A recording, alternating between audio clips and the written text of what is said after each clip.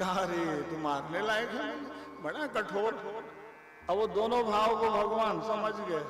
अच्छा, इधर पुत्र भी बनाना चाहती है, इधर मारना भी चाहती है, चलो तो एक ही लीला में दोनों काम कर लेना। बोले या पुत्र भी बना के दूध पिला लेना और जहर पिला के या मारने का काम कर लेना। बोले देख, पूर्व जन्म की बातों को जानने से कथा लग जाएगी। बोले है ना, तो इसलिए आज वो भगवान के हाथ मारी गई। सज्जन, पूतना जो है मारी गई, तो फिर कंस को समाचार मिला, या ये तो मारने गए थे बच्चों को, स्वयं जाके समाप्त हो गई, अब क्या करना चाहिए। बोले हैं, बड़े बड़े वहां तो असुर दानव लोग थे ना, तृणावर्त सक्तासुर, ये तो एक एक कथा गाओ कई दिन लग जाएंगे। जी, छठवें दिन की आज कथा है, ये सब कथा कल ही मेरे को बता देना था, नंद उत्सव सब भूल गए। ये 7 बज गया था और कितना गाता हूँ, सब जाना चाह रहे थे, तो इसलिए ना इनकी बाल लीला जो है बताने के लिए ही 2-4 दिन चाहिए प्रवचन अलग से। कन्हैया की बाल लीला पर बोलो, या गोकुल की लीला, वृंदावन की लीला, मथुरा की लीला, तब द्वारिका की लीला, अब एक ही दिन में सबको बताना है। बताओ है? दशम स्कंद की कथा कोई सामान्य है? व्यासो वेद किसको वेदती, कौन जान पाया ये सब कृष्ण कथा है? इसलिए बहुत अद्भुत कथा भागवत की। तो समय सीमा में सब बात को बोलना पड़ता है। 5 वर्ष की लीला गोकुल की लीला थी, 6 से 11 वर्ष की लीला उनके वृंदावन ब्रजमंडल की लीला थी। 11 वर्ष के हुए भगवान तो फिर मथुराधिपति बने थे, 14 साल मथुरापुरी में लीला किए थे। 25 साल के जब हुए तो भगवान द्वारिकाधीश की लीला शुरू हो गई थी। नहीं, 100 वर्ष तक की लीला फिर द्वारिकाधीश बन के किए। अब 125 वर्ष की पूरी लीला को हो अब यहाँ बोलना है। 125 साल की लीला को कैसे बोल दिया जाएगा? लोग कहते हैं भागवत कथा हो गई महाराज। अरे कथा कहाँ पूरा हो पाएगी है? वो तो सब बात का चिंतन बस किया जाता है कि भाई भागवत कथा में कन्हैया ने क्या लीला की। तो बहुत अद्भुत बात, भगवान की बाल लीला ही बहुत मधुर। बड़े बड़े ऋषि मुनि ज्ञानी योगी तपस्वी ना साधना छोड़ के सब वहीं पहुंच गए। चलो हम भी दर्शन कर लेंगे। बोल करें योग योगी जय लागी, भूपराय तरि हो विरागी। तो भगवान के यहाँ तृणा बरताए, सट्टा सुराए, बाल लीला में ही भगवान ने सबको वहां मार दिया। तृणावर्त माने रजसा तमसा अवृता, रजोगुण तमोगुण का प्रतीक था ये तृणावर्त। आंधी तूफान आती न, गोकुल में भी तूफान आ गया है ना, तो ऐसे ही समय में तृणावर्त भगवान को लेके आकाश में उड़ गया। ये भगवान गला पकड़ लिए, हाँ कहीं भी धड़ाम से गिरा देगा तृणावर्त बोल है। वो जब भगवान को मारना चाहता है ना, तो भगवान ने कहा अच्छा ये दानव हमको मारने आया है। गला पकड़े जब दबाए ना, वो भी चिल्लाया मुंच मुंच, छोड़ो छोड़ो का नहीं आ। भगवान ने कहा हमारे पास जो आ जाते हैं ना उसका उद्धार हो जाता है। बोले अब कहाँ छोड़ना है। बोले मुंच मुंच माने लोग भर लोग तुम्हारा दोनों बन जाए। बोले जाओ मुक्त हो जाओ। बोले भाई भगवान जानते हो, यशोदा महाअसली में माताओं की बात बता दे रहता हूँ, गोद में स्नान करा के ना थपकी मार के श्रृंगार करके भगवान को माँ यशोदा सुलाना चाहती थी। माताओं का स्वभाव होता है कि बच्चे जल्दी सो जाएं तो घर के काम करेंगे। पुष्टि मार्ग की भक्ति करती थी ना यशोदा माँ, प्राकृत बालक ही समझती थी भगवान। परमात्मा है ब्रह्म है नहीं। मेरे घर ही पुत्र बन के आए, नाला धुला के बढ़िया वस्त्र आभूषण पहनाई और बढ़िया दुग्ध पान करा के सुलाने लग गई। देख लो भारत की माँ यशोदा को इतना बड़ा सौभाग्य प्राप्त था कि जगत पिता परमात्मा श्रीमन नारायण भगवान को गोद में बैठा कि वो सुलाना चाह रही है। नहीं सोते तो गीत गा सुलाते हैं। तो भगवान को नींद आया वो तृणावर्त दानव देख डाले हैं। अब मानेगी नहीं तो भगवान जानते हो वहां लिखा है, अपने वजन को उन्होंने बढ़ा दिया। गरिमानम सुतम दृष्टवा, लो 8-9 किलो के थे भगवान, सीधा 70 किलो हो गए। अब यशोदा मां संभाल पाएगी तब है? जमीन में उतार के रख दिया आया कि भूमो निधाय तम गोपी विस्मिता भार पीड़िता। विस्मय में पड़ गई, भार पीड़ित हो गई। ओह मेरे लाला का वजन कैसे बढ़ गया, बोल देख रहे हो। तो यशोदा माँ गई बुलाने, देखो देखो सखी लोग, चलो देखना कन्हैया का वजन बढ़ गया है। इतने में ही वो दानव उड़ गया। भगवान ने इशारा किया, अच्छा तृणावर्त मिलने आए हो, यही अवसर है, माँ भी नहीं है, ले जाओ अकेले हूँ बोल। तो तृणावर्त जब मारा गया तो आंधी तूफान ठीक हुआ, तब फिर जाके भगवान को फिर ले आए। माताओं को देखे तो बड़े बड़े आंखों में आंसू बूंद टपकने लग गया।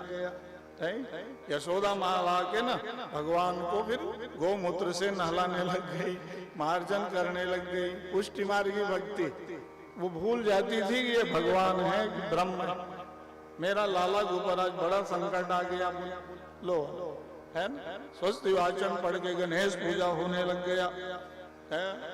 तो फिर सकटासुर आया था, गाड़ी का रूप बना लिया था है। उसी गाड़ी के नीचे भगवान को सुला दिए।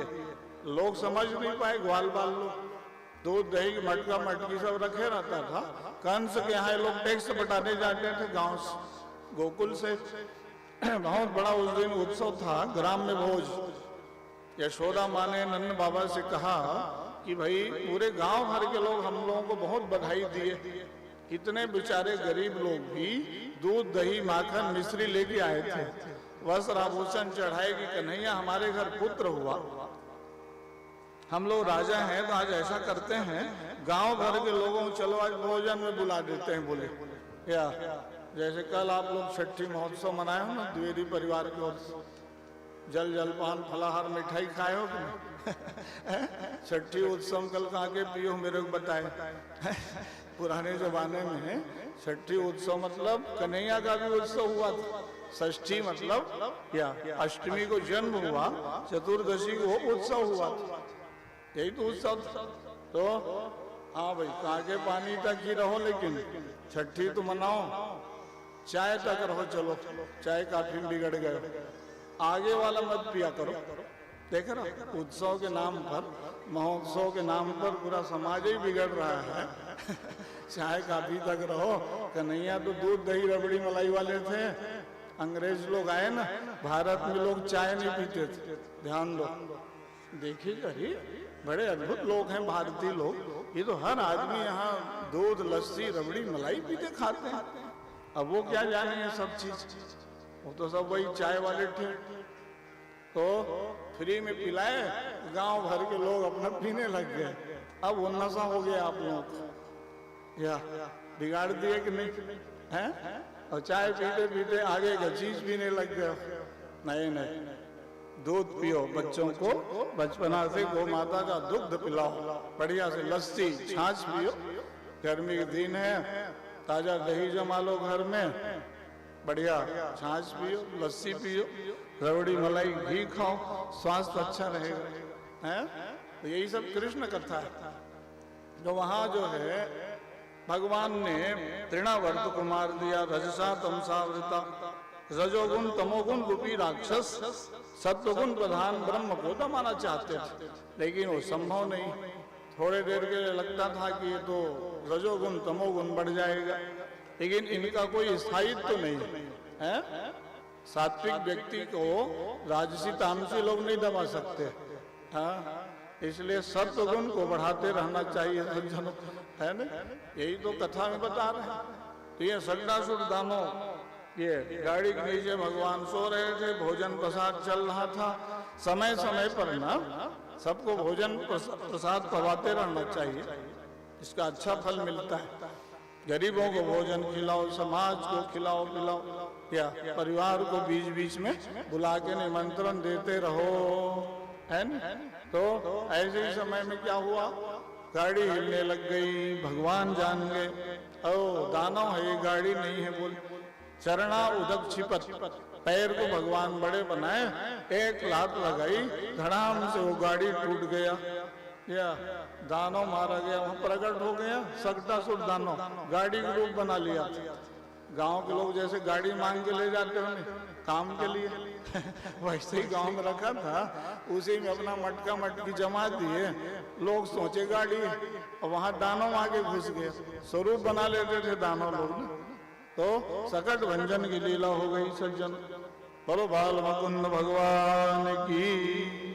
तो ये सब दानव मारे गए। वहां कंस के अनुयायी थे लोग।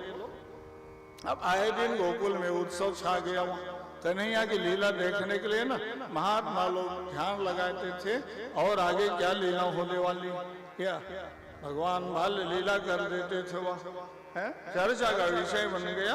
कन्हैया दौड़ता है, अब चलने लग गया। भगवान जैसे ही बोलने लग गए, चलने लग गए, दंड पंक्तियां उगाई। गोकुल के गलियों में कृष्ण बलराम दौड़ने लग गए। वहाँ छोटे छोटे लेवाई बछड़ों के पूंछ पकड़ के दौड़ा देते थे। यशोदा माँ की दृष्टि पड़ जाए ना, ये डांट भी खा जाते थे। बचपन में गलती करो तो माँ डांटती नहीं, वैसे ही यशोदा माँ भगवान को डांट दी। नैव नैव चल चंचल रे मातु देव गव कर्ण्य जनन्या। नैव नैव हे लाला, बछड़ों को दौड़ाते या महात्मा लोग बोले हे यशोदा, अरे भगवान है, नारायण ब्रह्म। यशोदा माँ कहती थी महाराज आप जानो ब्रह्म है, परमात्मा है, हमारे घर तो एक पुत्र बन के आए हैं, गलती करेंगे तो डांट भी खाएंगे। या महात्मा लोग कहते थे अरे यशोदा का प्रेम बड़ा निराला है, तो ये काम कोई कर सकता है, ज्ञानी नहीं कर सकता। ये प्रेम मार्ग वाले थे। जा सूत्रास डर कहूँ डर होई, भजन प्रभाव दिखाओ तो सोई। भगवान भयभीत चेहरा लेके ना पूंछ छोड़ के खड़े हो जाते थे कि माँ डांट रही है। जिनके नाम से काल भी डरता हो, वो भगवान यशोदा माँ के सामने भयभीत चेहरा बना लेती थी। ये उनकी लीला थी। बड़े हुए भगवान तो गर्गाचार्य ऋषि आए। नंद बाबा ने कहा कि गुरुदेव चौथे पन में पुत्र हुआ है, थोड़ा अब नामकरण हो जाए। गर्ग ऋषि यदुकुल के आचार्य थे, बहुत बड़े ज्ञानी।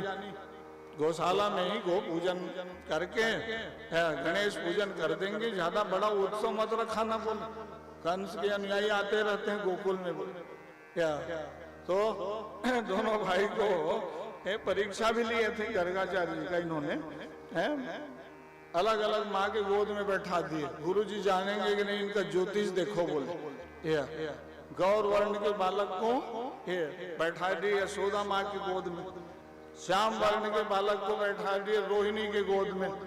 अपने अपने माँ के गोद में बैठे गुरुजी नामकरण कर दो। बोले गर्गाचार्य जी तो बड़े ज्योतिषी, ज्योतिषम नेत्र मुच्यते। ज्योतिष शास्त्र जो है भगवान के नेत्र, जानकारी होता। हाँ आगत अनागत वर्तमान भूत भविष्य को सब बता सकते हो आप। तुरंत समझ गए। देखें चौथे पन में पुत्र हुआ तो गुरुजी का ये परीक्षा लेने लग गया। बदल के बैठाया बच्चों को, बताने लग गए वो अयम रोहिणी पुत्रो रमयन श्रुहि दो गुणई। अयम ही ये जो गौर वर्ण के बालक है ना, ये देवकी के पुत्र हैं। 7 महीने के बाद माया के द्वारा कर्षण करके लाया गया, इसलिए इसका नाम पड़ेगा संकर्षण।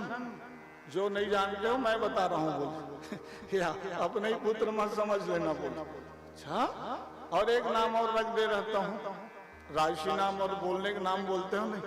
कहा बलम धिक्यात बलम विदो, ये बहुत बलवान होंगे, इसलिए इनका नाम पड़ेगा बलराम। 2 नामकरण कर दिया इनके। बोले अच्छा, और ये जो श्याम वर्ण के बालक जिसको रोहिणी गोद में बैठाए हो ना, ये तो देवकी का पुत्र है। बोले क्या यहाँ उनको लाया गया, इसलिए इसका नाम पड़ेगा, जानते हो ये कई बार अवतार लेते हैं। शुक्लो रक्त तथा पीतः इदानीं कृष्णताम्।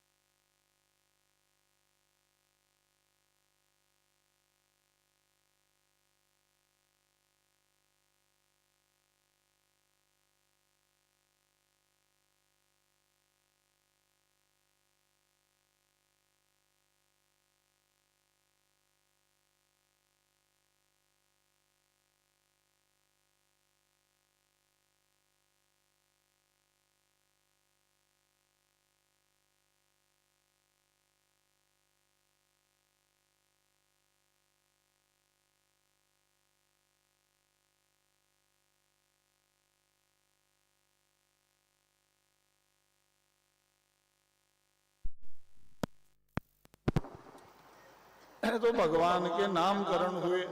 कृष्ण नाम क्यों पड़ा जानते हो? कृष्ण आकर्षण धातु से कृष्ण शब्द बनता है, जिसमें आकर्षण शब्द ज्यादा हो। द्वंद्व द्वापर में भगवान आए थे ना, सबको अपने ओर खींचना था, चित्त वृत्ति को अपने ओर लगाना था, सबका चित्त वृत्ति बदला हुआ था। भगवान ने कहा अच्छा कृष्ण आकर्षण है, ऋषिभुर्वाच का कृष्ण। राम बोलना तो बहुत सरल, राम राम बोलते हो ना, और कृष्ण बोलो पूरा जीवा पलटना पड़ेगा। भगवान का नाम अद्भुत, स्वरूप अद्भुत, उनकी लीलाएं अद्भुत हैं। भगवान जहाँ खड़े हो जाते थे ना, सब उन्हीं को, और इसलिए आकृष्ट हो जाते थे। बहुत ज्यादा आकर्षण लेके आना, शत्रु भी उनसे प्रभावित, या जंगल गए तो गाय बछड़े प्रभावित, पशु पक्षी प्रभावित, उन्हीं के पीछे सब भागते थे। कन्हैया की बांसुरी बज रही है, माने इन्हीं की ओर चलो, है ना? तो दो दो नामकरण कर दिए वहां, और बढ़िया भगवान बड़े हुए तो दौड़ने लग गए, चलने लग गए, वहां लीला किए वहां, है? उसी लीला को यहाँ सब गाया गया। कल आचार्य श्री ने बताया था ना कि रसखान कवि भी कृष्ण कथा में अपने आप को भक्ति में रंग दिया, बोल तो उसे ही रसखान ने गाया है ना, यशोदा माँ के प्रेम को। क्या गाया? तेल लगाई लगाई के अंगन, भौह बनाई बनाई डिठौर, खेलत खात फिरे अंगना, पग पैजनि बाजत पीरी कसोटी। यशोदा माँ बढ़िया तेल लगा काजल लगा देती थी। बड़े बड़े महात्मा कहते थे कि भाई ये निरंजन ब्रह्म है, यशोदा माँ काहे को और काजल लगा देते हो, है नहीं? तो भगवान कहते थे, ये यशोदा माँ कहती थी अरे भाई आपकी दृष्टि में भले भगवान रहे जी, ये बोल हमारे दृष्टि में तो बालक बन के आए हैं, बोल है? तो इसलिए भगवान को पुत्र मान लेना, जिस भाव से हो भगवान को मानना चाहिए सज्जन। भगवान को रिश्तेदारी से जोड़ लो ना तो ज्यादा प्रेम हो जाएगा कि नहीं, है? तो भगवान को पुत्र ब्याज से इन्होंने भज लिया। बोलो भागवत भगवान की जय। माँ के बिहारी जय हो तुम्हारी, माँ के जय हो तुम्हारी, लाला जय हो तुम्हारी।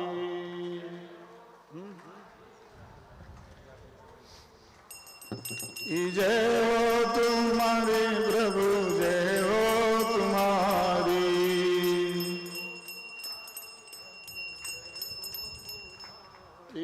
दर्शन दे दो हे गिरधारी, दर्शन दे दो हे गिरधारी, दर्शन दे दो हे बनवाली, दर्शन दे दो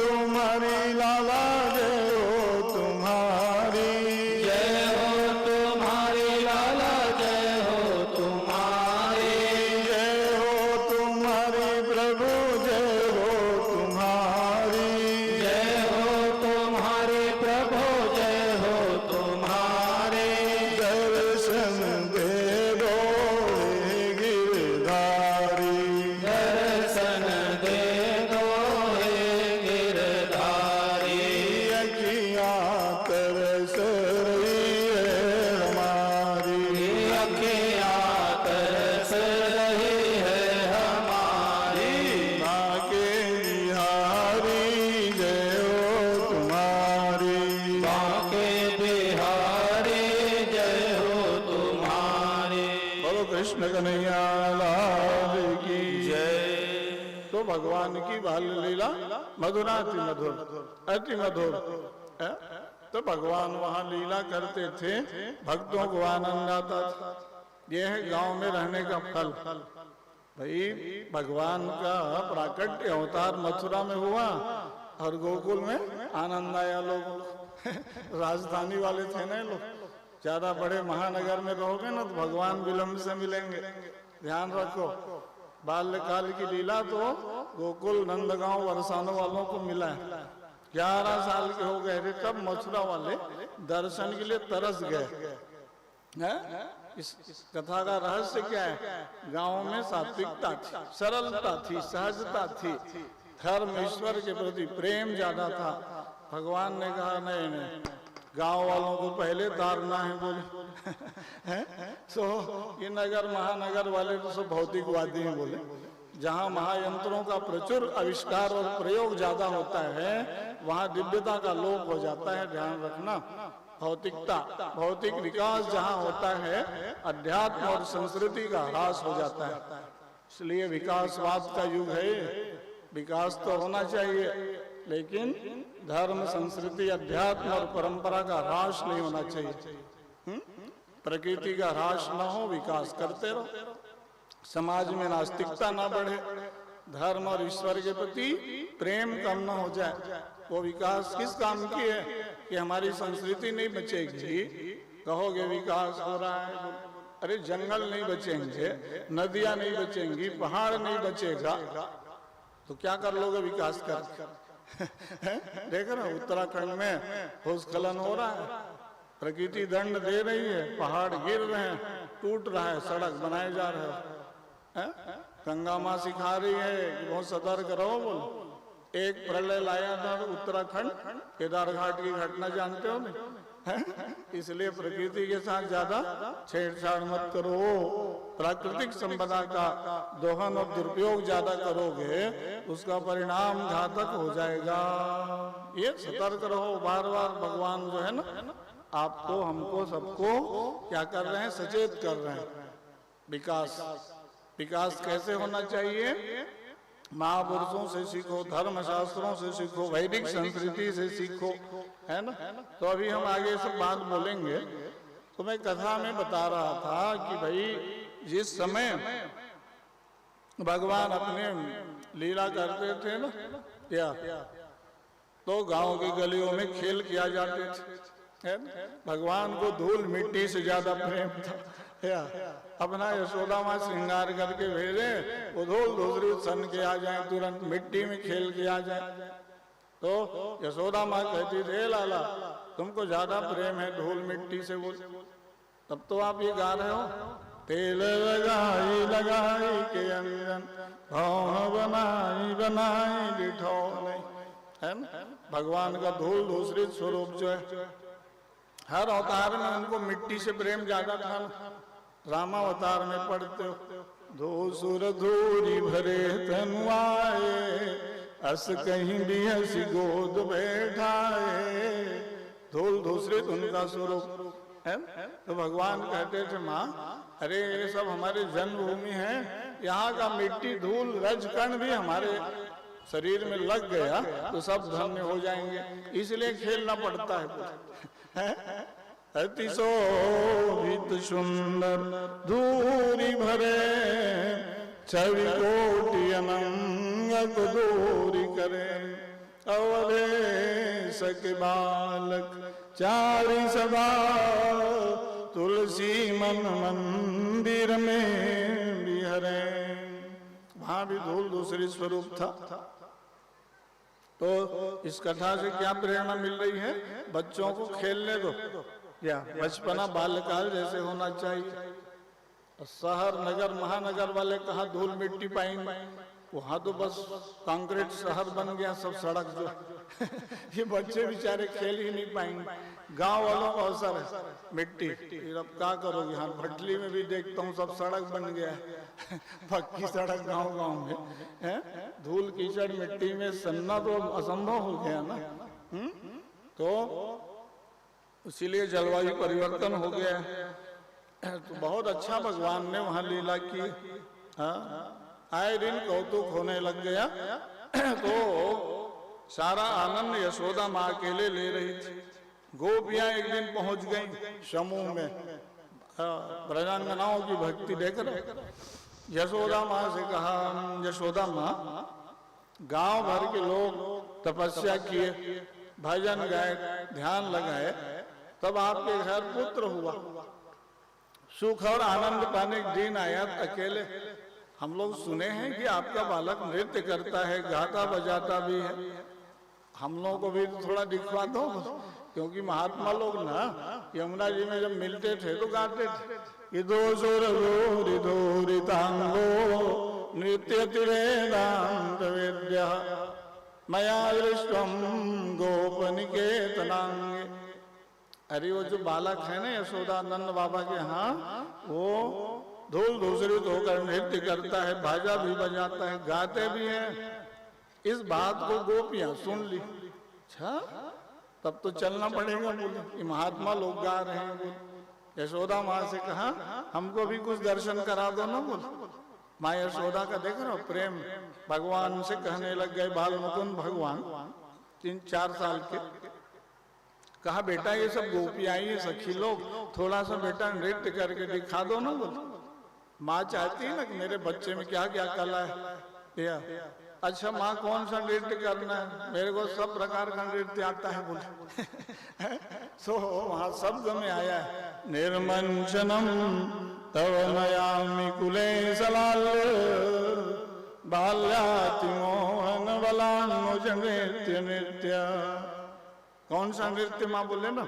कहा इत्यंगना धीरसि कृप्ति कृप्ति थई थई कृप्तेन तालवलयेन हरिर्ननर्ता। अरे सब गांव के लोग हैं बेटा, ये शास्त्रीय संगीत वाले नहीं हैं। बोले कथक वथक भरतनाट्यम से नहीं। अरे कहा वो जो थई थई करके नाचते हो ना, उसमें इनको आनंद आएगा। बोले क्या भगवान का पद विन्यास देखो, छोटा छोटा पैर, उसमें भी पायजन घुंघरू वाला। यशोदा मानो कन्हैया बड़े नटखट थे, चप्पल यहाँ से वहां उछल कूद मचा देते थे, गलती कर दे कहे पायजन पहनाओ इसको। बोले पता लगना चाहिए कहाँ आता जाता है, किधर क्या करता है। भग पैजे निभायति पीरी कसौटी। भगवान ऐसा नृत्य किए, सब मंत्र मुग्ध हो गए वहां। वाह वाह, सब वहां कोई हंसने लग गए। भगवान की दृष्टि पड़ गई। माँ यशोदा के यहाँ चल पकड़ के जाके छिप गए। बस बस माँ, ये आपकी सखियां देखो, हम नृत्य किए, हमको हंसते हैं देख के। बोल अच्छा बेटा नहीं नहीं ज्यादा अच्छा किए इसलिए। बोले अच्छा बाजा बजाना आता है? बोले अरे सब प्रकार के वाद्य संगीत हम जानते हैं। बोले जो कहो हम बजा दें। श्लोक में आया इसीलिए, निर्मंशनम तव भजामि मुखस्य तात वेणुर् पुनर्ललन वादय वादेति ऊचुर यदा सुयननी जनकोपकंठै तम्बालहं व्रजमहो सरसी करोसी। कन्हैया ने अपने अधर पल्लव में बांसुरी उठाई। कहा माँ संगीत का प्राण बांसुरी है और बंसी बजाना मेरे ज्यादा प्रिय है। बोल क्यों प्रिय है? कहा कि भाई शंकर भगवान ही बन गए बांस। कथा आती है, एक बार भगवान योगेश्वर ने कहा महादेव शिव जी मैं भी आपकी सेवा करना चाहता हूँ। अच्छा कैसे सेवा करोगे आप? अरे आप बन जाओ बांस। बोले मैं बना लूंगा बांसुरी, अधर पल्लों में रखूंगा ना, और जब छिद्र में हाथ घुमाऊंगा तो समझना मैं पैर दबा रहा हूं, फूंक लगाऊंगा समझना मैं स्तुति गा रहा हूं। महादेव शंकर भगवान हंसे, समझ लेना बोलते हो। बोले भाई रामावतार जैसे मैं थोड़ी सेवा करूंगा? बोले जब आप भाई मैं राम बना था आप हनुमान जी बन गए बोले, एकादश रुद्रावतार, और दौड़ दौड़ के इतना सेवा किए कि मेरे को हाँ ऋणी बनना पड़ गया बोले। ठीक, इस अवतार में भैया वैसे नहीं होगा सेवा। सेवा की भावना तो है, लेकिन मैं योगेश्वर कृष्ण हूँ, मानसिक सेवा को मान लेना। पैर दबा रहा हूँ, स्तुति गा रहा हूँ, स्तोत्र कर रहा हूँ, आसन दे दिया, यही सब बनेगा। शंकर जी ने कहा ठीक है भैया, आपकी बात तो रखना पड़ेगा ना, एक दूसरे के हम लोग मित्र भी हैं और इष्ट देवता भी हैं आप बोले। इसलिए ना भगवान शिव ही बन गए बांस, उनकी बांसुरी कन्हैया बना के बजाते थे। लोग सोचते थे कि कन्हैया बांसुरी बजा रहे हैं, अब वो अपना सेवा करते थे, इसलिए दिन रात कन्हैया के पास बांसुरी देखे हम, चलते थे तो बांसुरी, सो रहे तो चाहे पूजा कर रहे हैं तो भी, भोजन के समय भी अपने पास, माने इष्ट देवता की साधना, उनकी ये आराधना थी, है ना? तब वहां गा रहे हो आप लोग की निर्मंचनम तव भजामि मुखस्य तात वेणु पुनर्ललनया देवादेति। और ऐसा बंसी बजाया, सारा ब्रजमंडल जो है सुगंध से भर गया। ओ चूल्हे में जलने वाली सब लकड़ियां बूझ गई। गोपियां परेशान, भगवान से कहते रे कन्हैया शाम को बांसुरी मत बजाया करो, बोल क्या तकलीफ तुम लोगों को? बोल अरे कहा सब लकड़ी बूझ जाती है, भोजन बनता नहीं, घर में डांट खाते हैं। बोले भगवान बोले तो भाई हम तो अपनी शिव जी की सेवा करते हैं, बोले ये हमारी आराधना है। चूल्हे में जलने वाली लकड़ियां बूझ जाती, ऐसे ही नहीं बोल रहा हूं मैं। मुरर रंधन समय माकुर मुरली मधुरम रव नीरस में दो रसताम जाता।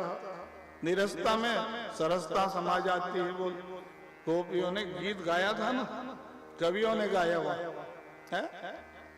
संध्या के समय में श्याम बंसी न बजाया करो, धुएं से आंखें हमारी भर जाती है। अरे यहाँ तो इतना धुआं होता है कि अग्नि जलता ही नहीं। बोल इसके पीछे रहस्य था, बांस और बंसी एक ही जगह है ना, ये सब लकड़ी ना बूझ जाते। बांसुरी जो है ऐसा मधुर उनका सरस वादन होता था, चूल्हे में जलने वाली लकड़ियां बूझ जाए वो था उनका बंसी निनाद। इसीलिए गोपियों ने कन्हैया का बंसी चुराया था। कथा में आया ना, दिन रात रखे रहते हैं कन्हैया, बड़ा बांसुरी बजाते हैं। इनका ना रहे बांसुरी ना बजे बंसी, चोरी करो इनके। बोले मौका पाए एक दिन, चारों तरफ गोल मंडलाकार बैठ गए, गोपियां पूछने लग गए हे बांसुरी क्या तुम्हारा पुण्य है, दिन रात कन्हैया के हर पल्लों में लगे रहते हो, हम भी उनके प्रेमी बन जाएं, कोई साधन तो बताओ। बांसुरी चुप हो गया, कुछ ना बोले। तो कहते थे इसलिए चुप है नहीं जानते हो, हम लोग भी कन्हैया का ऐसे ही प्रेमी ना बन जाएंगे। बंसी क्या बोलना चाह रहा है, यहाँ से वहां बोला, बीच में मैं कुछ नहीं रखता बोला, और तुम लोग अपने हृदय में पूरा गड़गड़ धूल मैल जाला जमा कर रखते हो। बोलो तो ज्यादा छल कपट करोगे ना, ईर्ष्या द्वेष करोगे, निंदा बुराई करोगे, भगवान समझ जाते हैं नहीं इसके हृदय में वास नहीं करना है। मोहि कपट छल चित्रन भावा निर्मल मन जन सो मोहि पावा। तो भगवान इसलिए वहां बंसी चोरी की लीला हुई थी। तो भगवान की हर लीला में बड़ा अलौकिकता है सज्जनों। भगवान जब बड़े हुए ना, वहाँ बहुत सी लीलाएं हुई। तो बहुत समाज में कुछ बात मैं बोल रहा हूँ, हाँ एक एक उनकी लीला में बहुत अद्भुत। गोकुल में ही 5 साल उन्होंने बिता दिया था, दिन रात एक हो गया लोगों का, पता ही नहीं लगता था कब दिन कब रात, देहाध्यास मिट गया वहाँ। भगवान की बाल मित्र सखा मंडली बन गया वहाँ, टीम में चलने लग गए। बाल्यकाल से ही ना वो टीम भावना से चलो, संग बल वाले थे कन्हैया, 2-4 लोग नहीं, वो जान गए आगे चल के अब सेना बनाना है मेरे, हाँ कंस को जीतना है, असुरगण और राक्षस बड़े हुए हैं, तो अभी से अपना टीम तैयार करो। वो ये संग बल नहीं, यही तो होना चाहिए भाई। सात्विक व्यक्ति, सज्जन व्यक्ति, आध्यात्मिक व्यक्ति के बाद पास जो है संग बल होना चाहिए। या जैसे हंसा देता हूँ, सब गांव क्षेत्र से लोग आए हो बहुत दूर दूर से हैं, ये शराब पीने वाले, जुआ खेलने वाले, कितना टीम लेके चलते हैं अपना देखे ना, नशेड़ी बंगेड़ी लोग अपना 10-20 चेले रखते हैं, अकेले नहीं रहते वो लोग, टीम चलता है उनका। और भजन गाने वाली टीम नहीं रखोगे आध्यात्मिक बल कमजोर हो जाएगा कि नहीं है? इसलिए सात्विक व्यक्ति को, सज्जन व्यक्ति को, अपने टीम को बढ़ाते रहना चाहिए। हम धार्मिक हैं जी, हम क्या करें, ऐसा नहीं। जब तमोगुण वाले, तामसिक वृत्ति वाले अपना टीम बढ़ा लेते हैं तो हम क्यों कमजोर रहेंगे? कन्हैया भगवान से सीखो, भगवान अपने टीम को बढ़ाया हुआ, बाल मित्र सखा मंडली उनके साथ चलने लग गई। ये तो भगवान देखो, जिसका ज्यादा नाम प्रभाव पड़ता है ना, उनके प्रति थोड़ा, तो जो मित्र सखा मंडली थे उनका ध्यान कन्हैया की तरफ ज्यादा। क्यों? कि भाई इनको ज्यादा लाड़ प्यार मिलता था, नाम ज्यादा। क्या तो बलराम भैया के साथ अलग टीम, बड़े भाई मर्यादा थी। तो कभी कभी गलती हो जाए कन्हैया से, नाम ले देते थे ताऊ जी का, डांट खाए बलराम जी किसने मटका फोड़ दिया, किसने दूध दही गिराया, ये बड़े भैया ताऊ जी काम है माँ। बलराम जी ने कहा अच्छा है, बड़ा नटखट है कन्हैया, गलती अपना करता है, नाम हम लोग। ऐसा करो, इसका भी कुछ गलती पकड़ो बोलो, ताकि डांट खाए माँ से। बोलो बच्चों में स्वभाव होता है ना, इसको भी डांट पड़ना चाहिए। मौका देखते रहते हैं, कब अवसर आए तो हम लोग पकड़े। भगवान ने कहा चलो अवसर दे देते हैं आज। बोले ये लोग क्या खोजते हो, मौका मौका। खेल खेल में खेल रहे थे, भगवान मिट्टी की डली उठाए, एक मुंह में डाल दिए। छोटी सी बात थी, लेकिन वो हाथ पकड़ लिए लोग। चलो आज कन्हैया माँ के पास ले जाएंगे, मिट्टी खाता है, आदत बिगड़ गई, आज पड़ेगा डंडा इसको भी। देखा प्राकृतिक लीला। सब लोग टीम में पकड़ के ले गए भगवान को। यशोदा माँ से कहने लग गए, माँ मिट्टी खाती है कन्हैया आजकल, आदत बिगड़ गया, देखो। ऐसा बताए माने रोज खाते हैं, एक दिन पकड़े थे ना। तो भाई कोई भी माँ कैसे चाहेगी मेरा पुत्र मिट्टी खाए, पेट बिगड़ जाएगा, स्वास्थ्य। तुरंत यशोदा माँ अपना एक हाथ में छड़ी ले ली, एक हाथ कलाई पकड़ ली, भगवान को पूछने लग गई, क्यों लाला मिट्टी खाते हो, आदत बिगड़ गई। वो ले साटी उगलावती माटी, क्या सुंदर भाव है। एक तरफ हाथ पकड़े, एक तरफ छड़ी लहरा रही है यशोदा माँ। साटी ले उगलावती माटी, क्यों कन्हैया मिट्टी खाते हो बेटा, आदत बिगड़ गई। इसको ब्रह्म नारायण परमात्मा, महात्मा, ज्ञानी, ऋषि, योगी सब देख रहे हैं। जी देखो तो यशोदा माँ को भगवान के हाथ पकड़ लिया, एक छड़ी लहरा रही बोली। तो भगवान ने कहा माँ के सामने मैं मिट्टी खाने वाला कैसे सिद्ध हो जाऊं। बोला तुरंत जो है भगवान कहने लग गए कि नाहं भक्षितवानम्ब सर्वे मिथ्याभिशंसिनः। माँ मैं मिट्टी नहीं खाई, ये सब झूठ बोलते हैं। बोले लो आप सही सही मिट्टी खाए थे ना, तुरंत कह दिए सब झूठ बोल रहे हैं। अब झूठ शिकायत करता में बड़े भाई भी थे, क्या बलराम जी। तो यशोदा माँ ने कहा लाला संभल के बोलो, इधर बड़े भैया भी हैं। बलराम जी बोले, बलराम जी ने कहा लो मिट्टी भी खा लिया, इधर हमको ही कह दिया कि झूठ बोलते हैं, अग्रजोप्ययम है। बलराम जी ने मुष्टिका दिखाया, अभी तुम माँ के गोद में हो कन्हैया, इधर आओगे 2-4 पड़े गए। आज बोले लाल लाल चेहरा हो गया, शेषावतार थे ना। भगवान ने कहा रे तेवर बदल गया, ठीक से बोलना पड़ेगा। बोल ना हम भक्षितवानम्ब सर्वे मिथ्याभिशंसिनः, सब झूठ बोल रहे हैं, बोल दिए। लेकिन दूसरे पंक्ति में वहां आप लोग पढ़ते हो, यदि सत्य गिरस्तर ही समक्षम पश्य में मुखम। सत्य क्या है जांचना हो माँ तो मुंह सामने में बोल, क्या मुखम बोले तो मुंह बंद हो गया, व्याकरण शास्त्र है वहाँ। भाई कौन सा शब्द कहाँ से निकलता है तो पाणिनि व्याकरण पढ़ना पड़ेगा ना। अकु हवि सर्वज्ञा नाम कंठ, क ख ग घ अंगा का उच्चारण कंठ से होता है। इचु यशा नाम तालु, ऋतु रसा नाम मूर्धा, ऋतु लता नाम दंता, तवर्ग का उच्चारण दांत से, उपपद्मानया नाम ओष्ठौ, है ना। तो अलग अलग नियम बताया वहाँ। पाणिनि व्याकरण सबसे ऊंचा व्याकरण सज्जन। कहाँ से निकला था ये अक्षर जानते हो? भगवान महादेव शिव जी ने अपना डमरू बजाया था वहाँ।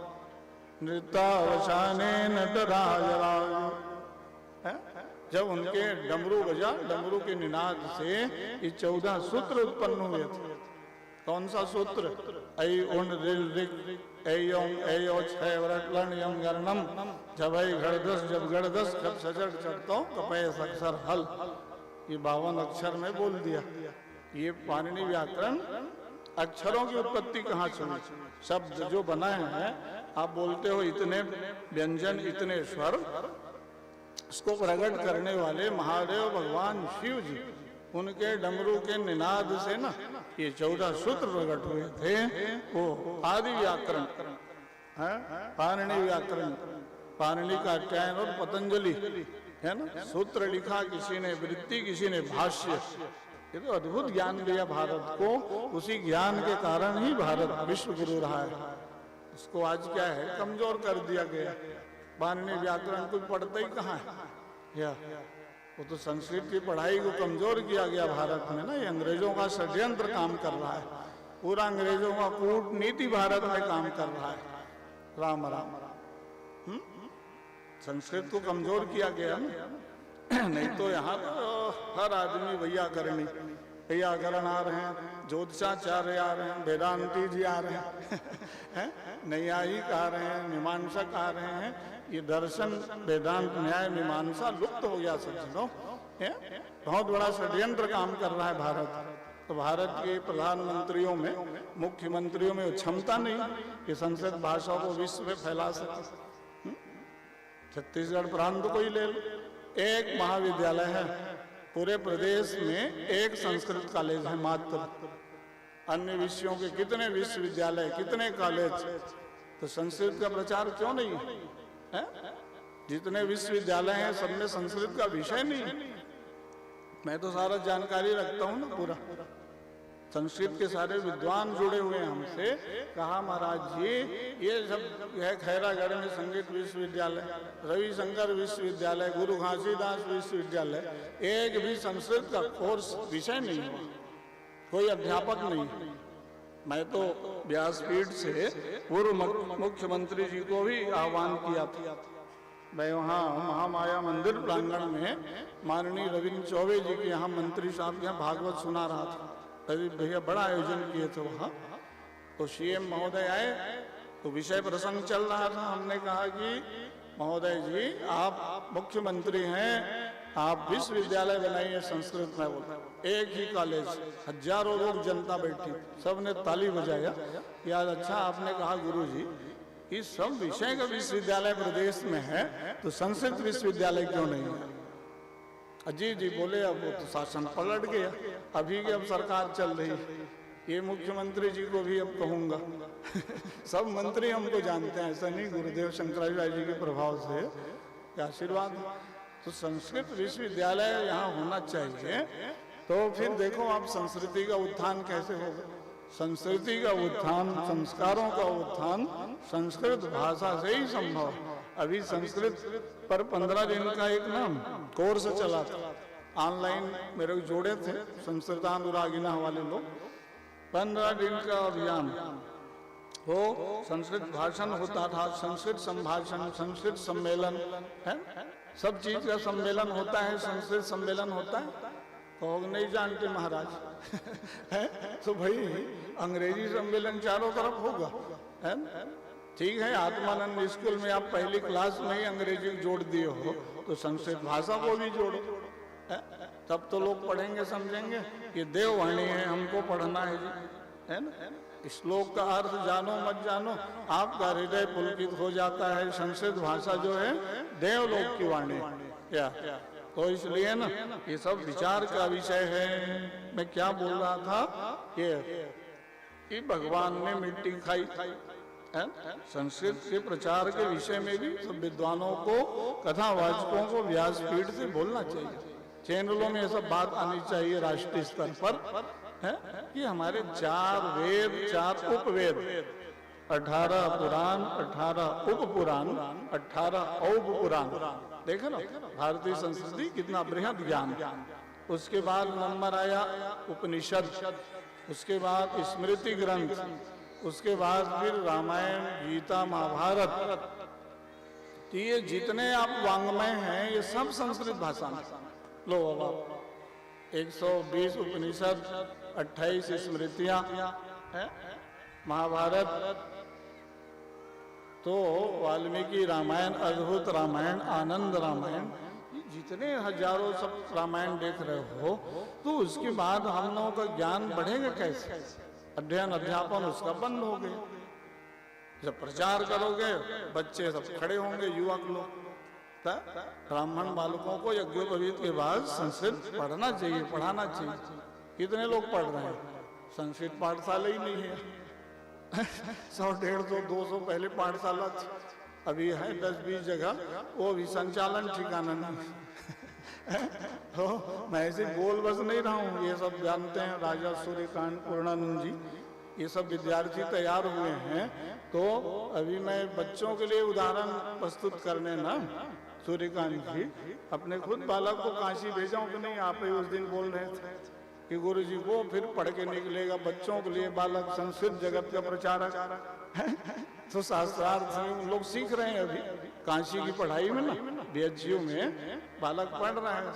कल ही आया तो वहाँ सांगवेद महाविद्यालय, द्राविड़ जी हैं, धर्म सम्राट करपात्री जी के समय के विद्वान, उनके बीच में वो बच्चों को बैठा के संस्कृत में शास्त्रार्थ सिखाते हैं। हाँ बोलो इस विषय पे आज, न्याय में, दर्शन में, व्याकरण में है? तो बच्चों को प्रतिभा को आप बढ़ाइए। ऐसा मत सोचो कि संस्कृत पढ़ेंगे तो लोग पीछे रह जाएंगे। 10-20 बच्चों को तैयार करो प्रदेश में, ऐसे होनहार प्रतिभावान बच्चे जो अपना नाम करें देश में, छत्तीसगढ़ का गौरव बने। ये तो हमारी भावना है। उससे ज्यादा हमारे प्रदेश को गौरव प्राप्त होगा। हर विषय के आचार्य बने हम, है ना? तो एक एक शब्द की व्याख्या, श्लोक का अर्थ कैसे जानोगे? इसका क्या व्युत्पत्ति है, क्या अन्वय है, क्या व्याख्या है? व्याकरण पढ़ने से तो आएगा नहीं। यहाँ श्लोक अभी मैं बोला, उसका अर्थ सीधा खुल रहा है। निर्मंचनम तव भजामि मुखस्य तात वेणु पुनर्ललन वादे वादेति नाहं भक्षितवानम्ब सर्वे मिथ्याभिशंसिनः। भगवान ने व्याख्या बदल दिया वहाँ। नाहम अवग्रह का चिन्ह लग गया। निकारांत पुरलिंग शब्द है। ना नरो नर, हाँ माँ मैं जो नर विशेष हूँ, मैं मिट्टी खाई, ये सभी सत्य बोल रहे हैं, बोलती है भगवान। व्याख्या ही बदल दिए क्या? अच्छा अब सत्य क्या है जांचना है, तुम मुंह देख लो बोले, तुम मुंह को बंद कर दिए और मिट्टी डली था मुंह में। तो यशोदा माँ को क्रोध आ गया। बड़ा नटखट है, कहता है मुंह देख लो और बंद कर दिया। इसलिए फिर माँ को क्रोध आया ना तो छड़ी ले ली फिर वही हाथ में है? भगवान उगला रहे थे मिट्टी, तो भगवान ने कहा माँ को तो क्रोध आ गया, छड़ी भी लहरा रही है, तो फिर मैं भगवान कैसे बोले, है ना, कि यहाँ दंड मिल जाए। इसलिए भगवान वहाँ ऐश्वर्य प्रकट कर दिए, अपने मुंह में ही सारा ब्रह्मांड बना दिए। वहाँ यशोदा माँ का मुख मंडल सूर्य प्रकाश की किरण जब पड़ती है मुख कमल में, भगवान का मुख कमल, ध्यान दो। धर्म सम्राट करपात्री जी महाराज की व्याख्या अद्भुत होती थी। मृत भक्षण की लीला पर जब वो बोलते थे तो कई घंटा प्रवचन एक ही श्लोक में निकल जाए, देख रहे। तब वो बताते थे कि भगवान का मुख कमल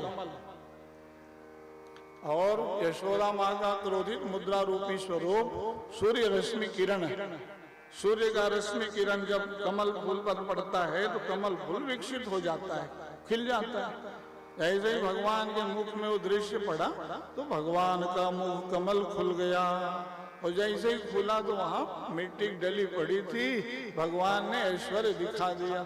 सारा संसार ही मुंह में दिखने लग गया। लोग गोकुल गांव भी दिख रहा है, एक यशोदा, एक कृष्ण बाहर, एक भीतर। ब्रह्मांड का दर्शन करा दिया भगवान ने। एक यशोदा छड़ी लहरा रही, क्यों कन्हैया मिट्टी खाते हो?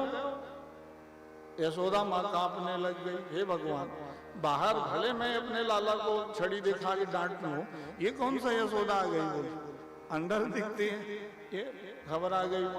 नदी नाले पर्वत पहाड़ जंगल सागर, ओ ब्रह्मांड का दर्शन। यशोदा माँ का नेत्र बंद, कांपने लग गई, छड़ी छूट गया। भगवान ने कहा, देखे माँ को ऐश्वर्य दिखाए हो थोड़ा, बहुत छड़ी लहरा रही थी। इसलिए भगवान फिर थोड़े देर में ना अपना बाल रूप दिखा दिए। यशोदा माँ ने कहा कि नहीं यार, अभी तो बेटा तुम बड़ा ऐश्वर्य दिखा दिए। अरे कहा मैं ऐसा जानते नहीं हूँ, आप भी ये ग्वाल वालों कहने पे आ गए।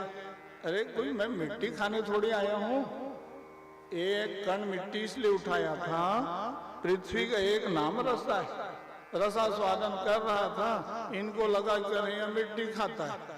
जानते नहीं ना ये लोग अर्थ जो है।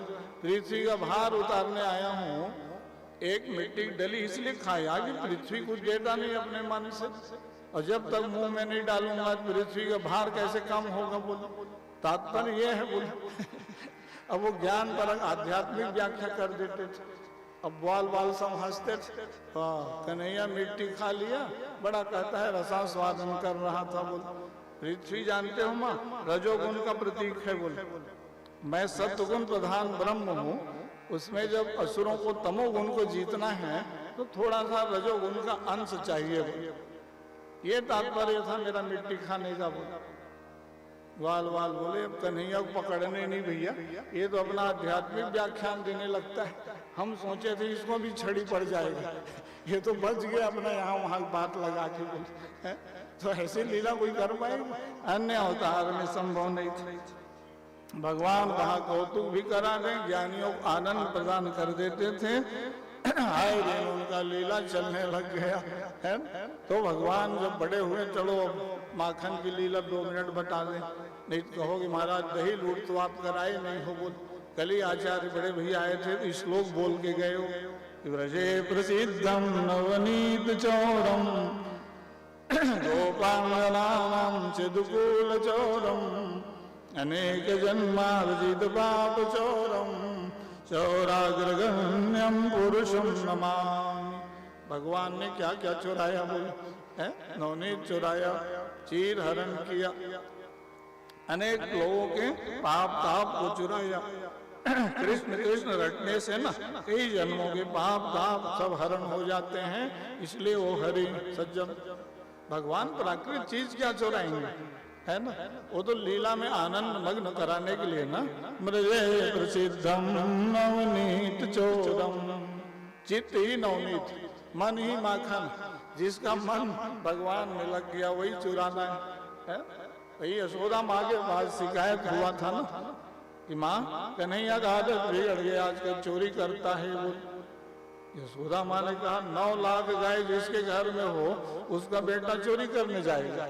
अच्छा बताते हो गोपी लोग हैं, हमारे लाला क्या कमी, पद्मगंधा मधुगंधा जैसे गाय हमारे घर में है। बोले सही बात, सुरभि गौ माता के अंश से गोलोक धाम से सब गौ माताएं प्रकट हुई थी वहाँ कि कन्हैया की सेवा में चलो, बोलो हमारे दूध को पी लेंगे, हम भी धन्य हो जाएंगे। बोले सामान्य गौ माता थोड़ी थी वहाँ, मधुरस का स्वाद निकलता था दूध, कमल पुष्प का सुगंध निकलता था दुग्ध में। ऐसे दूध को पकाकर ना यशोदा माँ बढ़िया ताजा नवनीत निकाल के खिलाती थी।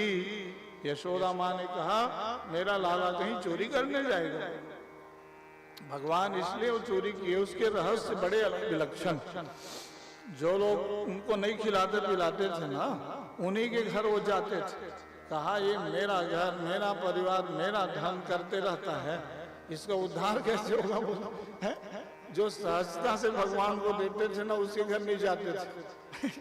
से ज्यादा कृपण स्वभाव होते हैं ना, कंजूस जिसको बोलते हो, वैसे लोग घर जाते थे। न ये बांटता है, न देता है, न खिलाता है। चलो इसके घर बोल, मेरा घर, मेरा परिवार, मेरा धन, मैं करते रहता है? मैं मोर तोड़ते माया ममेति पद बद्धेति नाम ममेति मुक्तये। मैं और मेरा उद्धार हुआ, इनको कल्याण उद्धार करने कैसे बंधन मुक्त होंगे? लोग बोले सीधा नहीं देते हैं, इनके घर चलो चोरी कर देंगे। बोले ये है चौर्य योग। जिसका मन और चित्त भगवान में सहजता से नहीं लगता ना, भगवान कृपा करके चुरा लेते हैं। और जिसका मन और चित्त भगवान में लग गया या वो कृतार्थ हो जाता है। यही तो है चोरी करना। चले राम चित चोर बटोरी, प्रेम मगन मृग खग जड़ होई। चले राम चित चोर बटोरी। रामावतार में भगवान को चित्त चोर कहा गया है ना। तो भगवान ने मन और चित्त को चुराया।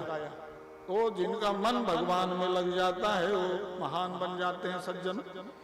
भाई अपने साधना के द्वारा मन और चित्त को लगाने का प्रयास करोगे तो बहुत समय लगेगा। और भगवान ही किसी के मन चित्त को अपहरण कर लेता। कृपा साध्य है, साधन साध्य नहीं। बहुत साधना के द्वारा करते रह जाओगे, कई जन्म बीत जाएगा। और भगवान कन्हैया है, सबके मन और चित्त को चुरा लिया। मेरे पास लगाओ मन, मैं भगवान हूँ, मैं आया हूँ। इधर उधर बाह्य जगत संसार में भटकते हो, ये उनकी माखन लीला है ना। प्रयास करो कि हमारा मन और चित्त भी भगवान में लग जाए। तो उनके पास अच्छा से अच्छा चीज अर्पण किया करो, अच्छा चीज खिलाओ, अच्छा चीज पहनाओ भगवान। ऐसा नहीं कि अपना एसी में रहो, भगवान को गर्मी में रख दिए।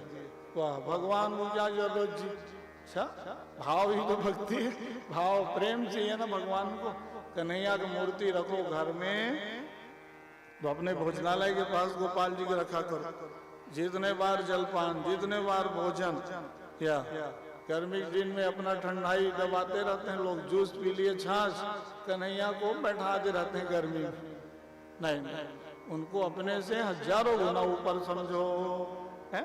एसी कूलर उनके पास भी चलाओ। गर्मी के दिन है, रात को बढ़िया ठंडा जल सुराही में रखो। कन्हैया को प्यास लगेगी तब। गर्मी के दिन है, ठंडा चीज। भगवान समझ जाएंगे कि ये सच में प्रेम करता है। भगवान को ऐसा मत समझो। मैं तो देख रहा हूँ ना, लोग अपना मकान बनाते हैं, तो कितना बनाए, 2-3 करोड़ लग गए महाराज। हाँ, पूजा कमरा है कि नहीं? नहीं, ऊपर ठेरा ऐसी रख दिए भगवान को। अरे एक कक्ष बनाओ उनके लिए, फर्स्ट क्लास एसी लगा रहे वहाँ। या 3 बार उनको भी जलपान, 3 बार फल, 3 बार या, तब भगवान समझ जाएंगे। वाह वाह। भाई जिसके पास नहीं है तो भगवान को गांव के लोग क्या करते हो, अभी एक दोना में हम लोग मिश्री इलायची दाना को रख देते हैं। अरे इतना ही नहीं, हम लोग बचपना से, हम तो छत्तीसगढ़ गांव के ही हैं ना, गुड़ शक्कर को ना गांव के लोग पत्ता में रख देते थे। खा लेना कि नहीं, या भोग लग गया, बोल भगवान उसको भी पाते हैं। ऐसा मत सोचना कि कन्हैया नहीं पाते। हाँ, जिसके पास है तो फिर सोना चांदी की थाली पर हाथ में लगाओ। भगवान को क्या चाहिए? भाव चाहिए ना, प्रेम। भाववत्स भगवान सुख निधान करुणा भवन। प्रेम चाहिए सामग्री के साथ। भगवान को ध्यान रखो, प्रेम सबसे ऊंचा है। इसलिए पूजा विज्ञान कन्हैया को ये ब्रजमंडल में रहने वाले लोगों ने यही तो किया। गोपियों ने प्रेम किया, उनकी कथा को सारा विश्व आज गा रहा है। वाह वाह, प्रेम कैसे करना चाहिए, इनसे सीख लो। बोल भाई, गरीब रहते थे ग्वालिन गोपी, लेकिन भगवान को ताजा नवनीत खिलाते थे वो लोग। ऐसा नहीं कि हम गरीब हैं, कहाँ से दे कन्हैया। नहीं नहीं, हमारा जीवोपार्जन चल जाएगा, कन्हैया को हम अच्छा चीज खिलाएंगे, है ना।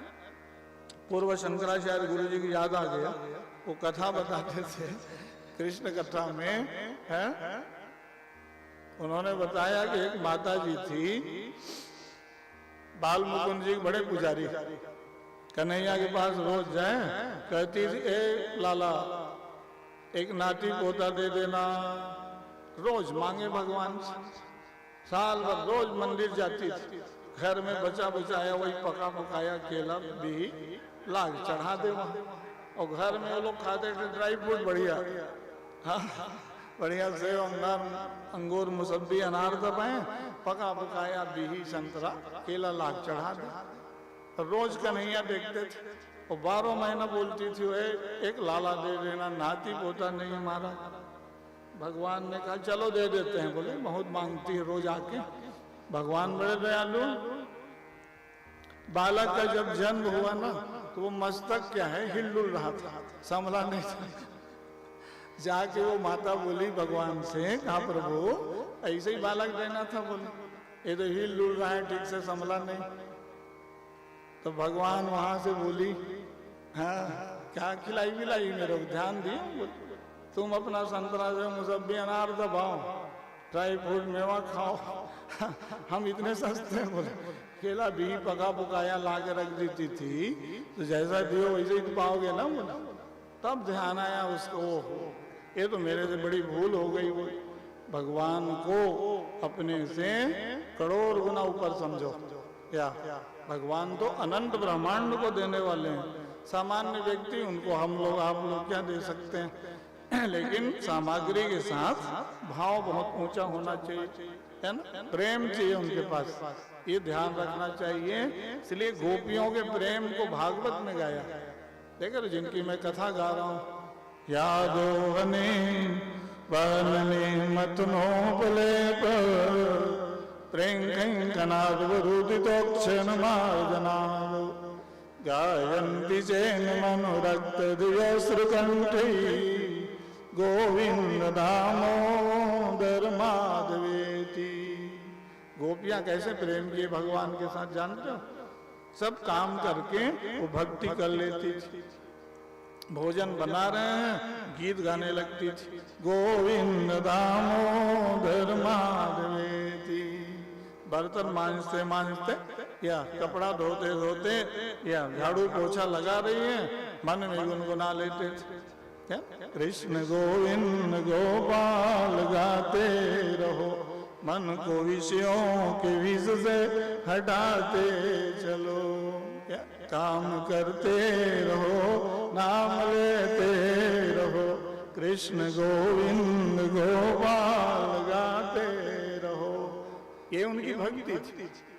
कार्य में भगवान की भक्ति बाधक नहीं है, ध्यान दीजिए। वहां लोग कहते हैं महाराज कहाँ समय निकाले, आप लोग कहते हो भजन गाओ, सेवा करो, पूजा करो, हर आदमी व्यस्त है इस समय व्यस्तता बताते हो, गोपियों से सीखो।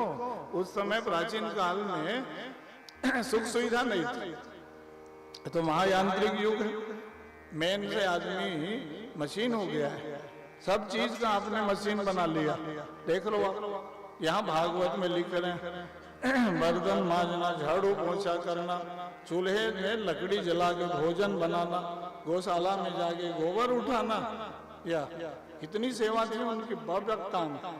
और सब काम करने के बाद भी भगवान की भक्ति कर लेना, कुएं से पानी लाना कितना कठिन था पहले, तालाब नदी से लोग पानी लाते थे। अभी तो पूर्वजों का पुण्य है, हम लोग कुछ करना ही नहीं पड़ रहा है, घर के हर कमरा में नल लगा किचन में भी नल, या बिस्तर के पास भी नल, लो है चारों तरफ व्यवस्था, नहीं पंखे कूलर फ्रिज सब एसी चल रहा है, उसके बाद भी आप कहते हो कहाँ भजन महाराज, या नहीं नहीं है।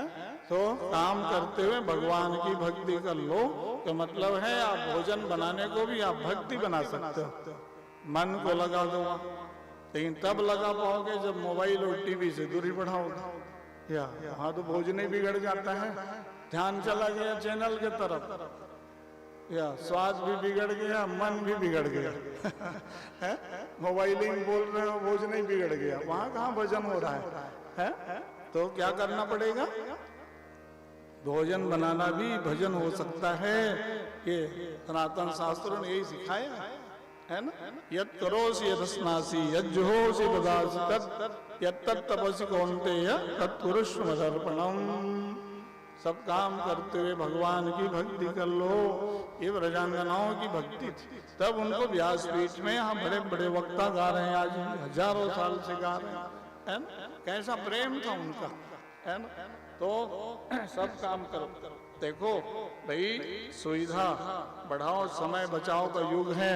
हमने भौतिक संसाधन को एकत्रित कर लिया, लेकिन अपने मन और चित्त को भगवान में लगाने की ओर प्रयास नहीं कर रहे। करना पड़ेगा। इसलिए समय समय पर ये भागवत कथा सुनते रहो, ताकि हमारे मन बुद्धि विचार जो है चेतना संपन्न रहे।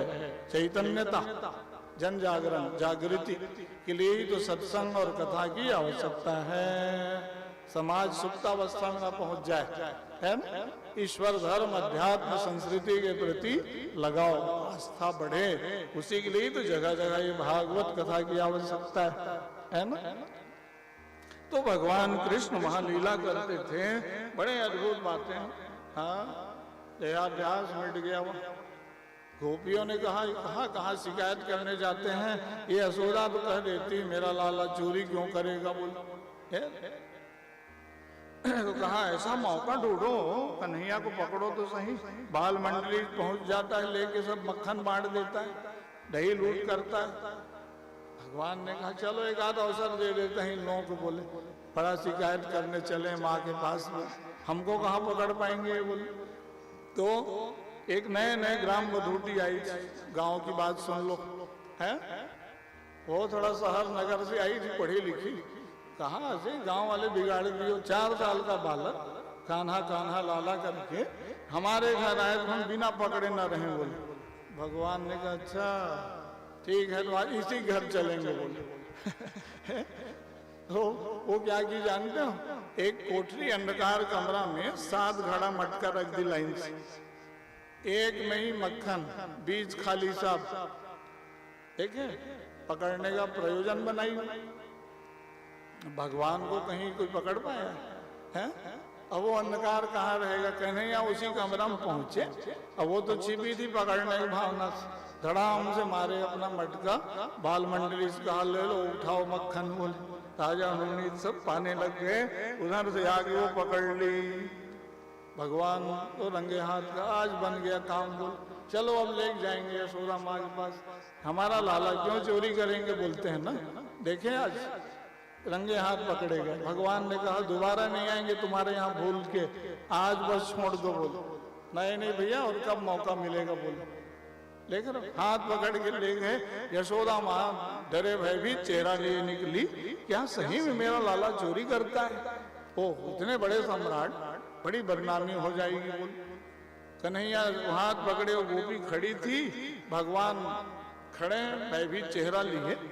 माँ यशोदा जैसे उधर से निकल रही है, भगवान तुरंत वहां लीला कर दिए।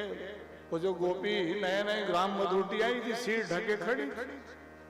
भगवान क्या किए जानते हो, है? उसी के पति देव का रूप बनाया, वहीं खड़े हो गए, अपना अंतर ध्यान हो गए।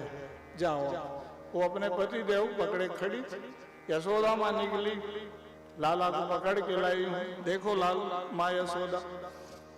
माँ यशोदा ने कहा ओ बावरी पगली गोपी, बगल देख ठीक से, कौन खड़ी, बोल। देखी बगल, तो अपने पति देव को पकड़े खड़ी थी।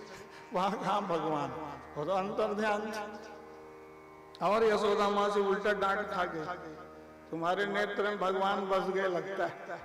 ये तुम्हारे पति घर में कुछ काम करते रहे होंगे, कृष्ण कृष्ण करते रहते हो, इन्हीं को पकड़ के ले आए, बोले। तुम्हारे दृष्टि में भगवान बस गए, बोले।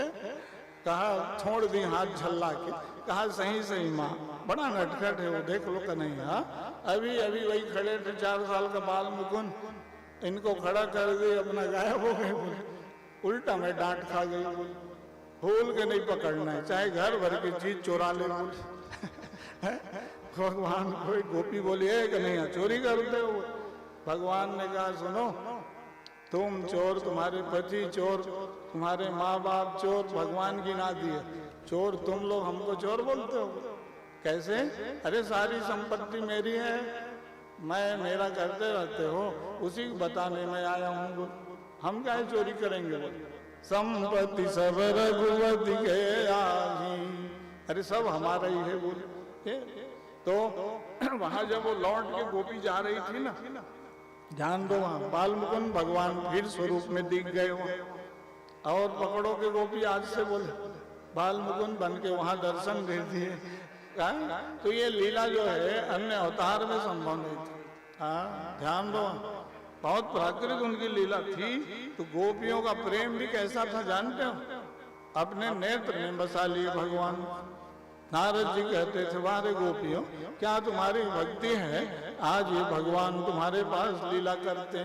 शेष महेश गणेश दिनेश, निरंतर जा कहूँ ध्यान लगा। ताई सोहरिया सचिया भरी छाछ पे नाच नचा। एक ताजा का नवनीत गोला दिखा देते हैं और तुम वहां ठमक देते हो। बोल बड़े बड़े योगियों को दर्शन दुर्लभ है। बोल और आज यहाँ उमादार जोशित की नाई, सबई नचावत राम गोसाई। तो भगवान की लीला चलती थी, बड़ा आनंद मग्न थे सब लोग, है ना? तो क्यों थे जान ले रहा हूं। हाँ, धर्म सम्राट जी का नाम बीच बीच में हम लोग स्मरण करते रहते हैं ना, क्योंकि वो राधा सुधा निधि पर उनका जो प्रवचन है, भागवत सुधा पर, भक्ति सुधा पर, बड़े अमोल उन्होंने ग्रंथ रत्न दिया है। धर्म सम्राट जी के सब ग्रंथों का प्रचार होना चाहिए। वेदार्थ पारिजात उन्होंने लिखा, रामायण मीमांसा लिखा, भक्ति सुधा, भक्ति रसार्णव, संस्कृत भाषा में ही ग्रंथ, उसका अनुवाद अभी पूरी पीठाधीश्वर जगत गुरु भगवान शंकराचार्य जी कर रहे हैं। देख रहे हो, 1400 पृष्ठ तक उनका ग्रंथ पहुंच गया। अनुवाद करते करते इतने सालों में भगवान शंकराचार्य जी उस पर अनुवाद कर पाए। उनको बोल के गए थे धर्म सम्राट जी, 45 साल बीत गया, शरीर शांत हुए। गुरुदेव ने भी बताया कि भाई धर्म सम्राट जी बोले थे कि इस ग्रंथ का अनुवाद होना चाहिए। तो इतने साल बाद बहुत प्रयास किया हूँ, लिखते लिखते समय निकाल के तब इसका अनुवाद हो पा रहा है। कैसे कैसे उन्होंने ग्रंथ लिखा, उसका कोई प्रचार है? एक न पुस्तकालय है, न बुक स्टॉल है, न लाइब्रेरी है। हिंदुओं के धर्म ग्रंथों का प्रचार तो होना चाहिए कि नहीं?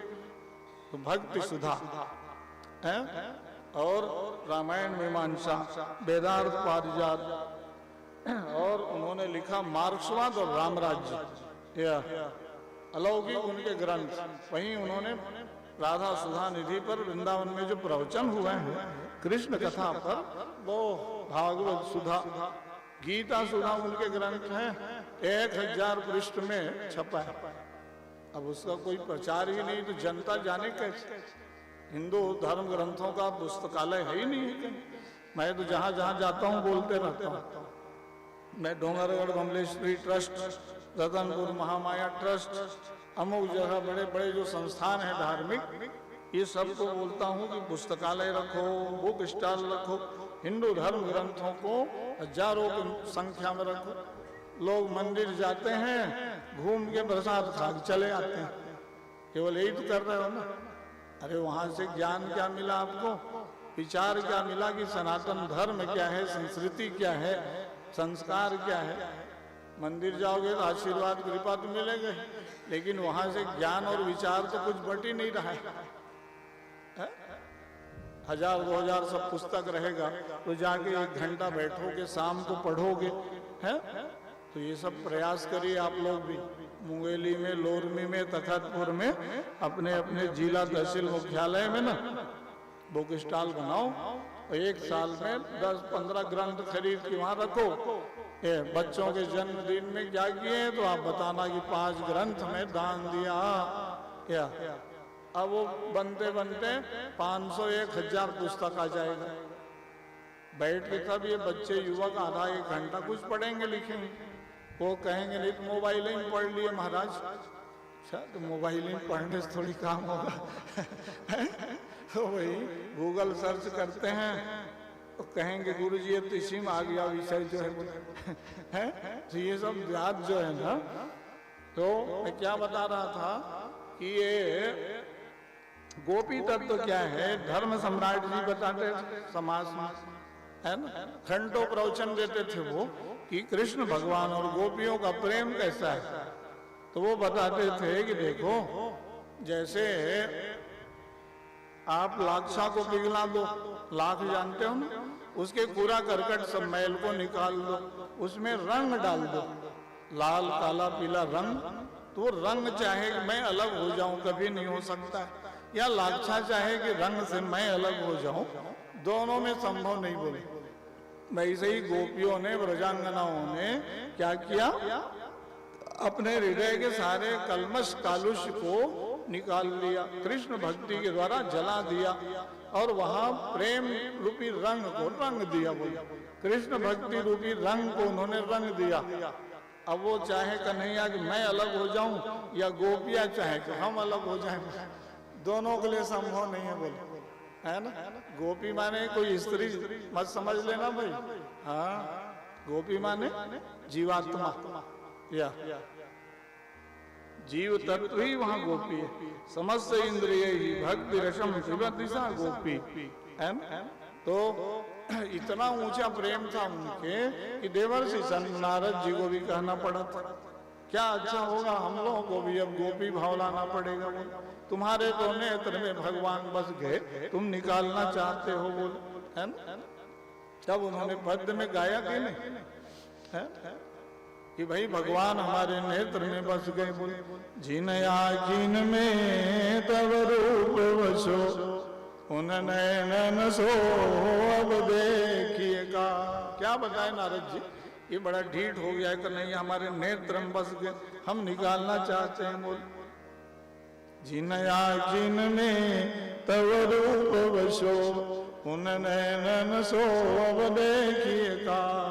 बावरिया वे किया जड़ जाए जो सावर छोड़ निहारत और।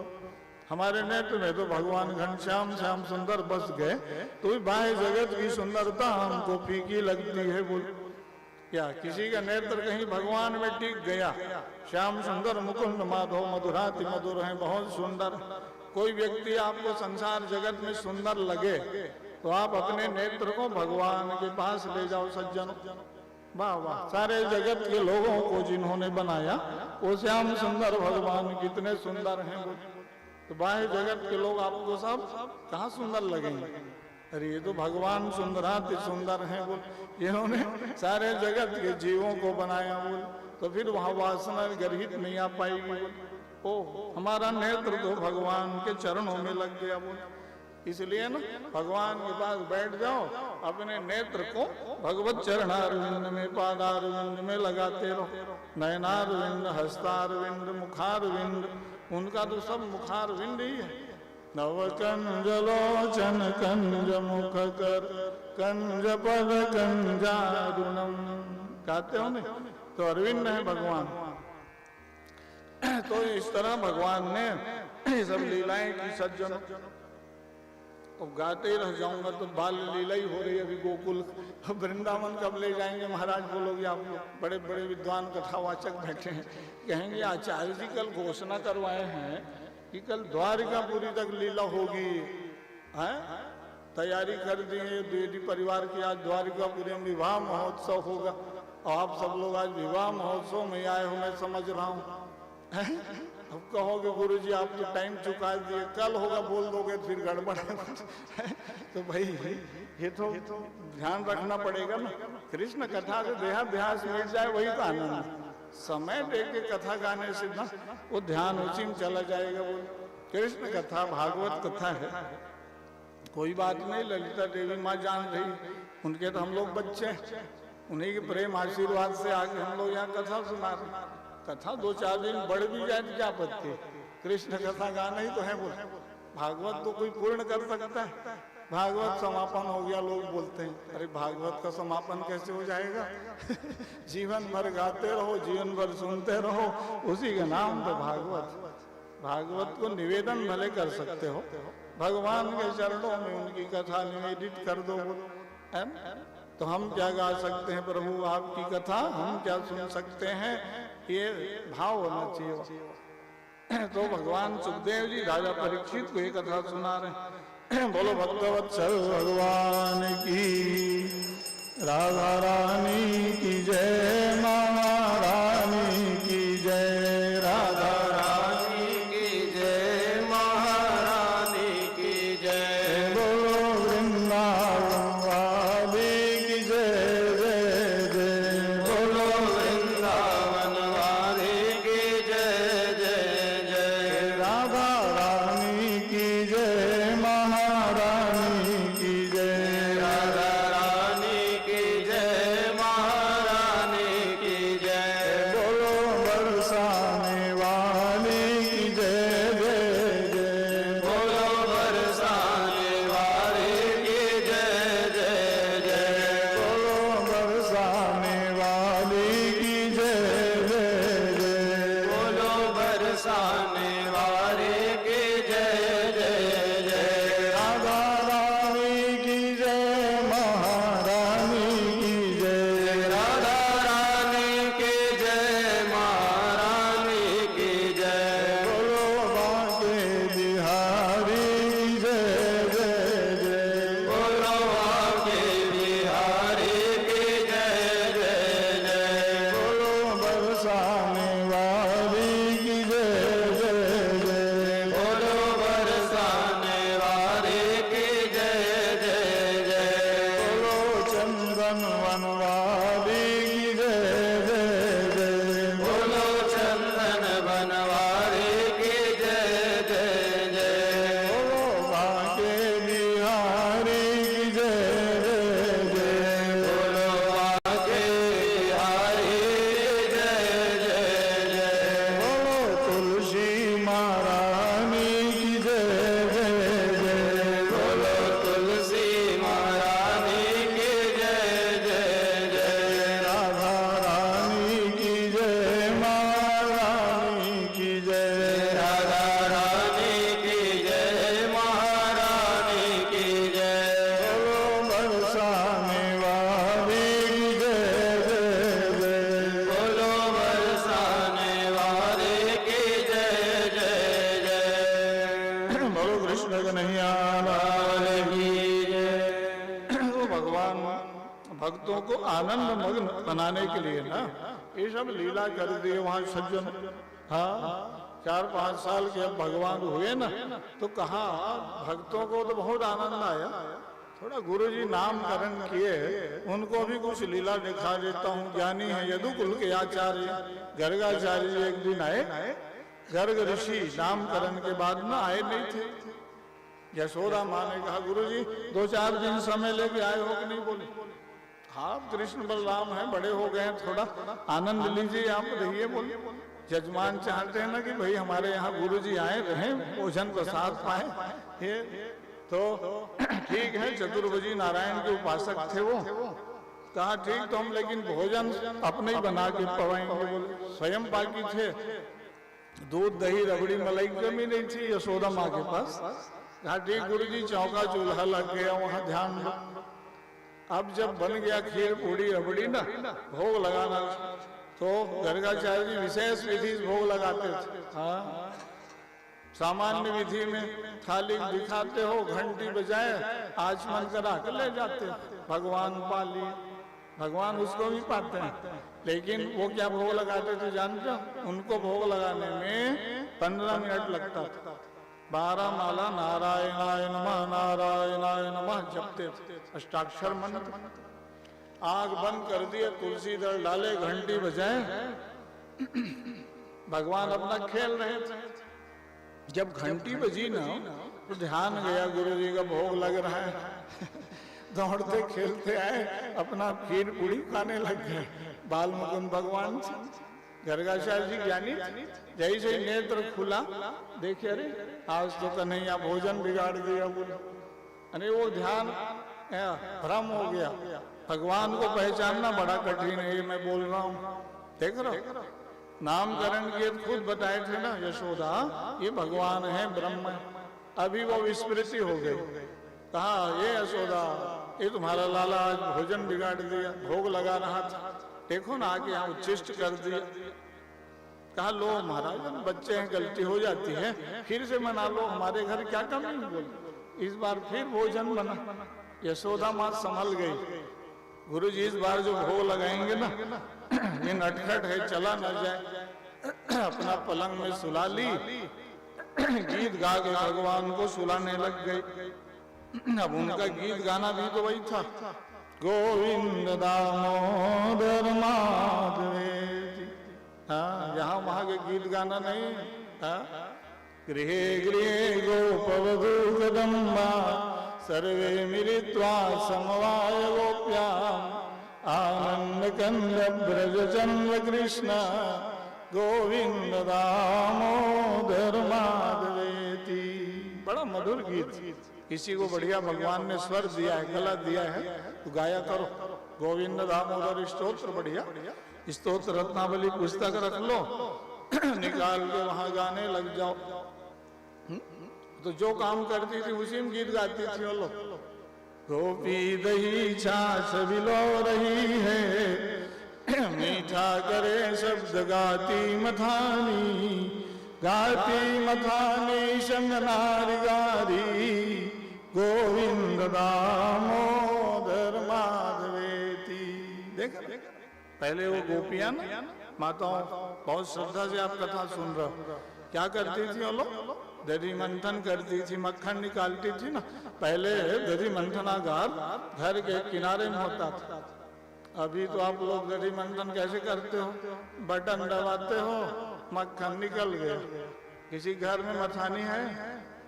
पुराने लोग जानते हैं। अभी आधुनिक सब बच्चे बहू बेटी कहोगे क्या मथानी गुरुजी? वो बड़े लेके रखते थे ना, दोनों हाथ से, बड़ा परिश्रम होता था। हाँ, पहले के हर काम में ना असली में परिश्रम था, शारीरिक श्रम। या ढेकी से धान कूटना, चक्की से आटा पीसना, अरे राम राम। तो इसीलिए रोग बीमारी नहीं था। हम लोग सब मशीन मंत्र ये यंत्रवत हो गए, सब के सब घुटना कमर जब जाम हो गया। मैं तो नगर महानगर शहर सब जाता हूँ ना, कहते हैं क्या करें गुरुजी, आप जमीन में बैठो बोलते हो, खोसा सोफा लगवाओ तब हम कथा सुनेंगे। या ये तो बहुत अच्छा है, हर आदमी यहाँ जमीन में ही बैठा है 3, 4, 5 घंटा है। हम लोग गए पठानकोट, होशियारपुर, नागपुर, भोपाल, वहाँ सब बोले गुरुजी सोफा कुर्सी सब है कि नहीं? जमीन में यहाँ कौन बैठेगा? बोले सबका घुटना कमर जाम है। बोले महानगर में रहते हैं हम लोग, बहुत अच्छे लोग हो आप, गांव में ना गोबर से लिप देते हो, ये तो बहुत अच्छा व्यवस्था की है। द्विवेदी परिवार आपके लिए गद्दे बिछे हैं। पहले गांव में हम लोग कथा सुनाने आते थे, पूछो बटा वाले पाठक जी, पैरा बिछा देते थे और 6 घंटा उसी में बैठे रहते थे। पंखा कूलर कुछ नहीं था उस समय के हम लोग कथावाचक हैं, मतलब 40 साल पहले के। एक कुछ छाया हुआ नहीं, पत्री डाल दिए, बैठे रहो महाराज गर्मी में। बोले माइक भी ऐसे ही 3rd क्लास, ये तो हाई क्लास का माइक लगवाए सूर्यकांत जी, VIP चीज। तो वो उस चीज को हम लोग अनुभव किए हैं सब थोड़ी। तो ये पैरा में बैठे 6 घंटा लोग बैठ के कथा सुनते थे। अभी तो आप लोग थोड़ा सा विलम्ब होता है, उठ के भाग जाते है कि गुरुजी 7 बजा दिए कर। उस समय की जनता खमाखम हजारों आदमी उस गर्मी में तपस्या करते हुए कथा सुनते रहते थे। आरती के बाद प्रसाद लेकर ही जाएंगे। बोले वाह वाह क्या श्रद्धा थी।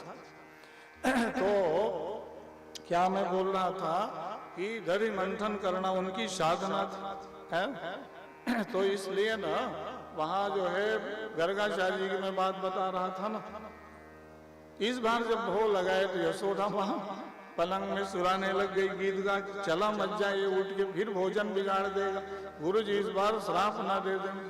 देख रहे भगवान ने देखा गुरु जी का घंटी बज रहा है, नेत्र बंद माला जप रहे थे। मंदिरों में जब भोग लगता है ना, पर्दा गिरा देते हैं वहाँ, देख रहे हो 15-20 मिनट तक वहाँ भोग लगता है। भगवान बड़े बड़े मंदिरों में जाओ, कहते हैं मंदिर बन रहे, प्रसाद भोग लग रहा है। तो वैसे ही वो माला जप रहे थे। भगवान क्या किए जानते हो इस बार? अपने माँ को ही नींद में सुला दिए। बड़ा गीत गा सुला रही थी, चलो आप ही सो जाओ बोले। धीरे से हाथ को उठाए, क्या छोटा छोटा पैर, भगवान उतरे पलंग से, फिर गुरु जी के थाली के पास पहुंच गए। माँ सो रही पलंग, अपना आके प्रसाद शुरू कर दिए। इस बार जब गर्गाचार्य जी का नेत्र खुला ना, भगवान ने कहा चलो लीला कर देता हूँ। चतुर्भुजी नारायण का रूप बना के बैठ गए। जिस रूप के पुजारी वही रूप। ये गर्गाचार्य जी पुलकित हो गए। वाह वाह प्रभु, 70 साल तक भोग लगाया, आज पहले बार दर्शन दे दिए। वो इष्ट देवता थे ना, नारायण के पुजारी। वाह वाह, सफल हो गया। भगवान ने कहा गर्गाचार्य जी भूल जाते हो बोले, मैं नारायण ही तो बाल मुकुंद हूँ। पहले बार भोजन पा लिया तो माँ यशोदा को कितना डांटे हो बोले। अरे मैं ही तो नारायण हूँ, मैं ही तो नहीं हूँ। बड़े बड़े ज्ञानियों को भी भूल हो जाती है बोले। ओह अच्छा प्रभु, नहीं जान पाए हम, क्षमा मांगे। फिर भगवान बाल मुकुंद बन गए, गोद में बैठ गए। भगवान उनको ये गर्गाचार्य जी अपने हाथ से खिलाने लग गए। कहा एक आध बार हमको भी तो खिला दो तो नहीं है, 72 साल तक भोग ही तो लगाया हूँ बोले। भगवान छोटे छोटे हाथ खीर पूड़ी तोड़े, मुंह में डाल दिए। उधर से माँ यशोदा की नींद खुल गई पलंग में। देखे अरे लाला फिर गायब है बोले। आके छिप के देखी ना तो गुरु शिष्य भक्त और भगवान एक हो गए।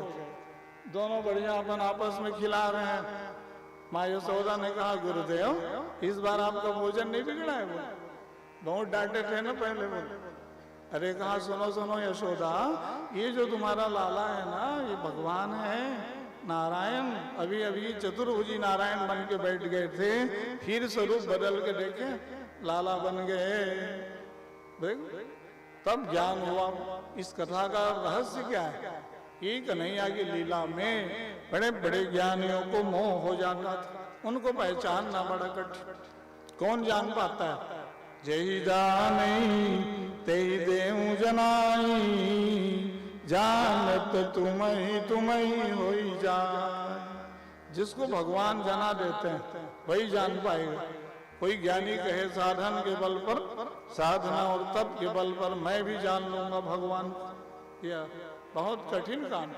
इसलिए भगवान के चरणों में प्रार्थना करते रहो कि प्रभु आपके स्वरूप का ज्ञान हो जाए, कृपा करना। कृपा साध्य है भगवान को जानना, साधन तो करते रहो, आवश्यक है ये सब बात। तो भगवान वहां लीला किए और कहा कि भाई अब वृंदावन की लीला बताना पड़ेगा बोल। हाँ भाई भगवान जो है वहां तो बहुत लीला की है। चलो आज इतनी समास में ज्यादा विस्तार नहीं। तो भगवान बांके बिहारी बन के हैं, कहा ग्वाल वालों टीम बढ़ गया है, अब गोचारण वत्स चारण करना है। चलो ये गोकुल का गांव छोटा पड़ेगा बोले, तो सेना बढ़ गई हमारे बोले। वृंदावन की महिमा बढ़ाना था, इसलिए भगवान वृंदावन धाम में प्रवेश किए। बोलो बांके बिहारी लाल की। तो वहां गोचारण करने लग गए, वत्स चारण किए भगवान है। हर काम उनका मुहूर्त में होता था। माँ यशोदा से कहा कि माँ आज से हम लोग गोचारण करने जाएंगे जंगल में। सब गौ गाय बछड़ों को बंधवा दिए। सांडिल ऋषि को बुलाए, कहा गुरुजी पूजा करा दो, बढ़िया माला पहना के चंदन लगाए। हर काम उनका उत्सव पूर्वक। गोपाष्टमी मनाते हो ना, भगवान ने तो शुरू किया है। तो गोपाष्टमी के दिन सब गाय बछड़ों को नहला के पूजा किया करो, हैं बच्चों को सिखाओ, गौशाला में जाओ, उनके आरती करके माला पहना के भोजन खिलाओ। तो भगवान ने उत्सव शुरू किया। यशोदा माँ ने कहा बेटा अरे अभी गाय बछड़ा चढ़ाओगे बोले, इतने ग्वाल बाल हैं, कंकड़ पत्थर गड़ जाएंगे पैर में बोले, हैं वहां सिंह व्याघ्र आएंगे, जंगल क्यों जाओगे बोले ना। भगवान ने कहा माँ इनकी सेवा करने के लिए मेरा अवतार हुआ है, नाम ही गोपाल है बोले, शिक्षा देना है ना लोगों को बोले। तो अच्छा जाने ही बेटा तो जूतियां बनवा देती हूँ बोले, चप्पल पहन के जाया करो जूता। कहा नहीं पहनाना है, फिर सब मेरे बछड़ों के लिए भी जूतियां बनाना पड़ेगा बोले। यशोदा माँ जी बड़े डटखट हो तुम, बोले लाखों तुम्हारे गाय बछड़े, कितने के लिए हम चप्पल जूता बनाएंगे, बोले हैं? इनको भी कांटे लग जाएंगे। तब भगवान के गोचारण बड़े विलक्षण था, है? भगवान ने कहा कि माँ इनके इष्ट देवता हैं, सेवा करने आया हूं। माँ यशोदा ताजा नवनीत खिलाती थी क्या, ले जाके भगवान चुपचाप अपने गाय बछड़ों खिला देते थे। किसी दिन दृष्टि पड़ जाए, ए कन्हैया क्या करते हो, गाय बछड़ों खिला दिया तुम ताजा नवनीत। अरे कहा माँ भोग लगाना पड़ता है ना, ये सब मेरे इष्ट देवता है, आप लोग सोचते हो गाय बछड़ा, नहीं नहीं, ये क्या भावना थी। इसलिए गौ माता को आप लोग ऐसे ही मत समझो सज्जनों, कृषि प्रधान देश में गौ माता की सेवा नहीं करोगे तो कृष्ण की भक्ति कैसे प्राप्त हो पाएगा। ओ गौशाला में भोर की वेला में भगवान पहुंच जाते थे, अपने पीताम्बर के दुपट्टा से सहलाने लगते थे। ग्वाल वालों की भीड़ हो जाती थी कि कन्हैया गौशाला पहुंच गया, चलो हम भी जाके सेवा करेंगे। ये उनकी शिक्षा थी। स्वयं गोबर उठाने लगते थे, ये सफाई स्वयं करना गौशाला, गौ माता को चारा खिलाना, या तो भीड़ हो जाए वहां ग्वाल वालों। अभी तो गौशाला में कोई जाते हो, कहते हो नहीं महाराज हम लोग थोड़ा बड़े लोग हैं, इन नौकर सेवक लोग गौशाला सफाई करेंगे। कन्हैया से बड़े कौन हो जाएंगे और कोई वीआईपी हो, है? इसलिए गोबर स्वयं उठाओ, गोमयम बसते लक्ष्मी, गोबर में लक्ष्मी का वास है, हाँ? उनके अंग प्रत्यंग में देवताओं का वास नहीं। इसलिए गौशाला में जाओ, वहां जाने से साले रोग आदि व्याधि मिट जाता है। गौ माता के शरीर से जानते हैं 24 घंटा ऑक्सीजन देने वाली गाय। तो हमारे ऋषि मुनि, हमारे पूर्वज बड़े वैज्ञानिक थे, वो जानते थे कि गौ माता का पालन करेंगे तो ऑक्सीजन हमको स्वास्थ्य के लिए मिलता रहेगा। इसलिए अपने घर घर के सामने में गौशाला रखते थे, आते जाते उनका दर्शन करते थे, प्रणाम करते थे। उससे क्या है, आदि व्याधि अरिष्ट सब खत्म हो जाता था। ये तो वैज्ञानिक चीज है ना, केवल धार्मिक आध्यात्मिक भी नहीं, ये तो बड़ा विज्ञान है। गौ सेवा, कृषि गोरक्ष वाणिज्यम, कृषि व्यापार और गौ माता तीनों का संबंध। लोग कहते हैं आर्थिक संपन्नता चाहिए, तो गौ माता से तो इतना आर्थिक संपन्न हो जाओगे कि जितना आप सोचे नहीं है? उसके गोबर गोमूत्र की महिमा जितना गालो, इतना उपयोगी है हर दृष्टि से है? उस पर चिंतन कम हो गया, वही फर्टिलाइजर बसला ला के डाले, पूरा खेत खत्म हो गया, फसल जो है सब कीटाणु युक्त हो गया। गोबर खाद तो भूल गए किसान लोग, फिर वही जैविक खाद में आ रहे हो लाइन। तो वैज्ञानिक लोग उसकी उपयोगिता बता रहे हैं कि इसके द्वारा रोग आदि व्याधि नहीं बढ़ेगी, कीड़े मकोड़े नहीं होंगे, ज्यादा जहर नहीं डालना पड़ेगा, विषाक्त चीज ही हम लोग खा पी रहे हैं। ध्यान दो आप। तो भगवान कृष्ण की लीला कथा खाली ऐसा नहीं था, उन्होंने समाज को, राष्ट्र को उन्नत बनाने के लिए गौ सेवा के प्रकल्प से जोड़ने का अभियान चलाया था। ये हमारे यहाँ आर्थिक संपन्नता रहेगी, दूध दही घी मक्खन मलाई सब खाएंगे पिएंगे। उसके पीछे कारण ये था कि लोग पहलवान बलवान रहेंगे। कंस को जीतना था ना, असुर दानव राक्षसों को जीतना था, तो उन्होंने अपना नींव ठोस बनाया, मजबूत नींव। बच्चे युवक स्वस्थ रहो, ये सब बाद में प्रवचन पर ही बोल रहा हूँ, कृष्ण लीला पर। हाँ, तो युवा पीढ़ी आज सबसे कमजोर, बच्चे जितने पढ़ लिख रहे हैं, मैं तो देख रहा हूँ ना, स्वस्थ नहीं है। क्यों? उनका संबंध दूध दही छाछ घी से है ही नहीं, भोजन पूरा बिगड़ गया है ना। तो भगवान अपने टीम को ना सशक्त रखे थे, बलवान रहो बलवान रहो, गौ सेवा गोचारण से जोड़ दिए। चलो जंगल जाएंगे, अब लोग वहां गाय बछड़ा चराने गए, तो वहां का तात्पर्य क्या था, जंगल सुरक्षित रहेगा, यमुना नदी सुरक्षित रहेगी, पर्वतमाला सुरक्षित रहेगा, तो सब स्वस्थ रहोगे, हमारा देश समृद्ध रहेगा, है नहीं? तो पर्यावरण शुद्ध रहे। जब कंस ने जाना, कथा भाग पर चिंतन करो, कहा कि भाई ये कन्हैया आजकल अच्छा वृंदावन आ गया, तो यमुना तट में जंगल में गांवों में घूमते हैं, वो ग्वाल वालों का टीम गाय बछड़ा चराते हैं, भला अपना भेष बना लिया है। कहा अब कैसे करेंगे, बोल अघासुर, बकासुर, प्रलंबासुर, ये सब दानव लोग स्वरूप बदल के वहां पहुंच जाते थे। जाएंगे अभी कन्हैया 5-6 साल का है, पकड़ के न मानेंगे, बोले अब ये कंस के सब अनुयायी थे, स्वरूप बना के जंगल में पहुंच जाते थे, बड़े मायावी थे लोग। कोई बगुला का रूप बना लेता था, कोई गधा का रूप बना ले, धेनुकासुर दानव देखे ना, वत्सासुर कोई बछड़ा का रूप बना के आया। इनकी बड़ी कथा है? अब भगवान को पहचानने में क्या लगता है? बकासुर बगुला बना था, यमुना जी में जल पिलाने गया गाय बछड़ों को, कन्हैया को पकड़ के दबा दिया। भगवान ने कहा अच्छा ये सामान्य बगुला नहीं है, बोले ये तो कंस का चेला है। या भगवान अपने हाथ को गरम गरम तब तो लोहे के समान बनाया, धड़ाम से छोड़ दिया, उसका मुंह जलने लग गया। भगवान ने कहा पकड़ के इसको मारना पड़ेगा। देख दो भागों में विभक्त कर दिया, बकासुर दानों को मार दिया। भक्त माने पाखंड स्वरूप बना के यहाँ चले आया।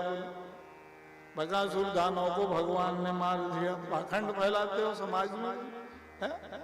तो वहां जो है धेनुकासुर एक्रोचमेंट कर लिया था जंगल में, ताड़ का उपवन था, कोई डर के मारे वहां नहीं जाते, सबको मारता था, 2-2 लाख। उसी में घूमते घूमते बलराम भैया के साथ भगवान पहुंच गए। सबने कहा ये बड़ा पहलवान गधा है, सबको मारता है। भगवान की चपेट में आ गया वो गधा धेनुकासुर, दोनों पैर पकड़े भगवान, ताड़ के वृक्ष में घुमा के 3 बार पटक दिए। पूरा जंगल को प्रदूषित करता है। धेनुकासुर दानवों को मारे। पर्यावरण शुद्धि का अभियान था भगवान कृष्ण लीला के पीछे अभियान था कि उस समय 5 महाभूत प्रदूषित था, है ना? पृथ्वी, जल, वायु, अग्नि और आकाश। पृथ्वी का शोधन कैसे किया था भगवान?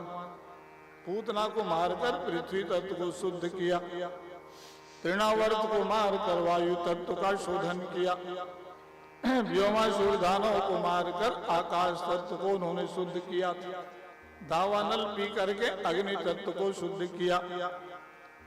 यमुना जी का जल विषाक्त था, काली नाग वहां अपना अड्डा बना दिया था, पूरा जल विषाक्त हो गया।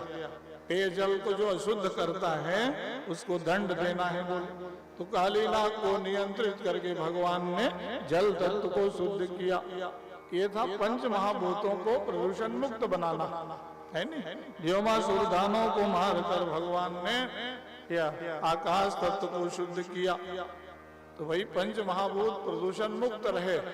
तो आज भी कृष्ण कथा चाहिए कि नहीं? चारों तरफ प्रदूषण बढ़ रहा है, आकाश शुद्ध नहीं, हवा शुद्ध नहीं, पानी शुद्ध नहीं। यही तो भगवान का अभियान था। कैसे स्वास्थ्य अच्छा रहेगा लोगों का? इसलिए भगवान के अब कथा हम कह दिए कि दानव असुरों को मारा, है ना? ये सब उनके आध्यात्मिक बातें थी। मारते मारते भगवान गाय बछड़ा चराते थे, अपना लीला भी करें। अघासुर दानव आया, अजगर का रूप बनाया, फैला दिया मुंह पहाड़ पर्वत जैसे, गुफा खो समझ के सब ग्वाल वाल गाय बछड़े वहीं प्रवेश कर गए। जैसे ही भगवान प्रवेश किए ना तो वो अपने मुंह को बंद कर दिया, अंधकार छा गया। चिल्लाए सब, देखो देखो ये कहाँ कौन सी गुफा में आ गए, नया पर्वत बोल।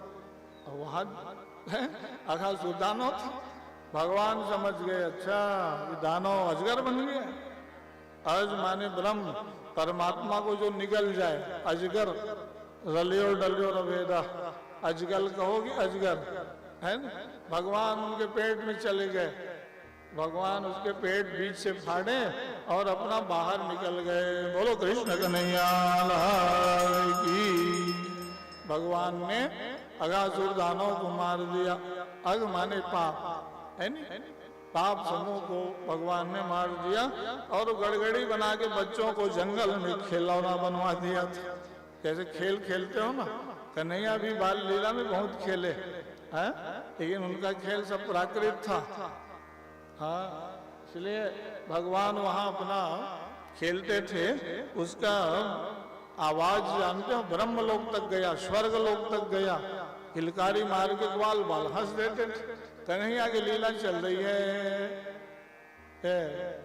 इसी लीला पे ब्रह्मा जी को मोह हो गया था। सज्जनों ध्यान से सुन लो बात, है ना? सुखदेव जी बता रहे हैं कि ब्रह्मा जी को भी आना पड़ा, प्राकृत वेशभूषा बनाए बढ़िया, ग्वाल वाल भगवान, कुमरी लकुटिया लगाए, जैसे यादव लोग गाय बछड़ा चराते हो नहीं, वही रूप भगवान ने बनाया था।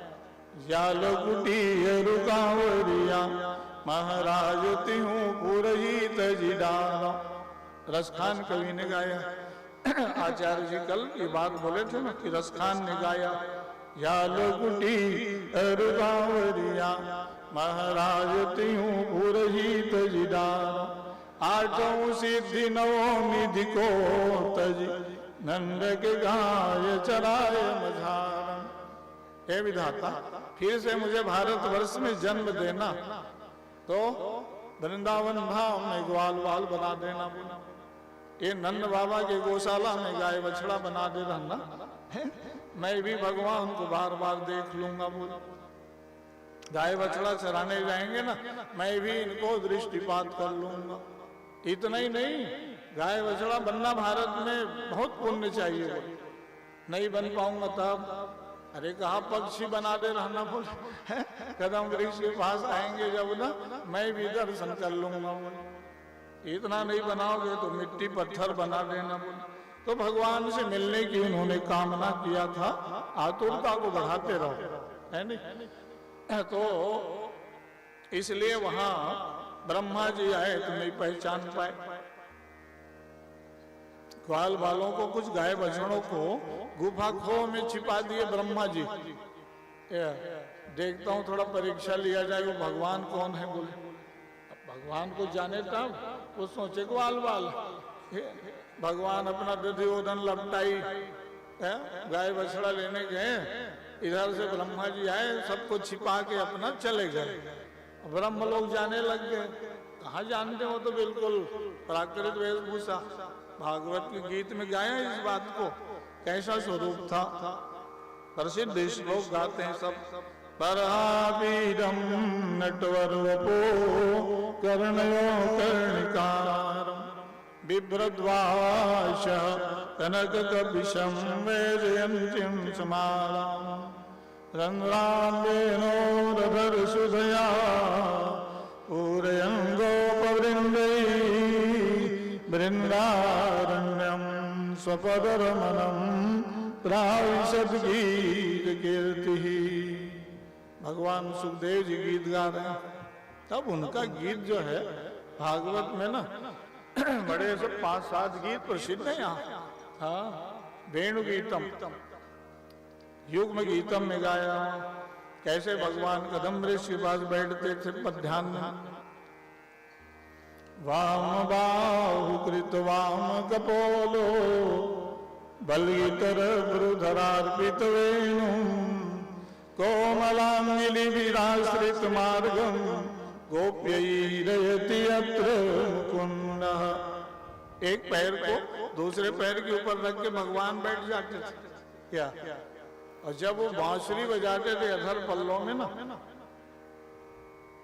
तो देवलोक में देवताओं का विमान रुक जाता था। वहां यहाँ लिखा इस श्लोक में, व्योमयान्वनिता सिद्धि, देवताओं का विमान खड़े हो जाए। रुको भैया, ये दर्शन पृथ्वीलोक में मिलेगा, वैकुंठ में, ब्रह्मलोक में, स्वर्ग लोक में भगवान नहीं मिलेंगे। वो भगवान देख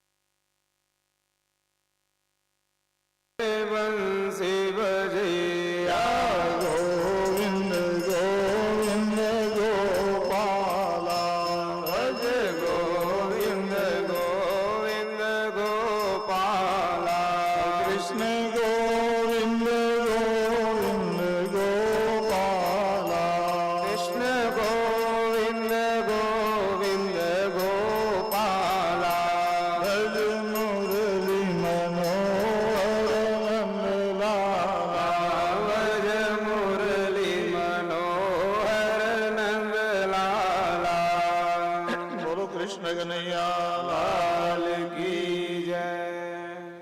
तो ब्रह्मा जी के मोह का निवारण किया था भगवान ने, है ना?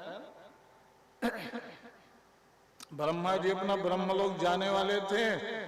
भगवान ने कहा अच्छा चलो स्वरूप बना के हम पहले पहुंच जाते हैं। बोले भगवान ही ब्रह्मलोक के आसन में जाकर बैठ गए।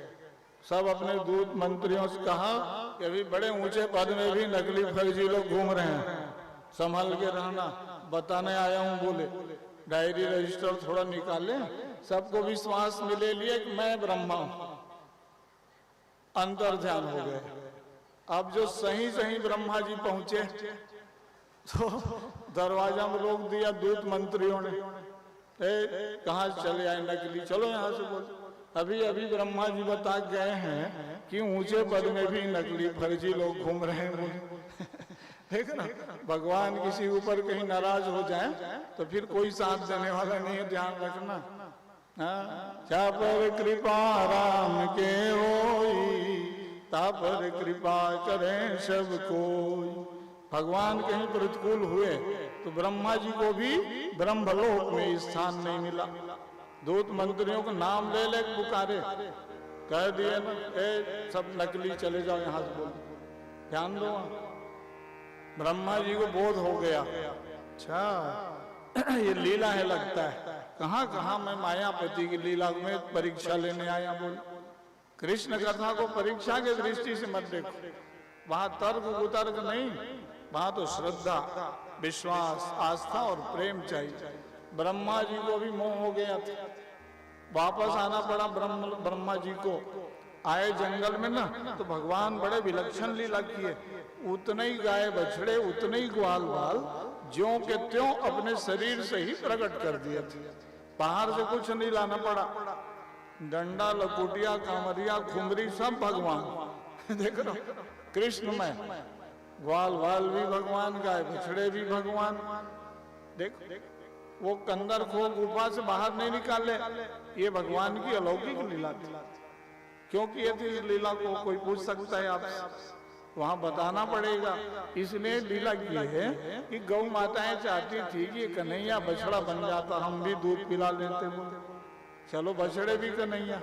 क्या गोपियां सोचती थी लाला हमारा पुत्र बन जाता, खाली यशोदा हमारा दूध पिलाती है। बोल क्या अच्छा होता, हमारा भी बालक बन जाता। भगवान ने कहा चलो ग्वाल बाल भी सब कन्हैया। बोल क्या सबकी इच्छा को एक ही लीला के द्वारा उन्होंने पूर्ति कर दिया। अब ब्रह्मा जी आए, देखे उतने ग्वाल बाल, इतने गाय बछड़े, ये गुफा से निकाल लिया लगता है। बोले बड़े नटखट हैं। जाग देखे तो अंदर उतने ही, बाहर देखे बाहर उतने ही। अब और भ्रम में पड़ा ब्रह्मा जी, ये तो ज्यों के त्यों अंदर भी है बाहर भी है। बड़े अद्भुत बात बोले, लेकिन वो भगवान कहाँ है? बोले जिनसे मैं मिलने आया हूँ ये तो सब ग्वाल बाल गाय बछड़ी सब घूम रहे हैं। देख भगवान को पहचानना कितना कठिन। रामायण में पढ़ते हो ना, यहाँ वहाँ दुई बालक देखा, मति भ्रम मोर कियान विशेषा। कौशल्या माँ को राम जी के दो ही रूप में वहां भ्रम हो गया था। भगवान ने कहा था कि माँ मेरे तो अनंत रूप देख रावा माते निज अद्भुत रूप अखंड, रोम रोम प्रति लागे कोटि कोटि ब्रह्मांड। ये तो दो ही रूप की बात करते हैं। अनंत ब्रह्मांड में मेरा अनंत अनंत रूप है। बोले अब ये ब्रह्मा जी बेचारे सृष्टि करता पड़ गए यहाँ। तब विचार किया उसने कि अंदर भी उतना बाहर भी, वो भगवान कौन है? देखे वही मोर पंख का मुकुट धारण किए बांसुरी बजा रहे थे। बस बस यही भगवान है बोले, अंदर में जो है उसमें ये रूप नहीं है बोले। हाँ, ध्यान आ गया उनको कि गुफा के भीतर ये मोर पंख वाला बांसुरी बजाते वाला रूप नहीं है बोले। बस बस ये ग्वाल वालों से अलग है बोले। जाके इसलिए ब्रह्मा जी ने चरण पकड़ के स्तुति गाया था, एक अध्याय में गाया। नौ विद्यते ब्रवपुसे विडम्बराय कुंजावतंद्र परिवेक्षव सन्मुखाय वन्यश्रये कवलवेत्र विशानवेनो लक्ष्मश्रिये मृदुपदे पशुपामजाय। पशुन पाती पशुपा, ये पशुपालक बन गए हो प्रभु आप बोले, बताओ गोपालक बन गए हो, कहाँ से मैं पहचान पाएंगे आपको बोले। क्षमा प्रार्थना किया वहां। जैसे बच्चे माँ के गर्भ में रहते हैं तो पैर से मारते रहते हैं, बाहर निकलते हैं तो वही माँ उसको प्रेम करती है बोल है, गर्भ से शिशु के भांति क्षमा कर देना प्रभु। बहुत स्तुति गाया वहां, भारी प्रार्थना किए। भगवान ने कहा ब्रह्मा जी परीक्षा लेने और आओगे बोले। अरे भूल के नहीं लेना है भैया परीक्षा, यहाँ तो ब्रह्मलोक में स्थान ही नहीं मिला बोले, वापस आना पड़ा बोले। भगवान ने कहा अब मैं अपनी माया को खींच लिया बोले, अब जाओगे ना तो जाओ फिर ब्रह्मलोक में स्थान मिल जाएगा बोले। देखा तब कहीं ब्रह्मा पद में पहुंच पाएगा। तो इस तरह भगवान कृष्ण की कथा जो है इतना व्यापक है, चिंतनशील, लोग इसका मनन करते रहो है।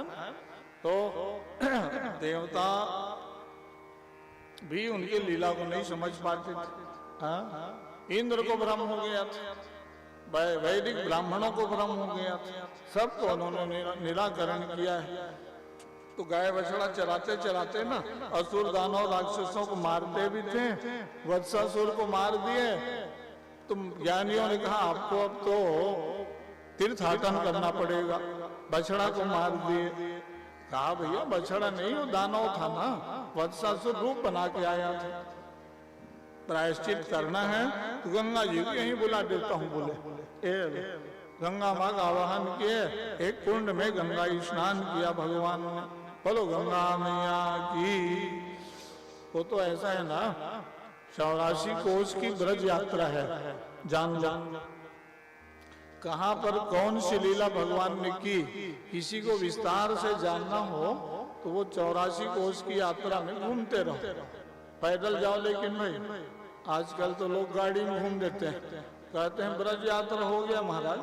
कैसे? अरे वाहन में घूमे, कहाँ पैदल चले वहां 84 कोस, 7 कोस को ही नहीं घूम पा रहे हैं।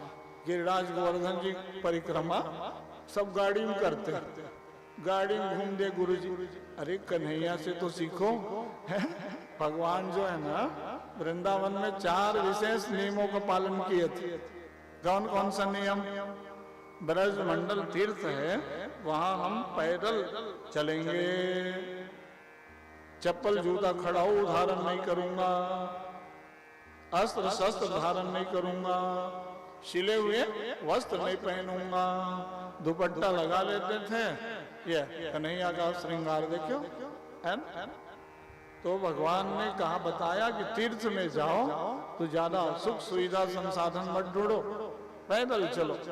ये रथ वाहन का प्रयोग नहीं किए भगवान, सीधा नंगे पांव, चप्पल जूता खड़ाऊ नहीं पहन देते वहां। इसलिए वृंदावन की हर मिट्टी क्या बन गया? गोपी चंदन ब्रज रज। ये सीधा भगवान के चरणों से संस्पर्शित भूमि है वो।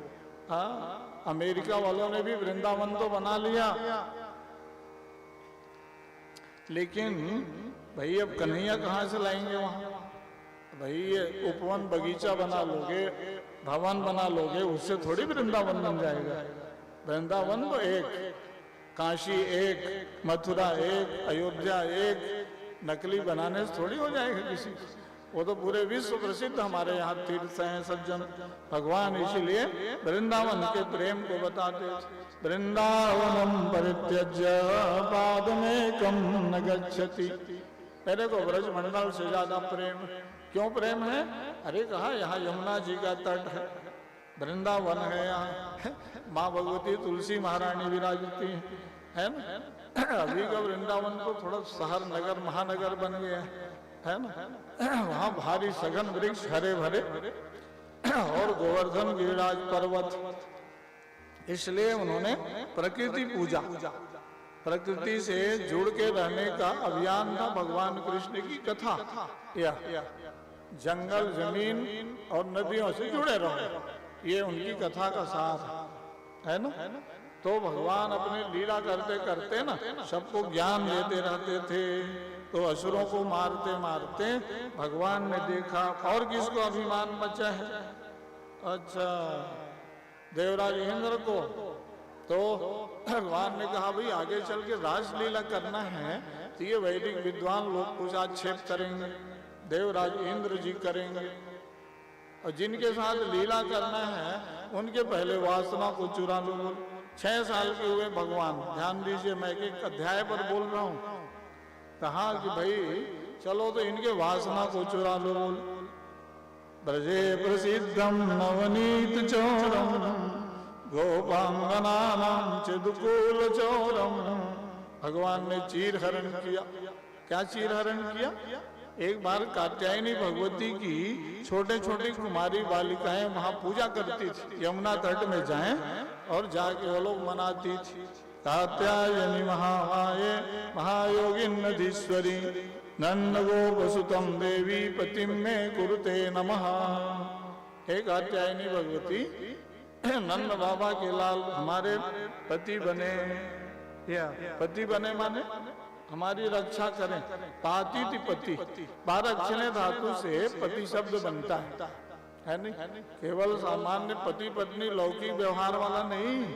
अरे भगवान तो ऐसे भी जगत पति है ना, सबके पति मतलब संरक्षक है वो, है ना भाई। ऐसे में फिर राष्ट्रपति का क्या अर्थ करोगे आप? सभापति, आज के कार्यक्रम में आप सभापति जी पधार रहे हैं, संरक्षक है ना। तो उस कामना से वो लोग मनाती थी। अब वो भी बालिकाएं हैं, शब्द वहां कुमारिका, बड़े बड़े नहीं। या तो भगवान ने कहा एक त्रुटि होती थी उनसे पूजा में कि वो लोग क्या है वस्त्रहीन होके स्नान करती थी। न नग्न स्नायात, जल में स्नान रहित होकर, ये वस्त्रहीन होकर स्नान नहीं करना चाहिए। अब रोज निर्जाम से हमारे देखो ठाकुर जी आ गए, उनके गांव में हम भागवत सुनाए हैं ना। ये चैनल का प्रभाव है, मीडियम सब देख पढ़ लिए, कहा चलो जाना पड़ेगा, गुरु जी आए हैं, बहुत अच्छा है, बैठो बैठो। निर्जाम में ठाकुर लोग यहाँ बड़ा भागवत कराए थे लोग गाँव में ना, बहुत अच्छा। बोलो भक्तवत्सल भगवान की। तो मैं बता रहा था कि भगवान जो है ना वस्त्र क्या चुराते हैं भाई। पूजा में एक त्रुटि हो रही थी, भगवान पहुंचे, सबके कपड़ा अपना नीप मारू सब तरह टांग दिए कदम वृक्ष के ऊपर। ये सब ध्यान गया, अरे हमारे वस्त्र कौन चुरा लिए बोले। देखे अरे कन्हैया है, श्याम सुंदर भगवान से हाथ जोड़ के कहने लग गए, श्याम सुंदर ते दास्य, हे प्रभु हम आपके दासी हैं, हमारे सब कपड़ा आप चुरा लिए, दे दो आप। बोले हम लोग स्नान करने गए थे। बोले भगवान ने कहा भाई तुम लोग गलती कर रहे हो, चलो हाथ जोड़ो सब। बोलो भगवान वरुण देवता हैं, वस्त्रहीन होकर स्नान करते हो, पूजा उपासना फल कैसे मिलेगा? विधि का पालन नहीं करते हो। बोले हम लोग फल चाहते हैं, विधि का पालन नहीं चाहते हैं। सनातन धर्म में इसलिए फल चौरे नहीं है, फल तो सबके लिए मिलेगा लेकिन विधि पर ध्यान दो। या तो विधि विधान बताए तो बोलते हो बड़ा विधान है महाराज। तो विधि का पालन करोगे तब तो आपको पुण्य और फल मिलेगा। शास्त्र विहित यदि कोई पूजा यज्ञ जप ध्यान तप करता है तो पूर्ण फल की प्राप्ति हो जाएगी। यही तो विधान है, कैसे पूजा करना, कैसे माला जपना है ना, कैसे यज्ञ करना, इसी को बताया गया विधि निषेध। तो सबको क्षमा मंगवाए भगवान, सबके वस्त्र दिए, कहा आज से ऐसे भूल नहीं करना। बोल ये है भगवान का चीर हरण, कोई ऐसे कपड़ा चुराए नहीं, भाई चीरहरण तो द्रौपदी को किए थे, दुर्योधन दुशासन, तो वहां भगवान प्रकट हो गए थे। अब ये तो धर्म रक्षा के लिए अवतार लिए थे ना, वहां कोई वस्त्रापहारी भगवान थोड़ी वासना को चुराते हैं। जैसे शरीर को कपड़ा ढक लिया तो वैसे शरीर नहीं दिख रहा है, वैसे ही अंतर हृदय आत्मा में भी एक आवरण पड़ गया है। तो अंतर हृदय स्थित परमात्मा को दर्शन करना आपके लिए दुर्लभ हो गया। तो आवरण को भगवान चुरा लेते हैं। मायाजन्य आवरण जिसका अपहृत हो गया वो जीव से शिव बन जाता है। ये जल क्रीड़ा समा सकता गोपी वस्त्रापहार का प्रीत रूपी ग्वालिनियों के मायाजन आवरण को भगवान ने चुरा लिया। आगे चल के इन्हीं के साथ फिर महाराज की लीला हुई है। भगवान अपने पहले सब व्यवस्था कर लिए। लोग नहीं कहेंगे कि इन्होंने रास रचाया, अरे तो इनके तो सब विकार वासना ऐसे ही खत्म हो गई क्या, भगवान ने चुरा लिया। चीर हरण का मतलब वही है ना। तो भगवान इसीलिए ना जड़ संसार में आसक्त जीवों के मायाजन आवरण वासना को चुराते हैं, वस्त्र और वासना है ना। तो जब ये लीला हो गई वहां ना, तो भगवान ने देखा कि भाई अब 7 साल का उम्र हो गया। देख तो देवराज इंद्र को अब बस में करना था। एक दिन नंद बाबा ने कहा कृष्ण बलराम बेटा आज बड़ा पर्व है, चलो तैयारी करो, पूजा करेंगे। अच्छा किसकी पूजा करेंगे बाबा जी बोले। अनजान बन के भगवान पूछने लग गए, अरे कहा आज के दिन इंद्र पूजा करते हैं बोले। अच्छा देवराज इंद्र पूजा करने से लाभ क्या होता है बोले। अरे कहा वर्षा कराते हैं तो अन्न जल मिलता है बोले। भगवान ने परिभाषा ही बदल दिया, कर्म ना जायते जंतु कर्मणैव विलीयते। सत्कर्म करते हैं, यज्ञ अनुष्ठान करते हैं, तब वर्षा होती बाबा जी। इंद्र थोड़ी वर्षा कराते हैं बोले। क्या उनको प्रकरण बदलना था। अच्छा तो भाई हम लोग तो भाई इंद्र देवता की पूजा करते हैं बोले। नहीं नहीं, पर्वत है, जंगल है, नदी है ना, तब वर्षा होती है। पर्यावरण गोवर्धन गिरिराज की पूजा कभी किया हूँ बोले। 7 कोस के लंबे चौड़े एरिया में है ये बेचारा। इतने कालों से गाय बछड़ा वहां चराते हो, दूध दही रबड़ी मलाई पाते हो बोले। चलो पूजा वहां करेंगे बोले। अब गिरिराज पूजा के लिए तैयारी करा दिए। गांव भर के लोग तैयार हुए, एक एक खराब थाली परात में सामग्री लिए, भोजन लिए। चलो आज गिरिराज पूजा का महापर्व है। भगवान एक रूप में पुजारी बन गए, एक रूप में वहां से ही अपना बोलने लग गए। वैदिक विद्वान आ गए, पूजन हुआ, चंदन लगाओ, फूल माला, धूप दीप नैवेद्य, गोवर्धन गिरिराज पर्वत की पूजन कराए भगवान। ऐसे भी भारत देश के सब पर्वत दिव्य चैतन्य है लोग। हिमालय पर्वत, गंधमादन पर्वत, कामतगिरी पर्वत है ना, सुमेरु पर्वत। भारत जो है पर्वतों से घिरा है। ये तो वरदान श्राप के कारण ना पर्वत बन के आ गए बेचारे। तो पहले पर्वत उड़ते थे, पंख काटो अभियान में सब गिर गए नीचे, बताया था मैं कथा में। तो गिरिराज गोवर्धन पर्वत की पूजा क्यों कराना चाह रहे हैं भगवान, कथा जान लीजिए। एक बाहर पुलस्त ऋषि है ना, सुमेरु पर्वत के पास गए। सुमेरु पर्वत से कहा कि भाई एक पर्वत मुझे भी दे दो, मैं काशी ले जाना चाहता हूं। तो कहा ठीक है, गिरिराज गोवर्धन को ले जाओ बोले। गोवर्धन पर्वत को ले जाने लग गए ना, तो उन्होंने एक शर्त रख दिया, बीच रास्ता में मुझे उतारना मत बोले, ध्यान दीजिए। और जहां उतारोगे दोबारा मैं उठूंगा नहीं बोले। ठीक है बोले। अब वो पर्वत को उठा के लेके आ रहे थे, जहां पर ये वृंदावन धाम आया ना, वहां पहुंचे तो प्यास लग गई। बोला ऋषि बेचारा पर्वत को उतार दिए, जल पिए, अपना लक्षण आदि गए, शुद्ध होके तो फिर से अब उठाने लगे। तब उठे, तब वो तो शर्त था, बीच में अब उतारोगे नहीं उठूंगा, नहीं उठे तो उन्होंने श्राप दे दिया।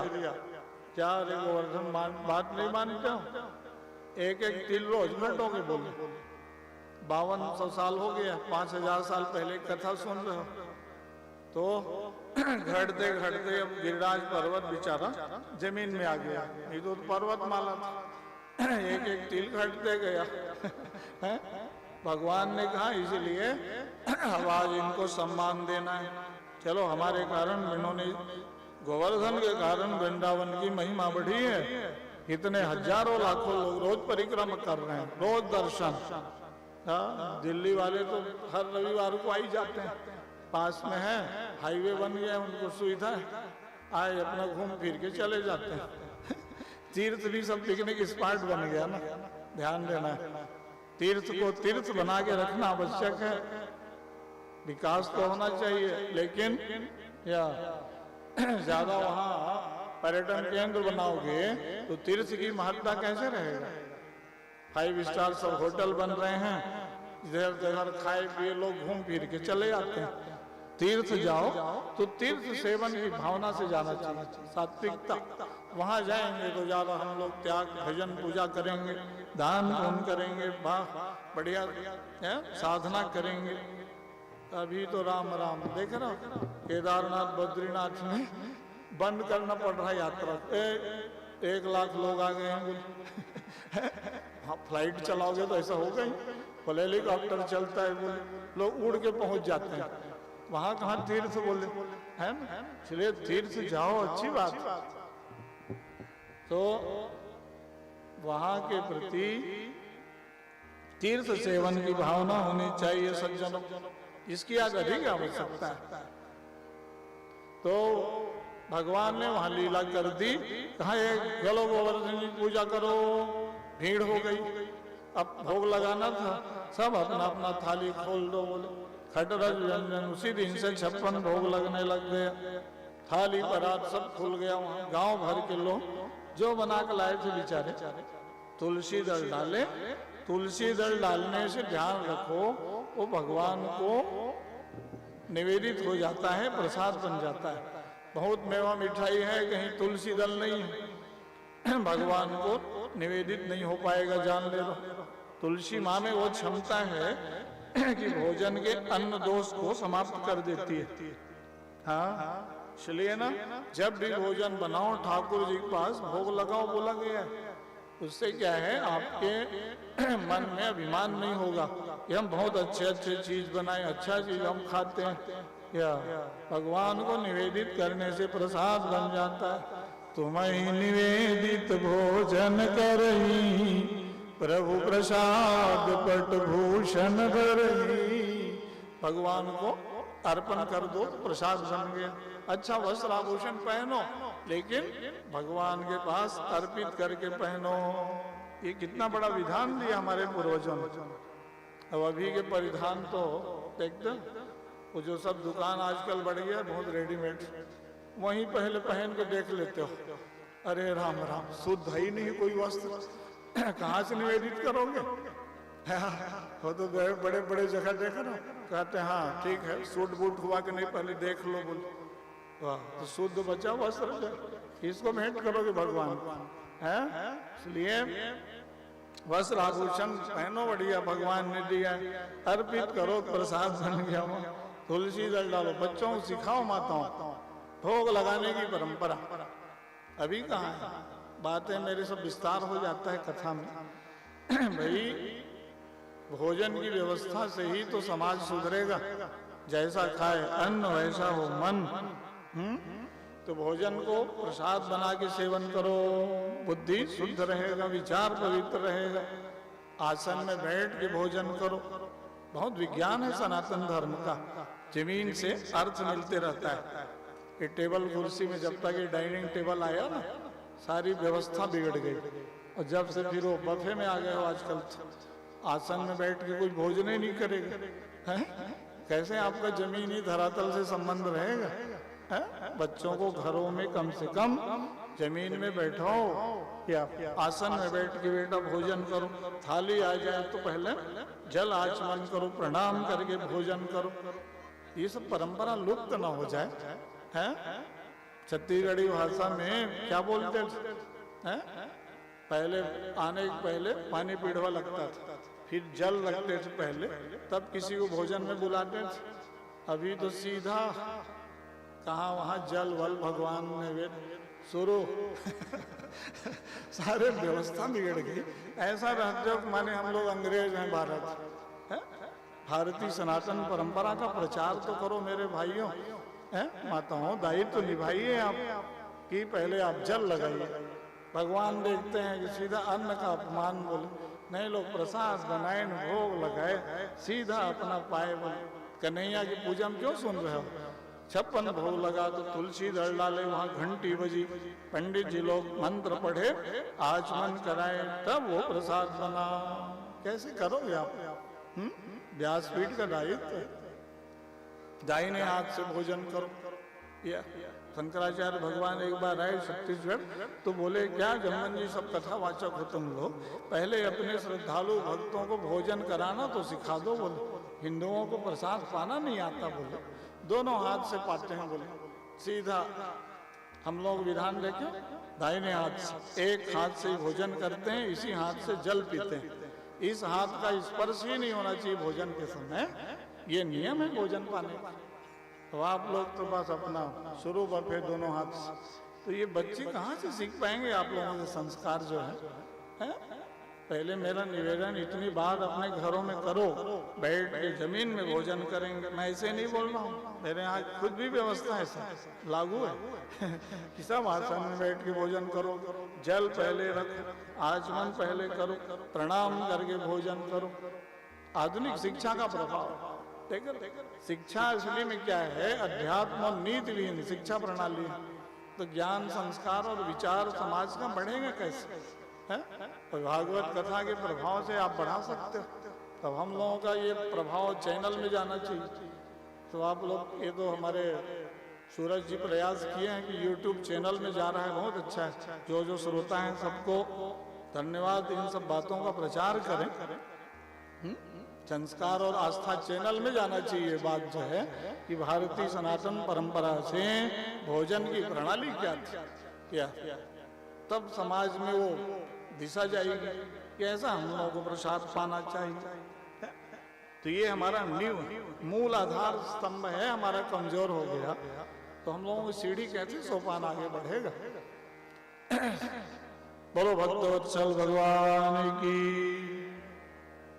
तो भगवान जब वहां निवेदन हो गया ना, भगवान ने देखो विशेष विधि से उस दिन भोग लगाए भगवान। भाई अभी हम लोग थाली दिखा देते हो, आचमन करा के ले जाते हो, भगवान तो पाते हैं। एक दो नाम लगाओ, चाहे आप एक परात में लगाओ, क्या भगवान जानते हो? घ्राण बच्ची सुगंध लेते हैं भगवान। एक मन लड्डू भोग लगाओ, चाहे आप एक दो नाम प्रसाद लगाओ। नहीं तो इतने मंदिरों में जो भोग लगता है, काशी चले जाओ आप कभी, संकट मोचन जाना, कई मन लड्डू एक दिन में हनुमान जी के पास भोग लगता है। बांट नहीं सकते पुजारी लोग बेचारे, कई मन लड्डू पहाड़ जैसे तो हनुमान जी सबको पाए कि नहीं? कैसे पाए? दिखा देते हैं, प्रसाद लग गया, तुलसी दल डाले, चलो प्रसाद बांटो। तो भगवान उस दिन क्या किए?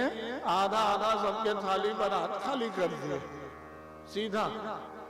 अब वो सब ग्वाल वाल बनवा, ये ब्रजवासी प्रसन्न हो गए, वाह वाह आज सबसे बढ़िया भोग लगा है बोले, वाह भगवान आज ग्रहण कर लिए।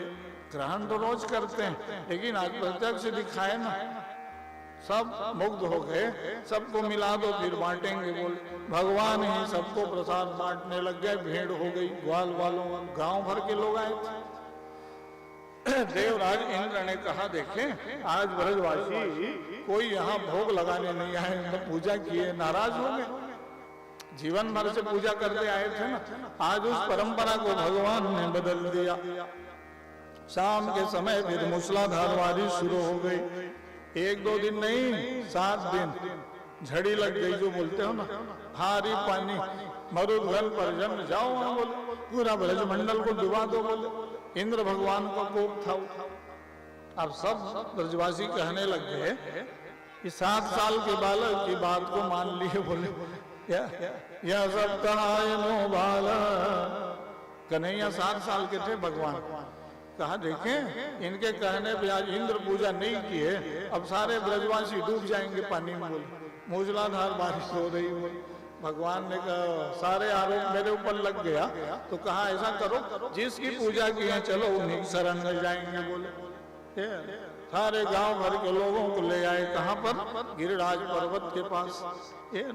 अंदर से आवाज आने लग गया, बहुत प्रसन्न हूं तुम्हारी पूजा से, उठा लो मुझे छत्र के समान, सब मेरे छत्र छाया में रहोगे। बोल अब उठा लो मतलब अब ब्रजवासी क्या उठाते हैं कि नहीं है, अपना एक उंगली लगाए, वो भी एक करिष्ठिका वाले, पूरा पर्वत को उठा दिए सीधा। 7 साल के थे उम्र में, वो तो भगवान 7 दिन तक पूरा टिकाए रख दिए। लेकिन ध्यान दो, वहां साले ब्रजवासी प्रसन्न है, तो क्या हुआ कि ब्रजवासी सोचे कि गांव भर के हम लोग लाठी डंडा टेकाए, तो देखें पर्वत को उठा दिए पूरा। बोला भगवान हंसते, उठाया मैं हूं, और ये सोचते हैं पूरा हम लोग उठाए। जब वो बड़े हुए लड़ाई हो जाए ना, तो कहते थे कन्हैया कन्हैया, भगवान कहते थे सुनो सुमंगल श्रीदामा, तुम लोग मेरे से क्या लड़ोगे, 7 दिन तक मैं पर्वत को उठा दिया था। वो सब कहते थे कन्हैया अकेले आप नहीं उठाए थे, हम भी अपना डंडा लाठी टेकाए थे, बड़ा बता रहे हम पर्वत उठा दिए। तो भगवान हंसते थे, इसीलिए तो मैं इन लोगों को महत्व दिया हूँ। उठाए अपना थे, महत्व दे दिए सारे ब्रजमंडल। देखें आज गांव भर के लोगों की शक्ति एक हुई, तो हम लोग पर्वत को आज उठा दिए। यह है संग बल। तो भगवान लीला भी करें, महत्व सबको दे देते थे। तो देवराज इंद्र को आना पड़ा था वहां। 7 दिन बाद जब मरुदगण परिजन गए, भगवान से कहा प्रभु कुछ नहीं बिगाड़ पाए ब्रजवासियों का, वो तो सुरक्षित है आनंदमग्न। देवराज इंद्र के चरणों में प्रणाम किए, प्रार्थना करके फिर उन्होंने रावत हाथी से आकाश गंगा का जल मंगवाया, भारी पूजा अभिषेक। और उस समय फिर भगवान ना गोविंद भगवान का नाम पड़ा था। सूर्य भी गौ माता के अंश से गौ माता प्रकट हुई, दुग्धाभिषेक होने लग गया भगवान के ऊपर। बोलो गोविंद भगवान की जय। गिरिराज पर्वत की उसी दिन से पूजा होने लग गई और अन्नकूट महामहोत्सव शुरू हो गया। दीपावली के बाद जो गोवर्धन पूजा करते हैं गाँव गाँव, अन्नकूट मतलब अन्नों का समूह, कि हमारा देश अन्न जल से परिपूर्ण रहे, अभाव न हो। भगवान के चरणों में प्रार्थना कर लिया करो कि हमारे क्षेत्र में अतिवृष्टि अनावृष्टि न हो, अन्न का उत्पादन बढ़िया हो, हमारे समाज गांव क्षेत्र देश में सुख समृद्धि शांति एकता और खुशहाली बढ़े। उसके लिए हम ये महापर्व मनाते हैं। ये भगवान कृष्ण ने चलाया कि ताकि गो पूजा से लोग जुड़े रहेंगे। गोवर्धन का मतलब क्या जानते हो? गो संवर्धन, गो माता की माने सृष्टि में समृद्धि बढ़ता रहे, गो संरक्षण गो पालन के प्रति प्रेम बढ़े, है ना? यही तो करना है। कहाँ कर रहे हो? देशी गौ माता कहाँ रक्षा नहीं हो पा रही। देश में यांत्रिक युग है, गो हत्या ज्यादा बढ़ रही सज्जन, बहुत दुखदायी। हाँ, यांत्रिक युग है, मशीन में हजारों लाखों गायें सूर्योदय होने पर काट दिए जा रहे हैं भारत देश में। कन्हैया कहेंगे कि कैसा भारत, लोग यहाँ कन्हैया की पूजा करते हैं और मेरे गौ माता के मांस को विदेश में बेचते हैं। बोल यही पैसा कमाना है। गौ मांस बेच के जो देश व्यापार करेगा, ये कोई अमेरिका, रूस, थाईलैंड, जापान थोड़ी। भारत तो भारत है। इसलिए गौ माता के हत्या का कलंक यहाँ मिटना चाहिए। इसके लिए रोज प्रार्थना करो कन्हैया, प्रभु ऐसा शक्ति दो, भारत देश में नेताओं को भी बुद्धि दो, शक्ति दो कि देश में गौ हत्या का कलंक ही मिट जाए। बोले तब फिर भारत जो है पूरे विश्व में और ज्यादा समृद्धि को प्राप्त करेगा, है ना? वही इसलिए कन्हैया के भजन कथा गीत गाने का तात्पर्य यही। गांव गांव में किसानों को गौशाला बनाना चाहिए। हर काम सरकार पर ही छोड़ने से नहीं होगा, है? शासन तंत्र का जितना काम है वो करे, ज्यादा से ज्यादा गौ रक्षा का काम कराएं समाज में, गो अभ्यारण्य बनाए, है? राष्ट्र माता ही नहीं, गाय तो विश्व माता है। धीरे धीरे लेकिन अपने देश में ही तो कम से कम माँ बोलो। गावो विश्वस्य मातरः, या गौ माता पूरे विश्व की माँ। बिना भेदभाव के वो दूध देती है कि नहीं बोलो। कौन क्रिश्चियन, कौन मुसलमान, कौन पारसी, कोई भेद है वहाँ?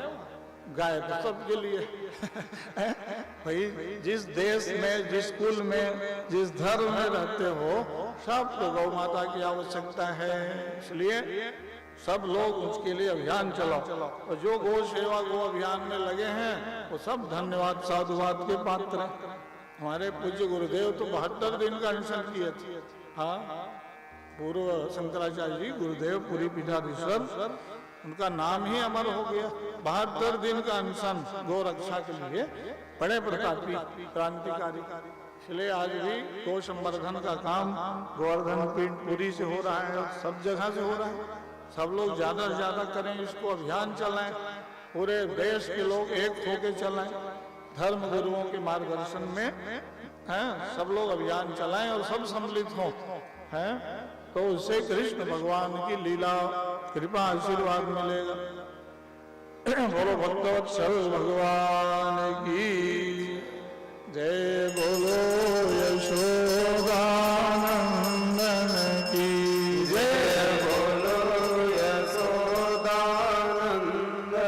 की, नंद नंदन की, ब्रज नंदन की, नंद नंदन की, ब्रज नंदन की, जय बोलो यशोदानंदन की जय, बोलो यशोदानंदन की, नंदलालन की, ब्रज पालन की, नंदलालन की, ब्रज पालन की, ब्रज पालन की, गोपालन की, ब्रज पालन की, गोपालन की, जय बोलो यशोदानंदन की जय, बोलो यशोदानंदन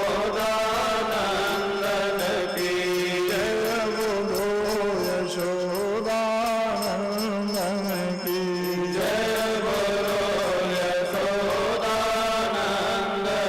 की, यमुना तट की बंसी वट की, यमुना तट की बंसी वट की, ब्रज पावन की, गोपालन की, ब्रज पालन की, गोपालन की, जय बोलो यशोदानंदन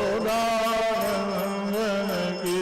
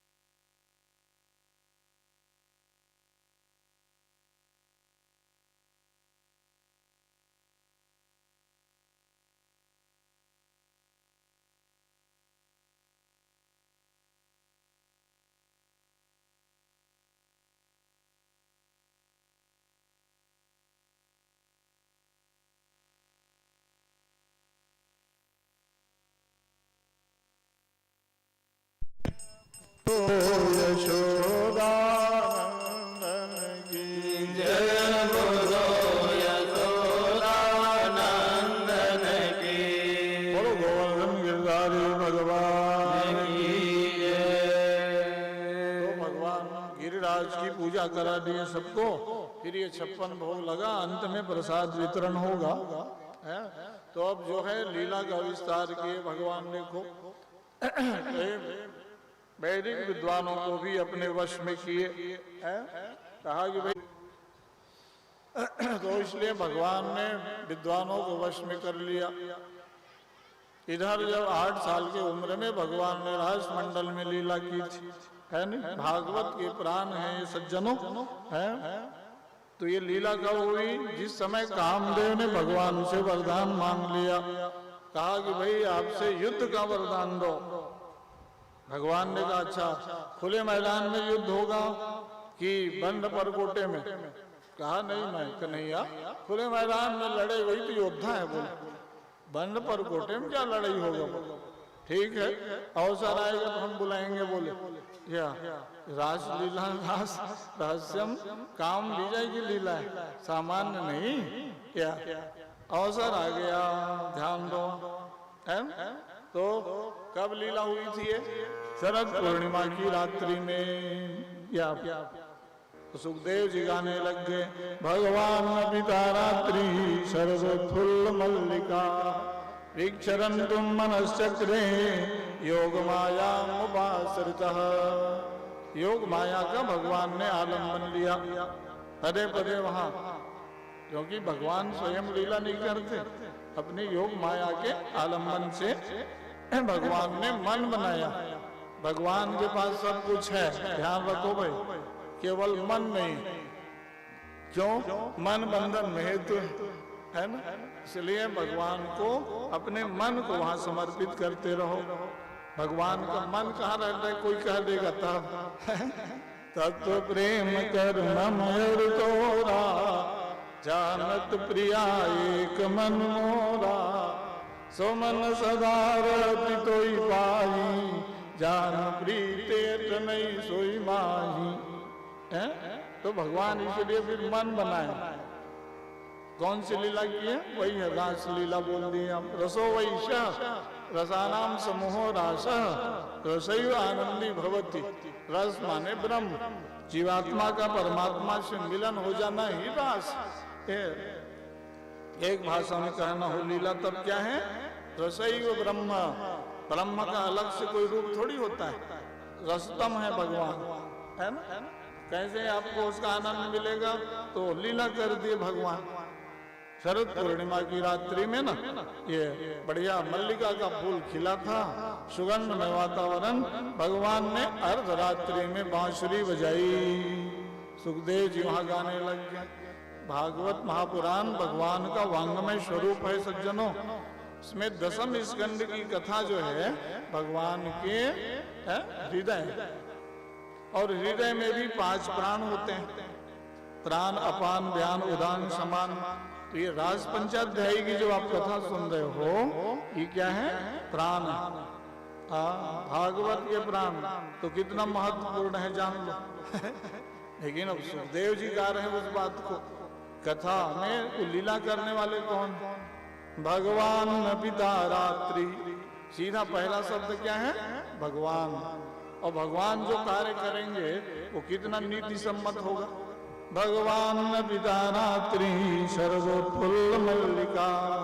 तारात्रि माने दिव्य रात्रि।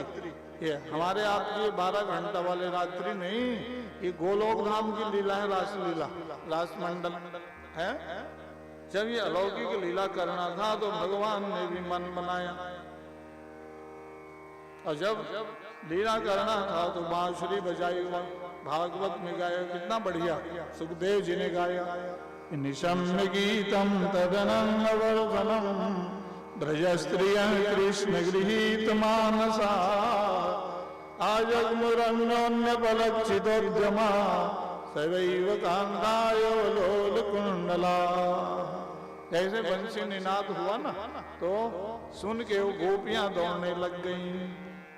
घर में जो काम कर रहे थे जैसे थे वैसे ही भागे। दुगत्यंपी लिपत्यंतः प्रमिज्यंतः। कोई झाड़ू पोछा कर रहे हैं, कोई बर्तन मांज रहे हैं, कोई भोजन ही बना रहे हैं। तो भाई वहां कोई काम विकार होती तो जो जैसे थे वैसे क्यों भागे? वहां कोई श्रृंगार नहीं, नहीं नहीं, भगवान से मिलने की अभिलाषा, आतुरता थी। तो जब दौड़े गए, वहां जब पहुंचे ना तो भगवान ने कहा, पहले तो स्वागत किए, स्वागतम वो महाभागा। प्रियम किम करवाणि वह स्वागतम। गोपियां सोचे भगवान सबको बुलाए हैं तभी तो स्वागत कर रहे हैं। भगवान ने कहा सुनो, अर्धरात्रि में माताओं को अपने घर में रहना चाहिए। बोल यहाँ कैसे चले आए? बोल रजन्येषा घोर रूपा घोर सत्य निषेविता, ये घोर रात्रि में यहाँ चले आए सब। यही पतिव्रता धर्म है। बच्चों का देखभाल करो, सास ससुर की सेवा करो, पति देव की आज्ञा पालन करो, ये आपका धर्म है। पतिव्रताओं ने कहा महाराज आप ही बांसुरी बजा के घर बुला लिए और कहते हो घर जाओ। बोल घर में तब तक रहो तब तक सामान्य पति, आप तो परम पति हो। बोल जब आप मिली गए तो घर द्वार में क्या करेंगे? बोल सब साधनों का फल यही है। बोल भागवत में लिखा है मैवं विभोरति भवान यदि तुम निशंस संतज्य सर्व विषयान् पादमूलम।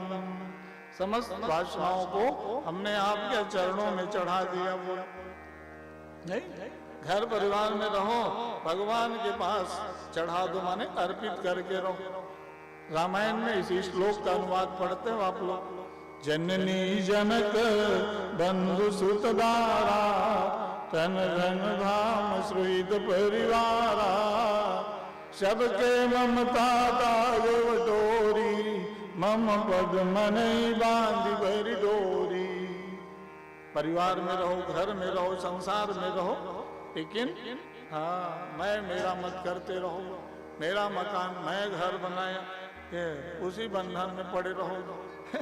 सब भगवान का है, भगवान ने दिया है, सदुपयोग करो। तो कहा महाराज घर परिवार में अब जाग कैसे करेंगे? वो सारे विषय वासनाओं की निवृत्ति करके आए हम लोग।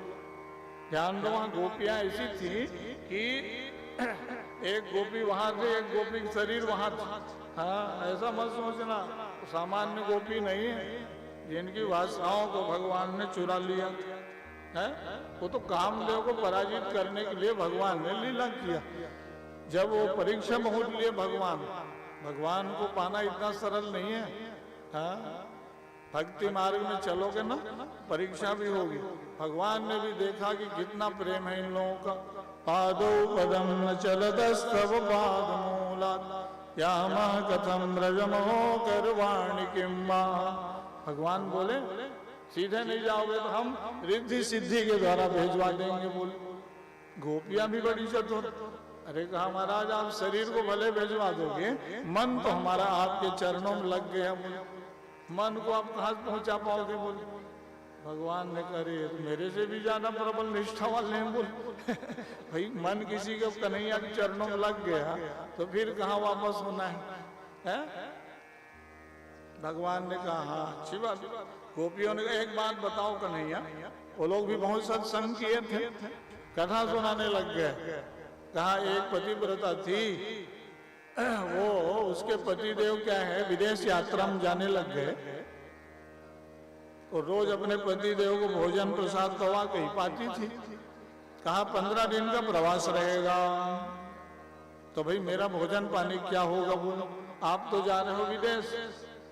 पतिदेव ने कहा ऐसा करो एक मेरा चित्र ले लो, बोले फोटो, इसी को थाली दिखा दिया करो और प्रसाद पा लेना। बोले अच्छा अच्छा ठीक है। बोले रोज अपना वही चित्र फोटो वो थाली दिखा के ना अपना भोजन कर लेती थी। जिस दिन अब वो प्रत्यक्ष पतिदेव परम पति या सही सही के पतिदेव जब आए तो अपने वही चित्र में फोटो का पूजा करके अपना भोग लगा रही थी। अब घंटी बज गया। अब धर्म क्या कहता है? वो फोटो पूजा ही करते रहे कि पति की अगवानी करे। वो तो प्रत्यक्ष पतिदेव आ गए ना। भगवान समझ गए मेरे कोई कथा सुना रहे हैं लोग। बोले ये संसार जगत के जितने नेह नातेदारी रिश्तेदारी परिवार ये सब चित्र फोटो हैं। या संबंध साधने के लिए व्यवहार साधने के लिए तो परिवार चाहिए, लेकिन अब परम पति आप मिल गए तो फिर कहते हो जाओ वहां परिवार में रहना। वाह ये सब चित्र फोटो है महाराज। बोले प्रतिबिंब है सब, बिंब आपको बोले अब नहीं हो पाएगा। बोले तो भगवान ने फिर वहां रास रचाया और रास लीला में कामदेव को जब आवाहन किया ना तो वही कामदेव इन्हीं सब गोपियों के अंग प्रत्यंग शरीर में आके प्रवेश कर गया। तो कन्हैया से लड़ाई थी ना, भगवान ने देखा अच्छा अब जिससे लड़ाई लड़ना है ये तो यहाँ सब मेरे भक्तों को ही अपना या स्थान बना लिया, बोल पराजित करना है। तो भागवत के इसे रासलीला पर लोगों को भ्रम होता था। वाह, कन्हैया ने वहां रास रचाया, गोपियों से रासलीला की। बाहु प्रसार परिरंभ कराल को निविस्तनाल नमनग्रहण को ग्रपातई। तो सब वासना रही थी, काम को पराजित करना था ना। 8 साल के अवस्था में कहीं विकार होगा, और वो भी ब्रह्म नारायण योगेश्वर भगवान को प्राकृत मनुष्य जैसे मत सोचो न भाई, भगवान तो भगवान है, उनके ऊपर दोष नहीं आ सकता है। तो भगवान जब लीला की ना तो भगवान के उस लीला में गोपियों को थोड़ा अभिमान हो गया। वाह, बहुत अच्छे हम लोग, बहुत सुंदर, तभी तो भगवान हमारे साथ ये लीला कर रहे हैं। अब जहां अभिमान हुआ कि भगवान अंतर ध्यान हो गए, लो है? भगवान छिप गए। अब जैसे ही अंतर ध्यान हुए तो गोपियां वहां बेहवल होके गीत गाने लग गई, खोजने लग गए। वहां गोपी गीत गाया गया। भागवत में वेणु गीत, युग्म गीत है ना, और भ्रमर गीत, गोपी गीत है, ऐल गीतम, भिक्षु गीतम, कितने प्रकार के गीत गाया भगवान के कथा में। जिसके पास समय हो गोपी गीत गाया करो बैठ के। जयति देविकम जन्मनाव्रज श्रयत इंदिरा सस्वदत्रयी दयित वृष्यवाम तावका जना। ये स्वर लगा के बढ़िया जब गाओ ना, बिना संगीत का ही स्वर लगा दिए यहाँ सुरेश जी। सो ये सप्त स्वर इनका बज रहा है ना। श्लोक में इतनी मधुरता है, बाहर की संगीत की जरूरत ही नहीं है वहां। भागवत के श्लोक इतना दिव्य है। तव कथामृतम तप्त जीवनम कविभिरीडितम कल्मषापहम् श्रवण मंगलम श्रीमदाततम भूरि गृह्णन्ति ये भूरिदा जना हरिवनार्पितम ते पदाम्बुजम। गोपियां वहां भावपूर्वक गीत गाने लग गई, भगवान को खोजने लग गई। कन्हैया किस मार्ग में गए, गाय बछड़े से पूछने लग गए, हे गौ माताओं बहुत भाग्यशाली हो, तुम्हारे पीछे कन्हैया दौड़ते रहते हैं, तुम्हारे खूर से उड़े हुए धूल को अपने ऊपर लगा लेते हैं। श्यामल स्वरूप में जब गोमाता का धूल पड़ता है तो और दिव्यता बढ़ जाती है। क्या तुम्हारा पुण्य है, हमको भी तो बताओ, कन्हैया किधर गए। गाय बछड़ों से, पक्षियों से पूछा वहां, क्यों भाई मयूर हंस कोयल देखो कन्हैया इसी रास्ते में गए।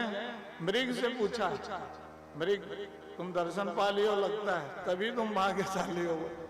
तुलसी माता के पास खड़े हो गए सब गोपियां, ए तुलसी माँ दिन रात चरणों में चढ़े रहते हो, ज्यादा अंतरंग प्रेम तो तुम्हारा ही है, कन्हैया को हमको भी तो मिलवा दो। किधर गए, रास्ता तो बताओ। तुलसी माँ चुप, कहाँ से बताएगी, हम भी प्रेमी ना हो जाएं इसलिए नहीं बोल रही बोल। ऐसा ऐसा वहां भाव। तो सबसे पूछते पूछते लता गुल्म तरुओं से पूछा, जैसे भगवान राम जानकी माँ को खोजते खोजते पूछे थे, नहीं है ना। पूछत चले लता तरुपाती एक मृग मधुकर श्रेणी तुम देखी सीता मृग ने। भगवान ने विलाप किया था। कल बड़े भैया आचार्य जी हनुमान नाटकम का श्लोक सुनाए थे, वहीं पर ये श्लोक लिखा है।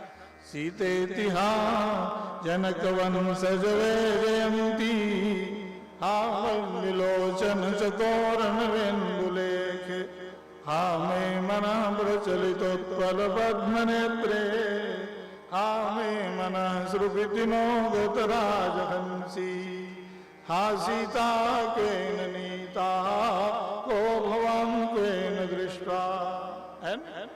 तो भगवान मिलाप किए थे, वैसे ही गोपियों ने बहुत खोजा है। आप भी खोज में लगे हो। भगवान कब मिलते हैं? जब आतुरता अभिलाषा बढ़ जाती है। जान लो, सारे संसार के जीव भगवान से मिलने के लिए आप खोज में लगे हो, सत्य के अनुसंधान में सब लगे। भगवान कब मिलेंगे? लेकिन ध्यान दो, प्रेम को आप बढ़ाओ, उत्कट अभिलाषा बढ़ती ना तो भगवान प्रकट हो जाते हैं। गोपियों ने बहुत खोजा। एक कदम वृक्ष के पास भगवान का वहां चरण चिन्ह दिख गया। वृंदावन का मुलायम बालू, भगवान का वहां पैर धंसा था, 10 किलो बालू। पूरा पैर नहीं दिख रहा है, लेकिन आधा पैर उठा हुआ। एड़ी उठाए वाले बोलते हो ना। गोपियां ने कहा बस बस यही भगवान का चरण चिन्ह मिल गया। चलो भैया, जब भगवान मिलेंगे पद चिन्ह तो मिला। कहा कि इसलिए इनका पैर उठा है, इनके साथ माननीय गोपी गई है। बोले ध्यान दीजिए, वहां राधा जी नहीं बोले, बोलो राधा जी का नाम क्या था? माननीय गोपी श्री जी। वृंदावन में राधा माँ सब नहीं बोलते, श्री जी के नाम से जानते हैं। श्री माने राधा तत्व। क्यों नहीं बोलते? सुखदेव जी भी नहीं बोले। भाई पहले दिन के मंगलाचरण श्लोक में क्या पढ़े थे आप लोग? सुनाते हो विद्वान लोग। सच्चिदानंद रूपाय विश्वोत्पत्त्यादिहेतवे तापत्रे विनाशाय श्री कृष्णाय वयं नमः। श्री माने राधा तत्व, श्री राधा कृष्णाभ्याम नमः। कोई कहे यहाँ तो राधा जी के स्मरण नहीं। अरे भाई वो तो प्राकृतिक है, अपरोक्ष रूप से था। क्यों सीधा नाम नहीं लेते थे जानते हो? अनया आराधिता नूनम, यहाँ पर आया या आराधिता कृष्ण से परम आराध्या राधा है। रास राजेश्वरी राधा के बिना रास लीला नहीं हो सकता है। ये राधा जी इनके साथ गए हैं। बोले माननीय गोपी है। तो कहा भाई कृष्णम यया साध्यते सा राधा। या धर्म सम्राट जी जब राधा तत्व पर बोलते थे तो बोलते थे कि कृष्ण को पाना है तो राधा जी को साध लो। राधा जी की जब कृपा होगी ना तब कृष्ण मिलते हैं। बोल भगवान कृष्ण के वाम भाग से ही तो राधा माँ की उत्पत्ति हुई थी। राधा कोई अलग थोड़ी, कृष्ण ही राधा है, राधा ही कृष्ण है। तो आज राधा तत्व पर मुझे बड़ा एक मार्मिक श्लोक मिल गया। राधा साध्यम यस्य राधा मंत्रो राधा मंत्रदात्री च राधा सर्वं राधा जीवनं यस्य राधा राधा राधा वाचिकिं तस्य शेषम। राधा माँ की कृपा जिसके ऊपर बरस जाए ना तो कन्हैया तो ऐसे प्रसन्न हो जाते हैं। एक श्लोक सब लोग जान ले लो। कौन सा श्लोक? राधा माँ की कृपा सब पाना चाहते हैं। यो ब्रह्म रुद्र सुकनारद विष्णु मुख्य नालक्षितो न सहसा पुरुषस्य तस्य। या ये सब देवताओं को भी उनका दर्शन दुर्लभ होता है, भगवान से मिलना। लेकिन सद्यो वशीकरण चूर्ण मनंड शक्तिम तम राधिका चरण रेणु मनु स्मरा। माँ राधा का चरण कमल क्या है? वशीकरण। कन्हैया को किसी को वश में करना हो ना, राधा माँ का चरण रस प्राप्त कर लो, कन्हैया आपके वश में हो जाएंगे। बोल तम राधिका चरण रेणु मनु स्मरा। तो राधा ही कृष्ण है, कृष्ण ही राधा है। तत्वतः दो क्यों बन गए? तो सेवक सभ्य भाव विनो भवन तरी उर्गाज है। सीता ही राम है, राम ही क्या सीता है। पढ़ते हो गिरा रथ जल बीज सम एकम ज्योतिर्भूता राधा माधव रूपकम। इसलिए वो रास रासेश्वरी राधा। किसी ने पूछा कि महाराज तो राधा जी का नाम पूरे भागवत में सुखदेव जी क्यों नहीं लिए? कौशिकी संगीता में लिखा वहां कि राधा स्मरण मात्रे न मूर्छा सामाज को भवे। 6 महीना का ध्यान सुखदेव जी को लग जाता था। क्यों? गोलोक धाम में ना वो सुग्गा सुग्गी थे तो राधा माँ वहां लटाती थी। कृष्णम वद राधा माँ वद रे कृष्ण रट राधा मत कह रे। सुखदेव जी को अभ्यास हो गया, राधा मासी खाई, कृष्ण कृष्ण रटा करो। और कहीं राधा जी का नाम आ गया तब 6 महीने ध्यान लग जाएगा बोले, और 7 दिन का भागवत था। अरे कहा भैया कहीं राधा जी का नाम जपते रहूंगा यहाँ, फिर कथा कौन सुनाएगा बोले, मेरा तो समाधि लग जाता है? इसलिए ना राधा जी से कोई दुश्मनी थोड़ी, सुखदेव जी तो उनके उपासक थे। 2 बार समाधि लगी गई फिर भी सुखदेव जी को। ब्रह्मा जी की कथा में अभी सुने हो, और सुदामा जी की चरित्र में ध्यान लग गया, समाधिस्थ होके मौन हो गए ना, तो वेद के ब्राह्मण वेद मंत्र पढ़ के फिर मार्जन किए। ओ महाराज सुखदेव स्वामी जी, अरे जगो अभी 7वां दिन बचा है कथा को, बोल कैसे राजा परीक्षित को मोक्ष मिलेगा बोले ना, तब कहीं जगे। तो भागवत कथा जो है ना समाधि की भाषा है। इतने बड़े ज्ञान है, 2 मिले एक है भैया श्री राधा वल्लभ लाल। दोनों मिल गए तो राधा और कृष्ण तत्वता एक है? तो वहां बहुत भाव है। धूल में ही लौटने लग गए जब भगवान मिलेंगे बोल। जैसे भरत जी का गोपी भाव पढ़ते हो नहीं है? भरत जी जा रहे थे राम जी मिलने, तो रास्ते में पद चिन्ह मिल गया, हर सही निरखी राम पदयंका, मानव पार सुपाए रंका, पदरज सिर धरि नयन मिलावई, रघुवर मिलन सरिस सुख पाव। ये है गोपी भाव, ये प्रेम ऐसा है उनके, बड़े अद्भुत। तो जब ये और आगे बढ़े तो प्रेम ज्यादा बढ़ गया, भगवान की लीलाओं कोई करने लग गए, कोई पूतना बन गए, कोई कृष्ण बन गए, या भगवान ने ऐसे लीला किया वो ग्वाल बाल बने, उत्कट अभिलाषा बढ़ने लग गई। तब भगवान ने कहा अब जाना पड़ेगा बोल, है भाई जब उत्कट अभिलाषा बढ़ती है तो भगवान आते हैं। भाई एक गुरुदेव जो शिष्य ने पूछा कि भाई महाराज भगवान कब मिलेंगे बोल, भगवान से मिलने का साधन बताओ बोल। तो भाई अच्छा ठीक है अवसर आएगा बताएंगे बोले। गुरु शिष्य गए स्नान करने, अपने शिष्य के मस्तक को दबा दिया उन्होंने पानी में, बताए नहीं किस लिए दबाया हूं। अब वो बेचारा व्यथित व्याकुल हो गया। थोड़ी देर बाद छोड़े, जब बाहर आया ना शिष्य स्वस्थ हुआ, पूछा गुरुदेव आप मुझे पानी के भीतर आप दबा दिए थे, बताए भी ना बोले। अरे कहा तुम्हारे प्रश्न का मैं उत्तर दे रहा था, तुम पूछे थे ना भगवान कैसे मिलेंगे, अब तुम बताओ पानी के भीतर से बाहर आने की तुम्हारी आकांक्षा कैसी थी बोले। ओहो तो एक क्षण एक कल्प के बराबर बीत रहा था, कब छोड़े गुरुजी, कब बाहर निकलूं बोल। तो वैसे ही भगवान के पास भी अभिलाषा करोगे तब तो बोल, ऐसे ही थोड़ी प्रकट हो जाएंगे कन्हैया बोल। ओ अच्छा ठीक बताए गुरुजी, तो मैं तुम्हारे लिए प्रयोग में लाग बताया बोल। अभी कुछ अभिलाषा करते हो बोल, वही है स्नान करके आते हो, अगरबत्ती जलाते हो गया 10 मिनट महाराज चले ऑफिस बोल। फिर अपना 24 घंटा में 10 मिनट भगवान के पास बैठते हो। नहीं, अपनी साधना उपासना आराधना भक्ति भजन को बढ़ाते रहो, उनके चरणों में प्रेम करो, क्या है ना। धर्म सम्राट जी बोलते थे कैसा प्रेम, तो लबालब, छत्तीसगढ़ी भाषा, लबालब मतलब पूर्ण भरा हुआ, या कंठ तक प्रेम है, तब भगवान समझ जाएंगे बड़ा प्रेमी है बोल।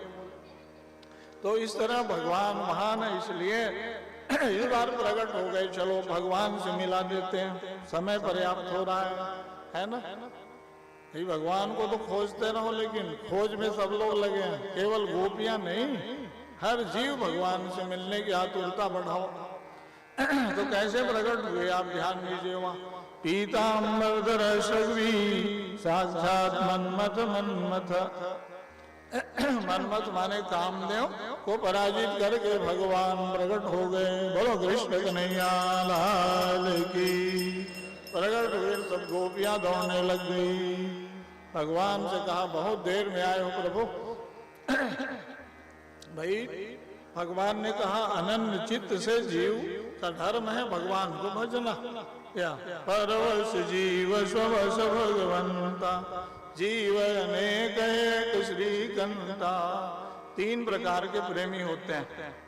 भजतो नु भजत्येक एक एतद् विपर्ययम्। एक होते हैं जो प्रेम करने पर करते हैं, एक ऐसे होते हैं जो प्रेम करने पर नहीं करते, एक ऐसे श्रेणी है कि प्रेम नहीं करने पर करते हैं। गोपियां बोल रही भगवान से, आपकी श्रेणी क्या है महाराज? भगवान बोले बड़े अद्भुत प्रश्न करते हो बोले हैं। अरे भाई तुम्हारे प्रेम से तो मैं ऐसे ही प्रभावित हूँ बोले, सबसे ऊंचा प्रेम तुम्हारा बोले। कैसे? उस प्रेम के बदले तुम्हारे पाने की कुछ कामना नहीं है बोले। इतना साधन भजन किए, पाने की चाह कामना रहित होकर तुमने प्रेम किया बोले, यह है निष्काम प्रेम।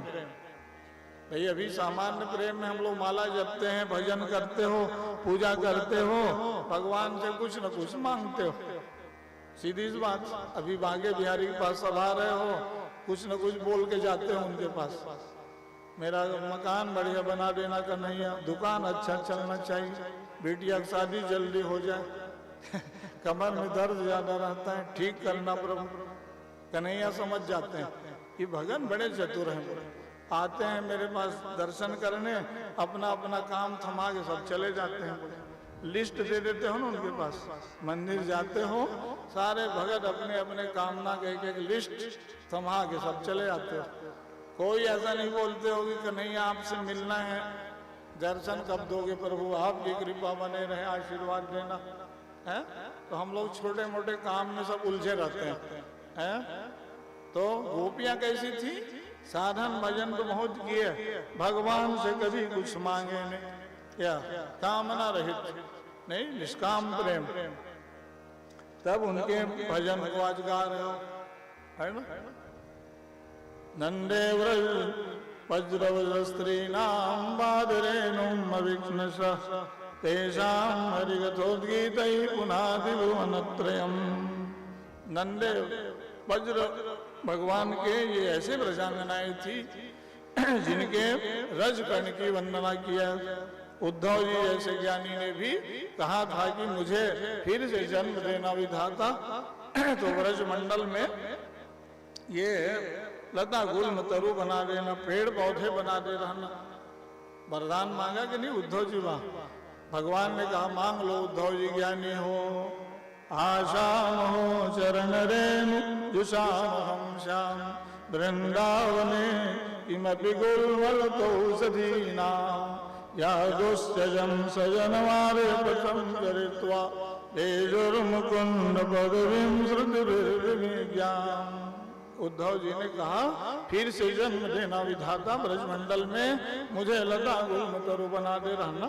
ये गोपियां जब चलेंगी ना, इनका धूल रजकन मेरे ऊपर पड़ जाएगा, इस बार तो मैं ज्ञानी बन गया बोल, है ना? ये थी गोपियां। तो भगवान ने कहा तुम्हारे प्रेम से तो बहुत प्रभावित हूं मैं, कभी कुछ कामना नहीं किए बोले। तभी तो नारद जी ने परीक्षा लिया था ना, सबसे बड़े भगत कौन? भगवान ने कहा मैं तो भैया परीक्षा नहीं लिया हूं नारद जी, आप देख लो बोले। कहा सबसे बड़े भगत वो होंगे जो अपने चरण का धूल मेरे को दे दे बोले। ध्यान दीजिए आप, बहुत मार्मिक बात नारद जी की। भगवान ने कहा कि जो चरण रस दे दे वो सबसे बड़े बड़े। अब नारद जी जैसे महात्मा गांव जंगल में घूमे, सब तीर्थ में घूमते घूमते यही ब्रजमंडल आ गए, गोपियों से भेंट हो गई। ब्रजांगनाओं ने पूछा बहुत दिन में मिले हो नारद जी, कहाँ घूमते रहते हो, तीर्थाटन करते? अरे कहा क्या करूं, एक समस्या लेकर चल रहा हूं बोले।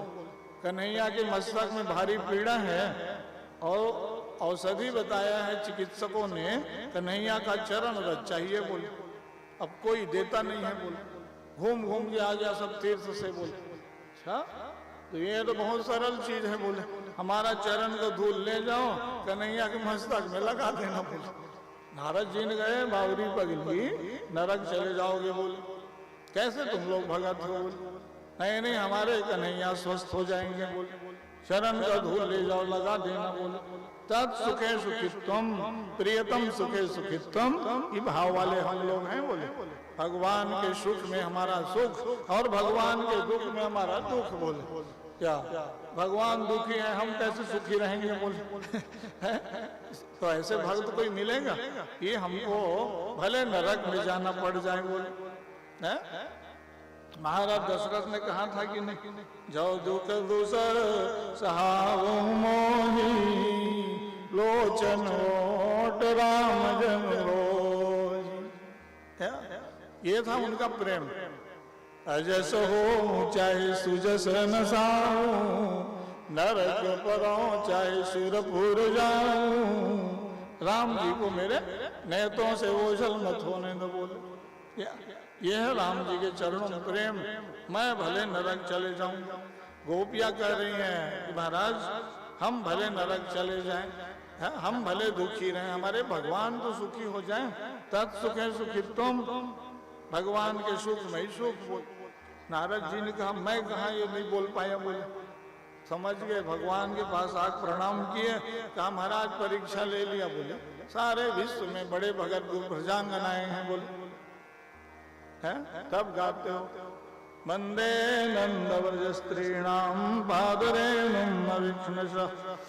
तो भगवान भी महाराज लीला की है, तो क्या करोगे? ये तो अद्भुत कथा है, घंटों गाओ महाराज की लीला। महाराज की लीला में भी भगवान अपने शरीर से ना इतने कृष्ण, इतने गोपियां प्रकट कर दिए। अंगना अंगना मंतरे माधवो, माधवम माधवम चांदरे नांगना, इत्थमा कल्पिते मंडले मध्यग, संजुगौ वेणुना देवकी नंदन। देवकी नंदन भगवान बीच मंडलाकार बनवाए, खड़े हो गए, अधर पल्लों में बांसुरी बजाने लग गए। स्वयं उस लीला में सम्मिलित नहीं थे। ध्यान दीजिए आप, है भाई मंडलाकार बनाते हैं तो दो गोपी के मध्य में एक कृष्ण, या फिर दो कृष्ण के मध्य में एक गोपी। जितना बड़ा भटली गांव है उतना बड़ा मंडलाकार बना लो। 1 लाख गोपी, 1 लाख कृष्ण, छोटे मोटे जगह में थोड़ी बनेगा। अब वो मंडलाकार बनाए तो कन्हैया कहाँ थे वहां? तो भाई लीला में सबको आनंद प्रदान कराया ना उन्होंने, या उसी का तो अनुकरण किया हो आजकल वो रास गरबा वाले। कहते हैं ना हम लोग भी कन्हैया का रास लीला कर रहे हैं। अब तो रास लीला में अश्लीलता ना आ जाए। हाँ, शुद्ध जीव और ब्रह्म का मिलन। नवरात्र आने वाला है तो वेशभूषा कैसे होना चाहिए, क्या भक्ति के नाम पर भी भजन कैसे होना चाहिए, नहीं उसका ध्यान रखना पड़ेगा, विकृति ना है। कन्हैया की लीला गोलोक धाम की है, तो भगवान जब रास मंडल रचाए उस लीला को देखने के लिए महादेव शंकर भगवान आए। काम की लीला थी, काम को जलाने वाले महादेव ने जाना कि कन्हैया योगेश्वर की रास लीला हो रही है, चलो दर्शन करेंगे। बोले महादेव पहुंच गए, द्वार में उनको रोक दिया गया। आप परिचय, रास मंडल में प्रवेश किसको मिलता है? केवल गोपी भाव वालों को। बोले गोपी, शिव जी ने कहे हम महादेव हैं, शंकर भगवान हैं, जानते नहीं हो? बोले नहीं महाराज, आपके पास सही टिकट नहीं है, पासबुक। बोले रास लीला देखने जाते हो तो वीआईपी टिकट अलग अलग रहता है ना। शिव जी को भी वहां प्रवेश नहीं मिला। कहा आपको गोपी भाव, गोपेश्वर महादेव। शिव जी ने कहा रे कन्हैया की लीला देखना है तो फिर तो गोपी बनना पड़ेगा। बोले मतलब क्या? पद से उपाधि से ऊपर उठ जाओ कि मैं कौन हूँ, कैसा हूँ। मैं केवल जीवात्मा हूँ, मैं ज्ञानी हूँ, विद्वान हूँ, भगत हूँ, प्रवक्ता हूँ, नए कुछ नहीं, अधिकारी हूँ, कर्मचारी हूँ, नेता हूँ। ये सब बाहर की उपाधि है। बोले वहां किसी को प्रवेश नहीं मिलेगा। बोले हाँ, गोपी बनना कोई सामान नहीं। तो नारद जी पहुंच गए वहीं। देवर्षि संत नारद जी ने जाना कन्हैया का महाराज हो रहा है, चलो चलते हैं। बोले दरवाजा हम रोक दिए, मंत्री दूत द्वारपाल लोग। आपका परिचय? अरे कहा देवर्षि संत नारद जानते नहीं, विश्व विख्यात मनीषी। नहीं ऐसा कहने से नहीं होगा। बोलो आपके पास भी पास टिकट नहीं है। बोले तो गोपी बनना पड़ेगा। नारद जी ने कहा चलो भैया कन्हैया की लीला तो देखना है, आ गए हैं क्या। अब ये सामान्य कथा है, लोग कहते हैं कन्हैया ने ऐसा लीला किया। अरे तुम कुछ तो जानने का प्रयास करो। रास लीला जो है जीवात्मा का परमात्मा से मिलन। भगवान ने जीवों को आनंद प्रदान कराया। सुख रिदन भगवान जो है स्वयं सुख स्वरूप है। सुख मस्यात्मनो रूपम। तो बाहर से सुख और आनंद की आवश्यकता भगवान को नहीं है क्या। तो सब आनंद मग्न हो गए, जीव का ब्रह्म से मिलन हो गया। क्यों, इनकी वासनाओं को सब भगवान ने चुरा लिया था। अच्छा गोपी कौन थे, विद्वान ज्ञानी लोग विचार करो, है वेद की ऋचाएं ही वहां गोपी बनी थी, सामान्य ग्वाल बाल गोपी नहीं थे। अरे कहाँ भगवान से मिलना है, खाली वेद पाठ करते रहते हैं लोग, हम लोग कैसे मिलेंगे। बोल चलो गोपी बन जाते हैं वृंदावन ध्वज मंडल में। बोले रामावतार में जो लोग भगवान से नहीं मिल पाते थे ना, मर्यादा पुरुषोत्तम राम थे ना, हर आदमी से गले लगाना राम जी से संभव नहीं था। वहां जो वनवासी थे बेचारे जंगल मार्ग में चलते थे, बहुत लोगों की इच्छा थी कि हम भगवान से मिल लेते। बोले कैसे मिल पाएंगे, बोले है तो कहा नहीं मिल पाई इस अवतार में, तो चलो कृष्णावतार में मिलना हो जाएगा। बोले जाओ तुम लोग भी बाल बाल गोपियां बन जाना। बोले या इसलिए भगवान आज जो है ना सबको आनंदित किए, सब साधन थे। क्या पूर्व जन्म में अद्भुत कथा आई है भाई। जिस समय भगवान का अवतार हुआ था ना, जन्म को तपस्या के लिए नर नारायण तपस्या कर रहे थे, ध्यान दीजिए। तो देवराज इंद्र ने परीक्षा लेने भेज दिया अप्सराओं, जाओ तो इनकी तपस्या थोड़ा देखो। बोले तपस्या भंग करने आए तो भगवान के ऊपर भाव भंगिमा दिखाए, कोई प्रभाव नहीं पड़ा। नेत्र जब खुला भगवान ने पूछा कहाँ से आए हो तुम लोग सब अप्सराएं। कहा स्वर्ग लोक से आए महाराज, आपकी तपस्या भंग करने आए थे, प्रभाव नहीं डाल पाए। बोले देवराज इंद्र जी भेजे। बोले अच्छा। भगवान अपना जंघा ऐसा एक बार ठोके, वहां से उर्वशी नाम की अप्सरा निकल गई। कहा जाओ इंद्र को दे देना हमारे तरफ से है। अब वो सब सिद्धि भी सुंदरी परम अलौकिक, तो जो स्वर्ग की अप्सराएं थी वो लोग स्वर्ग वापस नहीं गए। कहा बस आप ही पास रहेंगे अब सेवम। बोले भगवान ने कहा भैया ये अवतार तो तपस्या का है, द्वापर में जब मैं कृष्ण बन के आऊंगा उस समय सब फिर सेवा में रह जाना। बोल ये सब ये गोपियां जो है ना सामान्य थोड़ी है, भगवान को प्राप्त किए थे। बोलो भक्तवत्सल भगवान की। तो भगवान फिर रासलीला रचाए, सबको आनंद मग्न किए। उसका फल श्रुति बताए। विक्रीडितम रजवदो वीरिदम विष्णु श्रद्धान्वितो न शृणुयाद्यदि वर्णयेद्यः। श्रद्धा पूर्वक जो इस कथा को सुनते हैं, धारण करते हैं,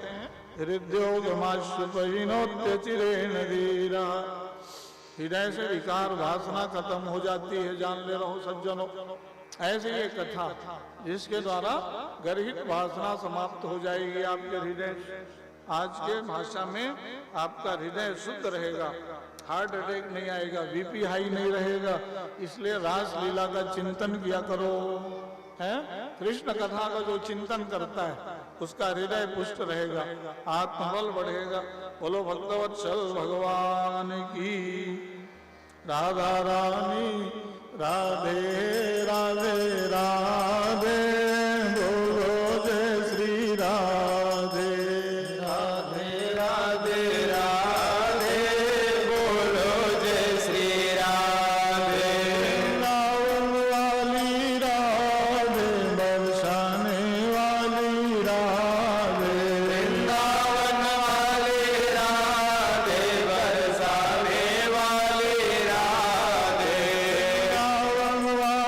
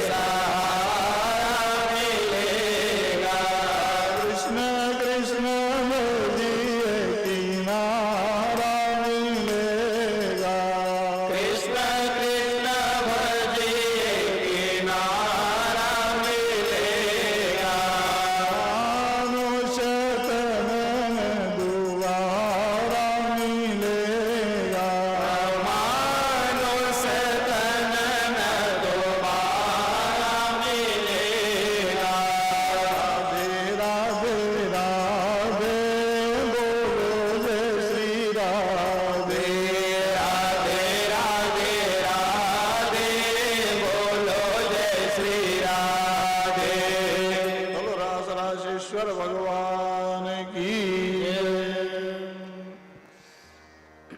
भगवान ने देखा कि भाई अब तो बहुत से असुर दानव राक्षस सब मारे गए, कंस के द्वारा भेजे गए सब असुरों का संहार हुआ, अरिष्टासुर केशीसुर सबको मारे भगवान।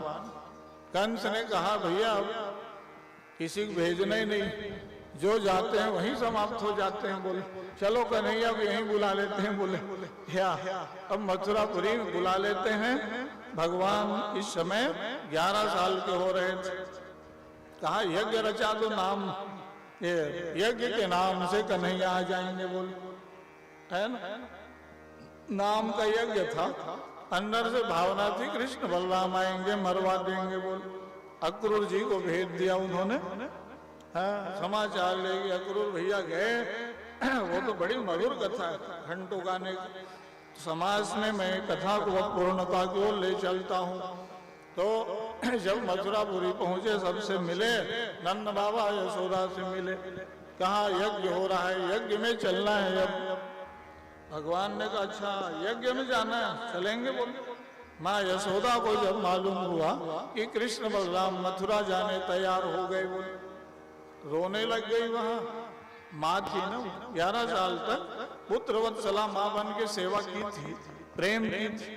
कहा बेटा नहीं जाना है। बोले कंस बड़ा क्रूर है, वहां कहाँ जाओगे। बोले भगवान ने कहा माँ अरे यज्ञ में नहीं जाएंगे बदनामी होगी। बोली मथुरा जन्मभूमि है। बोले है तो वहां जाने दो, और फिर कोई दुराग्रह से बुलाए होंगे तो आपका पुत्र तो बहुत बलवान, बचपना से देखे हो कितने असुर दानव राक्षस आए, सबको हम लोग मारते गए। बोले उसमें रखे क्या है कंस में। बोले क्या माँ को समझा दिए, कहा माँ सदा के लिए थोड़ी जा रहे हैं, यज्ञ मथुरा जा रहे हैं। बोले हाँ तब तो ठीक है। फिर बोले है और ग्वाल बाल लोग बोले हम भी चलेंगे। कन्हैया बोले अरे भाई रथ एक आया है, जाने वाले सैकड़ों, पैदल आ जाओ 10 किलोमीटर। बोले जब तुम लोग आओगे तभी मैं मथुरापुरी में जाऊंगा। बोले ऐसा नहीं।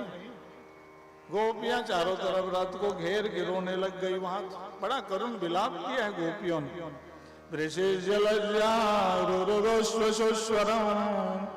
गोविंद दामोदर माधवेति अहो विधात स्तवन क्वचित दया संयोज्य मैत्रा प्रणयेन देहिनः। हे विधाता कन्हैया के चरणों में हम लोग निश्चल प्रेम किए, अब छोड़ के जा रहे हैं। बोल रोने लग गए।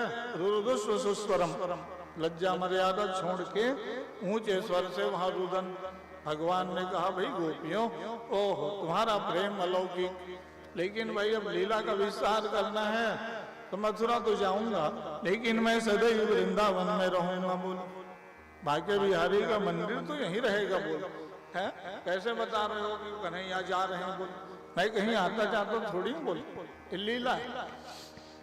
ओ भगवान ने रथ को आगे बढ़वा दिया।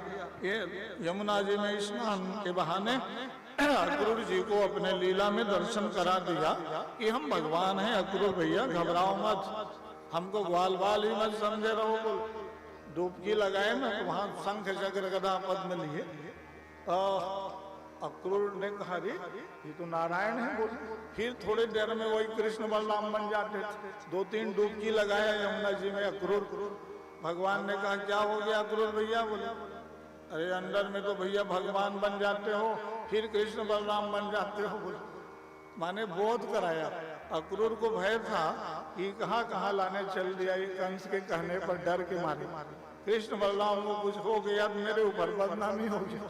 भगवान ने कहा चिंता मत करो, या रथ को रुकवा दिए मथुरा के बाहर। भगवान बोले ग्वाल वालों को आने दो। बोले रथ में चढ़ के नहीं जाएंगे हम लोग यहाँ। बोले मथुरा जन्मभूमि है। अच्छा कंस को समाचार मिला, सोने के परात में फल फ्रूट में वहां मिठाई आया, भगवान स्पर्श नहीं किए। ध्यान दो जैसे ही ग्वाल वाल पहुंचे पैदल बेचारे हैं, बचपना के सब प्रेमी भक्त थे, कुछ लेके आए हो सुमंगल श्री धाम। बोले यशोदा माँ का प्रेम देखो। ए सुमंगल श्री धाम जाओगे तो कन्हैया पूछेंगे भूख लगी कुछ लाओ, माँ भेजी कि नहीं। वही अपना रोटी पराठा अचार मक्खन लगे, भगवान का वही तो जलपान था। है? अभी जैसे मैगी पास्ता थोड़ी था वहाँ, अंगाकर रोटी मक्खन मलाई लगे, भगवान अपना निकाले पाने लग गए। कंस के अनुयायियों ने देखा, अरे यहाँ तो भैया पंचमेवा रखे रह गया, लड्डू मेवा खाए नहीं, गांव के लोगों का ये भोजन पाली, रथ में नहीं चले। सुमंगल आगे चलाते गए, भारी मथुरा में स्वागत हुआ है वहाँ, इतना बताओ है। तो मथुरा में स्वागत तो था, लेकिन मारने की भावना देखो, कोलिया पीठ हाथी खड़ा कर दिए स्वागत। ये भगवान समझ गए ये कहने का स्वागत। जरासंध ने कंस को ये दिया था, ये दहेज में। कोलिया पीठ हाथी सूंड हिला रहा था, भगवान पकड़ के उठाए, फेंक दिए, 100 हाथ की दूरी में जाग गिरा है। दोनों दांत उखाड़ लिए कृष्ण बलराम भगवान। कहा भैया ये ब्रजमंडल नहीं है, बोले अब यहाँ हथियार धारण करना पड़ेगा, बोले वृंदावन में तो बांसुरी बजाते थे, उसी से काम हो जाता था, बोले है ना। तो फिर भगवान आगे बढ़ गए, सल धोसल चादुर मुष्टि को मारे हैं वहाँ, है धनुष बाण तोड़ के आगे मार्गम चले, तो वहाँ कुब्जा को उतारे हैं, त्रिविक्रा 3 जगह ये टेढ़े मेढ़ी थी, भगवान को चंदन लगाई, वो स्वस्थ हो गई, प्रसन्न दिव्य दिखने लग गई। ये सैरंद्री नाम की दासी थी, गोलोक धाम में रहती थी, श्राप के कारण ये कुब्जा बन गई थी, भगवान इसलिए दिव्य सुंदरी बना दिए उनको, है नहीं। सबसे पहले किसको तारे, चलो मथुरा, रजक को तारे, या वस्त्र धोने वाला प्रेस चलाता था कंस का अनुयायी है, उसके पास भगवान पहुंच गए, कोट कुर्ता दे दो, बोले ना चलो आगे बढ़ो, ग्वाल बाल बोल दिए, कि कंस का पोशाक है, जैकेट कोट कुर्ता, तुमको क्या मिलेगा, बोल भगवान एक थप्पड़ मारे, सीधा वो रजक उतार दिए पहले ही मथुरा में। ये पूर्व जन्म में कई जन्म से लगा था, ये रामावतार से, हाँ यही रजक था, जो इसके कारण ही भगवान राम ने सीता माँ का परित्याग किया था। बड़ी अद्भुत कथा वाल्मीकि रामायण में। भगवान ने कहा चलो इस जन्म में इसको तार देते हैं, बोले कई जन्म से पीछे लगा है रजक, बोले श्री रामा नाम के माली को तारे, माला पहना दिए, वो भी धन्य हो गया। दर्जी को तारे, ध्यान दो, कोट कुर्ता पहन लिए, बड़े हो गए अब, भगवान ने कहे ठीक करो ये टेलर साहब, वो दर्जी कौन था जानते हो, वो भी रामावतार से लगा था बेचारा। भगवान राम का जब विवाह हुआ जनकपुर में, तो यही टेलर पोशाक बनाया था, ये बोला था कि जाग मैं ही पोशाक पहनाऊंगा राम जी को, संभव नहीं हुआ, भगवान जान गए उसकी भावना, चलो ठीक है कृष्णावतार में सब पूरा हो जाएगा, बोले स्पर्श पाया वो भी तर गया। सज्जनों ये सब अनेकों पूर्व जन्म के लोग थे, राजा को बाद में तारे, इस कथा का महत्व क्या है, रजक को तारे, दर्जी को, माली को, सबको तारते तारते भगवान कहाँ पहुंच गए, कंस उच्च आसन लगाए बैठा था, सीआईडी पुलिस सेना भारी भीड़ वहां, क्यों कन्हैया मेरे पास ना आ सके, डर के मारे। कृष्ण कृष्ण तो कंस भी रटता था, कोई भय में रटता है, कोई प्रेम से रटता है कृष्ण भक्ति तो वो भी करता था, हाँ सोए रहता था, उठ के बैठ जाता था, कन्हैया आ गया, पकड़ो पकड़ो, अरे कहाँ है महाराज, नहीं आए, माने दिन रात उसका भी कृष्ण में जीवन था कि नहीं। बैर भाव सुमिरत मोहिनी सिचर, वो वैर भावना से जपता था। भगवान समझ गए चलो अब कंस मामा का उद्धार करना पड़ेगा, आखिर कृष्ण कृष्ण लड़ते रहते हैं, चाहे वैर भाव से जपता है, यह है भगवान की कृपालुता। तो भगवान कंस के पास पहुंचे, ऊंचे सिंहासन से नीचे गिराए, जमीन में 4 बार घुमाए हैं वहां। तीर्थ में ज्यादा ऊंचा आसन में नहीं बैठना चाहिए, बोले शासक को जमीनी धरातल पर जुड़ के काम करना चाहिए, जन कल्याण लोक कल्याण के लिए सरकार है ना, कैसे राजा हो, बोले प्रजापुरवासी दुखी है, यहाँ अराजकता बढ़ा दिए हो, यज्ञ बंद करा दिए, या संत महात्मा सताए जा रहे हैं, अपने ही पिता को आपने जेल में डलवा दिया, बोले या मेरी माँ को जेल में डलवा दिए, ये तो अत्याचारी शासन, बोले अराजकता फैला दिया था ना कंस, इसलिए भगवान ने कहा ये सनातन संस्कृति के परम विरोधी है, ये इसको दंड देना है, यहाँ रिश्तेदारी काम नहीं आएगा। बोल उसके ऊपर सुदर्शन चक्र का वाहन किए, कंस का शिरोच्छेदन कर दिया। जय जयकार हुआ, देवता लोग भी फूल बरसाए। बोलो भक्तवत्सल भगवान की। करसती, कंस को कर्षण किया भगवान ने, है नहीं, कृष्ण और कंस तो दुर्जनों को जो कर्षण करे वही कृष्ण है। भगवान कृष्ण ने कहा कि भाई इसको दंड देना चाहिए। तो इधर फिर अस्थि प्राप्ति जो कन्या थी जाके जरासंध को बताए, कंस मारे गए पिताजी, चढ़ाई कर दिया मथुरा में, 17 बार चढ़ाई किया, 18वें बार जो है भगवान युद्ध के मैदान से दौड़े तो भगवान का नाम पड़ गया रणछोड़ भगवान। या 17 बार चढ़ाई में जानते हो, कई हजार सेना सब मारे गए, कई अक्षौहिणी सेना। एक एक बार ना वो लोग सेना लेके आते थे, भगवान कहते थे बलराम भैया आपका हल और मूसल अच्छा काम आएगा। बोले हल से खींचते थे बलराम भैया, मूसल से मारते थे इतने सेना मारे गए। भगवान जानते थे कि जरासंध का वध हम लोगों के द्वारा नहीं होगा, ये भीमसेन के द्वारा लिखा है। कहा मुखिया को छोड़ देंगे ताकि ये सब सेना लाते जाएगा। बोले हमारा काम है पृथ्वी का असुरों का संहार करना, ये उनकी लीला थी। कई अक्षौहिणी सेना मरवा दी है। आखिरी बार युद्ध के मैदान से भागे, दौड़े तो कहाँ चढ़ गए, प्रवर्सना के गिरी पर्वत, 1100 योजन की ऊंचाई वाला पर्वत था वो। देख रहे भगवान पर्वतारोही थे कि नहीं, चढ़ गए कृष्ण बलराम। अब वो जरासंध चढ़ पाएगा तब, नीचे ही रह गया। चारों तरफ अग्नि लगवा दिया, आग का लपेटा पहुंचेंगे सब, ये नहीं बचेंगे भाई। भगवान को कोई जला सकता है? भगवान ने देखा अब तो आगे लीला का विस्तार करना है। क्यों कि मथुरापुरी में जानते हो कथा बहुत विस्तारित है ये कि भगवान का वहाँ माता पिता जब मिले, भगवान वसुदेव देवकी से मिले थे वहाँ, फिर जब मिले तो यज्ञोपवीत संस्कार हुआ था। जनेऊ संस्कार के बाद वहाँ गुरुकुल में विद्याध्ययन किए भगवान। 11 वर्ष हो गए थे। माँ ने देखा बेटा जनेऊ नहीं हुआ है, बोले तब कहा माँ मैं तो बचपना से ही सब लगा हूँ संहार में। बोले अच्छा ठीक है चलो अब संस्कार करो। बोले हैं फिर गुरुकुल में जाओ पढ़ो। बोले तो विद्याध्ययन करने चल दिए, है ना। गुरु गृह गए पढ़न रघुराई, अल्पकाल सब विद्या पाई। देख रहे गुरुकुल में जाके सेवा करते थे तब ज्ञान मिलता था। सारे सांगोपांग ज्ञान, कैसा ज्ञान, विद्या और कला। 18 प्रकार की विद्या, 32 विद्या शास्त्रों में, सारे विद्या को अल्प समय में प्राप्त कर लिए और 64 कलाओं को भी सीखा। श्रीधर भाष्यम सबसे प्राचीन भाष्य, श्रीधरी टीका भागवत का अति प्राचीन प्रमाणित टीका। श्रीधर कौन हुए जानते हो? पूरी पीठ के 116वें शंकराचार्य थे।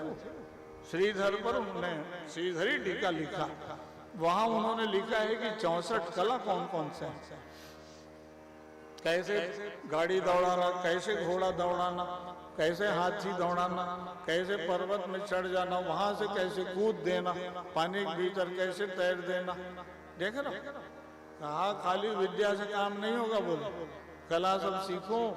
या अभी के बच्चों को अभी पूछ दूंगा मैं, गाड़ी बैला चढ़े हो, कहेंगे कहाँ जाने महाराज, हम तो सब गाड़ी वाले हैं, कार में चलते हैं। पहले के लोग हाथी घोड़ा सब में चढ़े हैं और नदी में तैरना जानते थे, डूब के अंदर चल देते थे। अभी तो स्विमिंग पूल में जाके बच्चे डूब जाते हैं। तैरने जाएंगे तब, नल में नहा रहे हो, नदी तालाब जानते नहीं है। तो कला तो सब लुप्त हो गया, विद्या भी लुप्त हो गया। ध्यान दीजिए आप लोग, सारा ज्ञान का अभाव हो रहा है। या छोटे मोटे ज्ञान सीख लिए हो हैं, तो ये तो भारत का ज्ञान, बृहद ज्ञान। वेदेर विभिन्ना स्मृतिर विभिन्ना पुराणि भिन्नानि मतिर्विभिन्ना धर्मस्य तत्त्वं निहितं गुहायां महाजनो येन गतः स पन्था अनंत शास्त्रम बहुलाश्य विद्या अल्पस्य आयु मतिरेव अल्प। तो विद्या का लोप ना हो सज्जन, इसलिए भगवान सब सीखे। फिर वहां ना इसलिए पर्वत में चढ़ गए, कूद भी दिए, छलांग लगा के समुद्र में कूदे। तो भगवान ने कहा अब चलो द्वारिकापुरी का निर्माण कराओ। विश्वकर्मा जी सोने का बढ़िया बनाओ भवन, अब थोड़ा परिवार बढ़ेगा। मथुरापुरी की ये लीला हो गई, अब द्वारिकाधीश बनना है। बोले रातों रात परिवर्तन।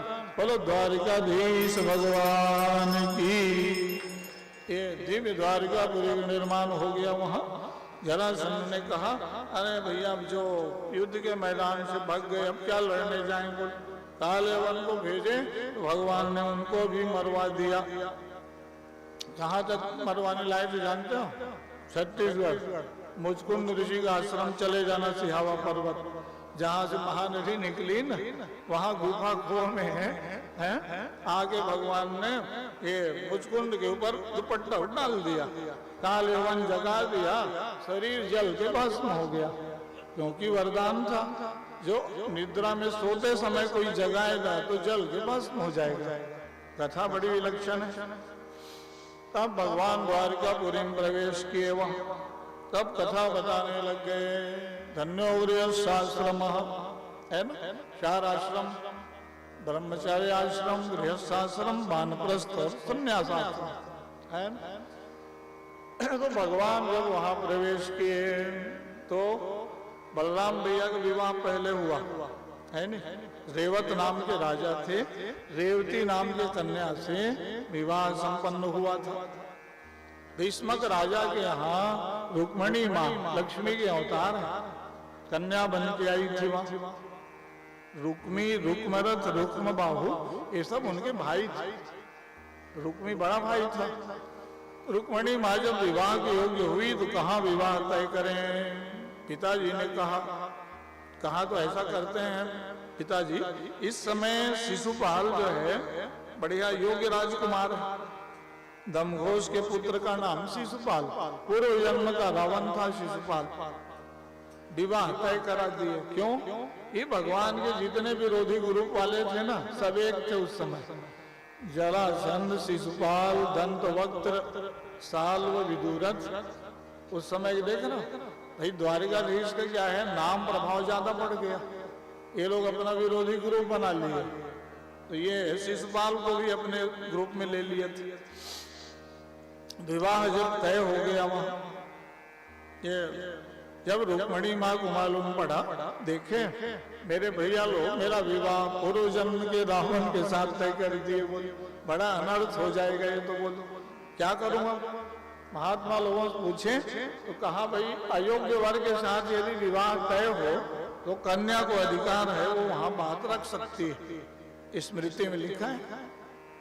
तो कहा अच्छा तब तो मैं अब भगवान को अपना निवेदन कर सकती हूँ। बोल क्या है, बचपना से ही ना रुक्मणी माँ भगवान को वर्ण की थी। ऐसे तो ये लक्ष्मी के अवतार हैं। नारद जी आते थे भीष्मक राजा के यहाँ, कथा सुनाते थे। कहा क्या अच्छा होता है मेरे पति देव बन जाते। बोले श्रुत्वा गुणाम भुवन सुंदर श्रृणुमताम ते निर्विश्य कर्ण विवरैर्षरतोन्नतापम। बीच में जो लोग जा रहे हो ना, क्या नाम है रवि जी, प्रसाद सबको मिलना चाहिए। बहुत लोग चले जाएंगे, बाहर रखो ये सब प्रसाद, बहुत लोग चले जाएंगे भगत बेचारे।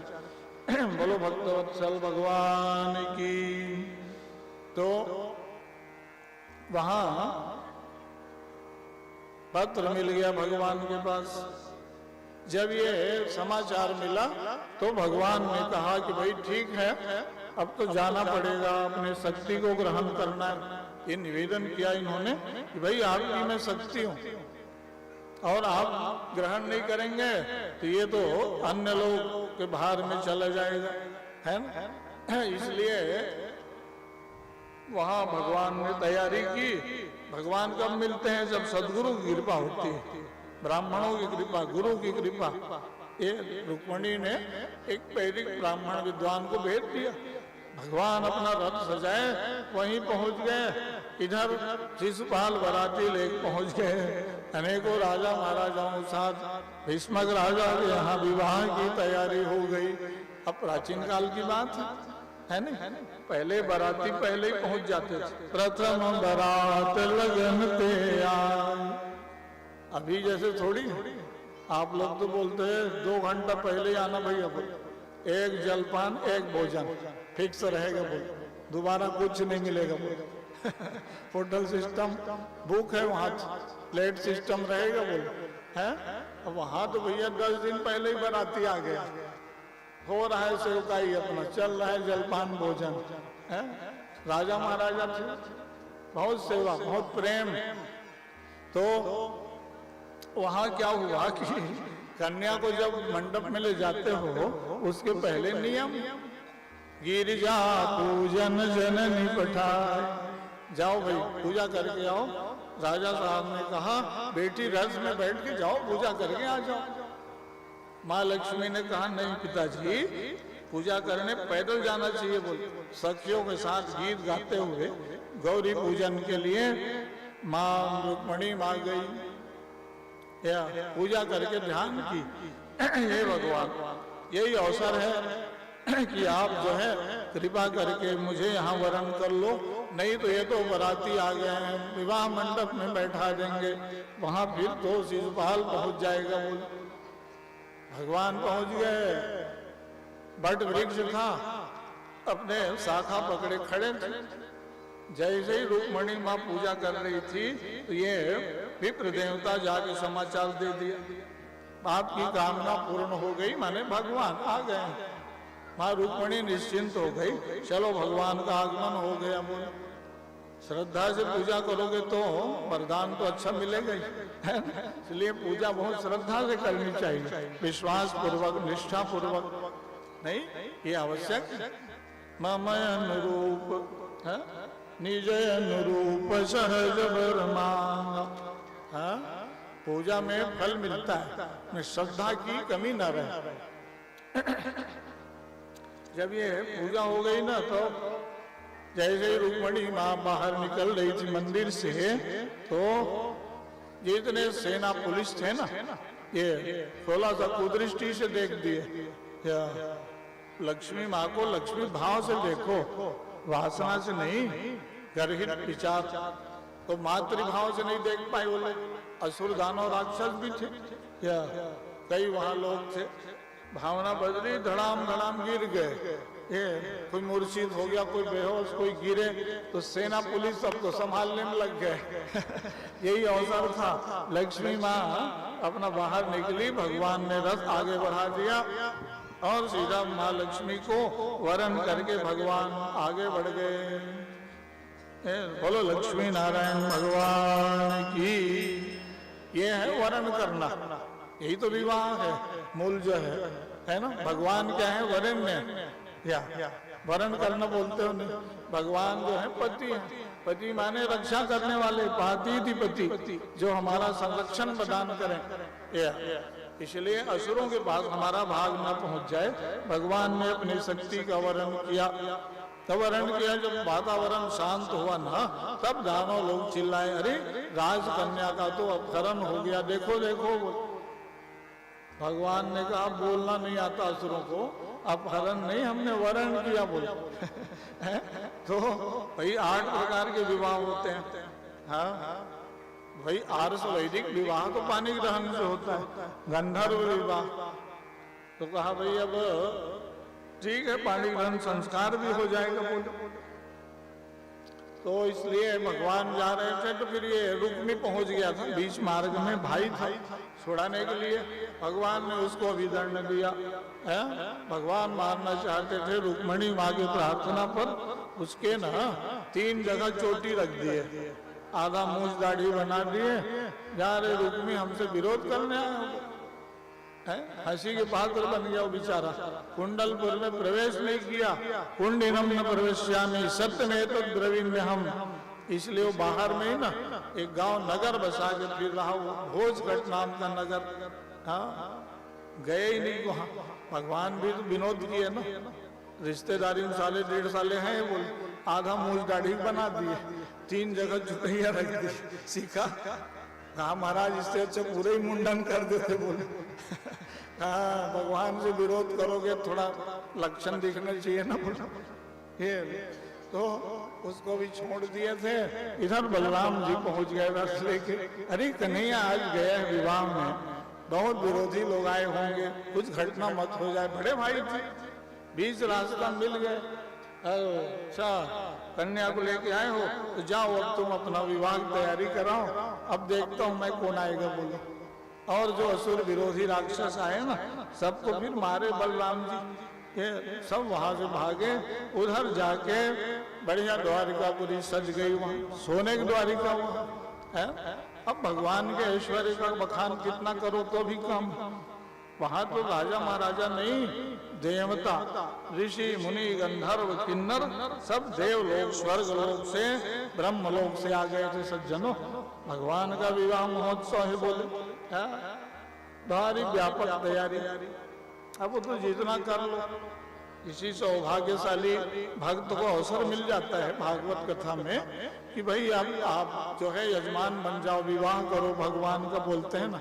ये तो कई जन्मों का पुण्य है। क्या माता पिता पूर्वजों जब आशीर्वाद होता है तो ऐसा सौभाग्य सुलभ होता है कि हम जगत पिता और जगत जननी के विवाह करने का सौभाग्य प्राप्त कर लेते हैं। वो सौभाग्य मिल गया इस भागवत कथा के माध्यम से प्रिय द्विवेदी परिवार को, माँ ललिता माँ के आशीर्वाद से कि बेटा तुम लोग अब जगत पिता का विवाह करो। या जगत जननी और जगत पिता वहाँ बैठ जाते हैं और व्यवहार में हम लोग कहते हैं विद्वान बुलाओ जी, शाखोचार होगा, बोल पाने ग्रहण संस्कार हो रहा है। वैदिक विवाह, ये आर्ष वैदिक विवाह की महत्ता आज भी है पूरे विश्व में। अन्य विवाह तो तलाक वाले हैं, प्रेम पहले विवाह बाद में, कई बार उनका विवाह तोड़ते रहता है। हमारे यहाँ विवाह पहले प्रेम बाद में, जीवन भर सद जाता है। ये अपने कुल परंपरा में विवाह करो, ये देख रहे जहां तहां जैसे तैसे विवाह नहीं, वो विवाह नहीं है। इसलिए पूर्वजों ने जो परंपरा चलाई कि ताकि इससे वंश वृद्धि हो, कुल परंपरा चले, भगवान के हम देव आराधन करें, साधना करें। इसलिए गृहस्थ आश्रम धन्य है कि जहाँ हम भगवान को पाने के लिए साधना कर सकते हैं। तो भगवान सिखाने के लिए ना गृहस्थ आश्रम में प्रवेश किए। ऐसे उनके 16,108 विवाह हुआ है। कल सब कथाओं को सुनिए, कल अद्भुत कथा, द्वारिकापुरी कथा। अभी तक तो आप गोकुल, वृंदावन, मथुरा की कुछ बात सुने, कल अब द्वारिकाधीश की विशेष लीला सुनोगे आप, हैं? तो कल व्यापक भीड़ होनी चाहिए और ज्यादा द्वारिकाधीश की बात। अभी अब समय पर्याप्त हो गया है। वैदिक विद्वान लोग चलो कुछ मंगलाचरण करके विवाह महोत्सव में सम्मिलित होने बेचारे आतुर हैं, कब से भक्त लोग हैं। तो हमारा ये प्रांगण आज द्वारिकापुरी बन गया। क्या बोलो द्वारिकाधीश भगवान की, रुक्मणी मैया की। तो इस विवाह में जो सम्मिलित हो गए भाग्यशाली, कई विवाह महोत्सव जाते रहते सामान्य। अब यहाँ जगत पिता के विवाह महोत्सव में आए हो, आप लोग भी सौभाग्यशाली हो, अपने जीवन को सार्थक बनाए। बोलो भक्तवत्सल भगवान की। राधे रमण श्याम, राधे रमण श्याम, गोपी जन वल्लभ श्याम, गोपी जन वल्लभ श्याम, राधे रमण श्याम, राधे रमण श्याम, गोपी जन वल्लभ श्याम, गोपी जन वल्लभ श्याम।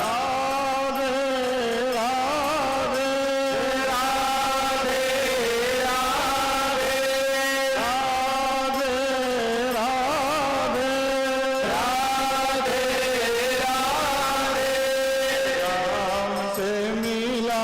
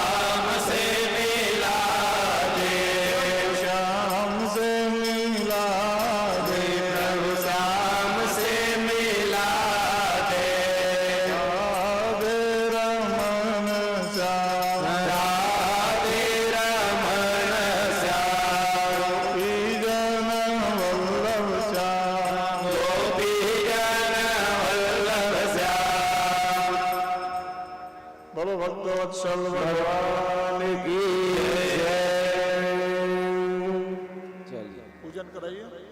आइए। बोले बाल कृष्ण लाल की जय। श्रीमद् भागवत ज्ञान का पूजन अर्चन करें। आप सब भी पूजन अर्चन कर दिव्य विग्रह का दर्शन भी करें। यहाँ से वेद पाठ शाखोचार आदि विद्वज्जनों के द्वारा प्रारंभ हो रहा है। हाँ, संकल्प कराइए। बोलो रुक्मणी रमण भगवान की जय।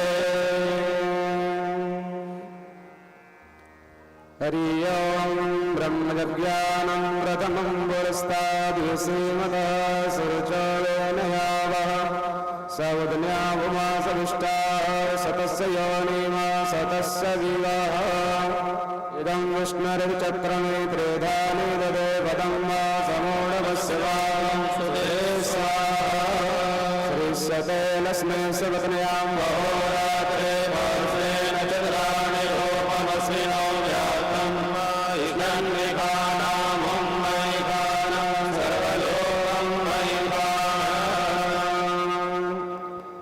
श्री महाविष्णवे नमः।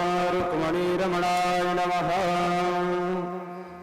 ओम विष्णुर्विष्णु नमः परमात्मने श्री पुराण पुरुषोत्तमस्य विष्णुराज्ञा प्रवर्तमानस्य श्री ब्राह्मणो निधि प्रार्थे श्री श्वेतवाराह कल्पे वैवस्मन्त्रे अष्टाविंशतितमे कलियुगे कलिव्रतम चरणे जम्बोदीपे वर्लोके भारतवर्षे आर्यावर्तांतर्गत ब्रह्म वैवर्त देशांतर पुण्यप्रदेशांतर्गत छत्तीसगढ़ प्रांतस्य दंडकारण्य चित्रांतर्गत महाकौशल देशे प्रदेशे मुंगेली मंडलांतर्गत स्थिते भटली नामने ग्रामे स्थाने देवता ब्राह्मण सन्निधौ वर्तमाने बौद्धावतारे कालयुग नामाब्धि संवत्सरे दक्षिणायने सूर्ये वर्षाऋतौ यां महामंगलवद मासो मासानां मासोत्तमे भाद्रपद मासे शुभे शुक्ल पक्षे अद्य दशम्यां शुभ पुण्यतिथौ भृगुवारवासरनवितायां यथा नक्षत्रे योगकरण शुभ मुहूर्त एवं ग्रह गुणगण विशेषण विशिष्टायां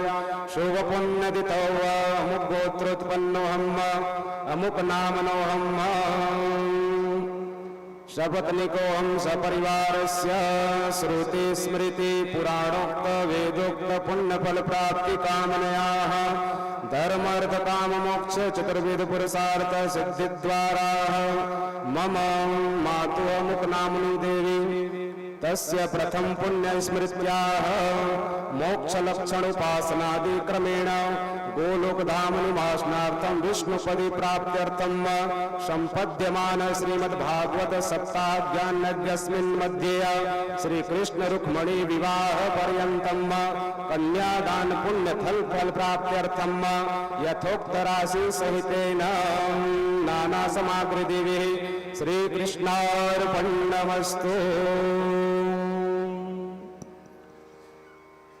बोलो वृंदावन बिहारी लाल की जय। पूजन कर दीजिए।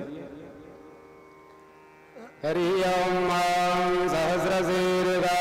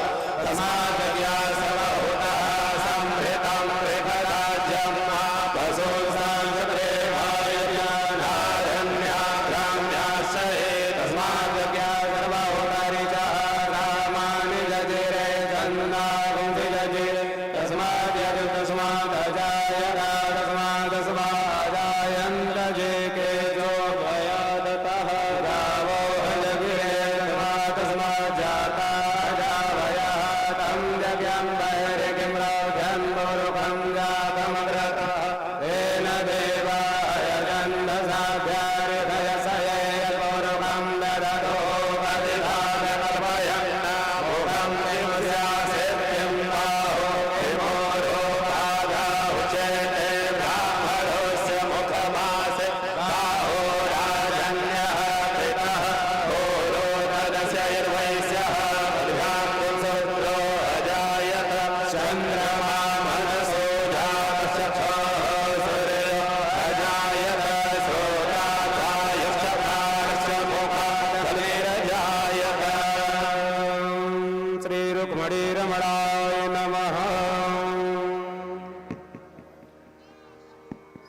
भगवान श्री कृष्ण रुक्मणी का श्री विग्रह आपके सामने है।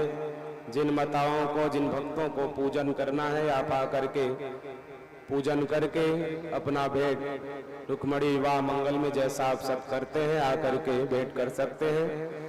बोलो वृंदावन बिहारी लाल की जय। श्री वृंदावन कुंज के निरसिका गोवर्धनो धारण वस्यादि सुरनागदर्पदमने कंसादि विध्वंसने भक्तानां सकलेष्टदा शुभकरे राधा मनोलादने श्री गोपाल कृपा कटाक्ष कणिका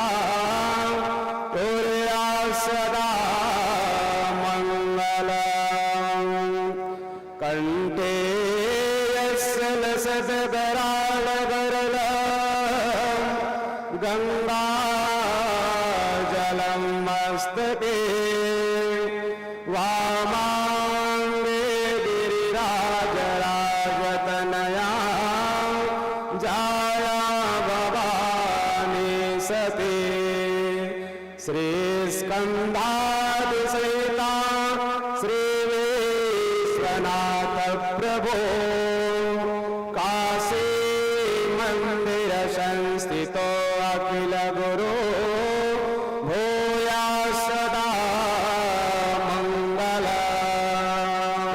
ब्रह्माणि कमलेन्दु सौम्यवदना माहेश्वरी लीलया कौमारीपुदर्पणासन करी चक्रायुधा वैष्णवी वाराही घनघोर घर घर मुखी चंद्री च वज्रायुधा चामुंडा गणनाथ रुद्र सहिता कुर्वन्तु मंगलम्।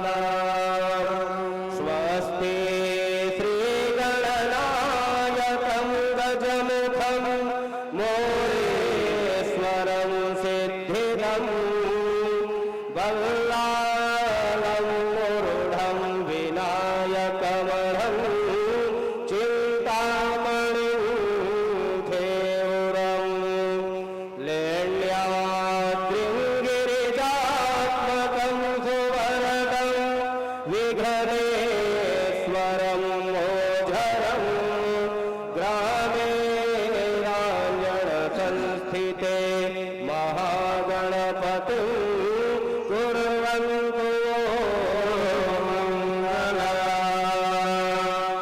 यावतोयधरा धरा धर धरा धारा धरा भूधरा यावत् चारु सुचारु चारु चमरं चामेकरं चामरं यावत् रावण राम राम रमणं रामायणे श्रूयतां तावत् भोग विभोग भोगमतुलं कुर्वन्तु नो मंगलम्। लक्ष्मी कौस्तुभ पारिजातक सुरा धनवन्तरी चंद्रमा गावः कामदुधा सुरेश्वर गजो रंभादिदेवांगना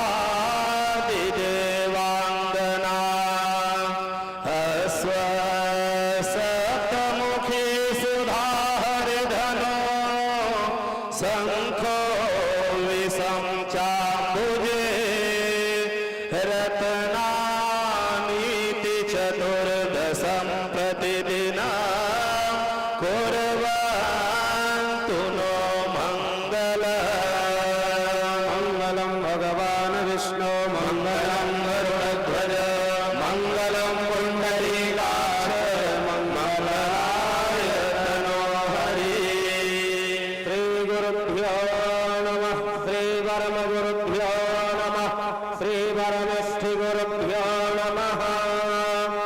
स्वस्ति नो मिमेतामस्मिना भगः स्वस्ति देव्यादितिर्नर्वणाः स्वस्ति पूषा असुरो दधातु नः स्वस्ति द्यावा पृथिवी सुचेतुना स्वस्तये वायुमुपब्रवामहे सोमं स्वस्ति भुवनस्य स्पतिः बृहस्पतिं सर्वगणं स्वस्तये त्वस्तया आदित्यासो भवन्तु नः विश्वे देवानो अद्या स्वस्तये वैश्वानरो वसुरग्निस्वस्तये देवा अवन्त्रिभवस्वस्तये स्वस्ति नो रुद्रः पात्वं हसः स्वस्ति मित्रावरुणा स्वस्ति पथ्ये रेवती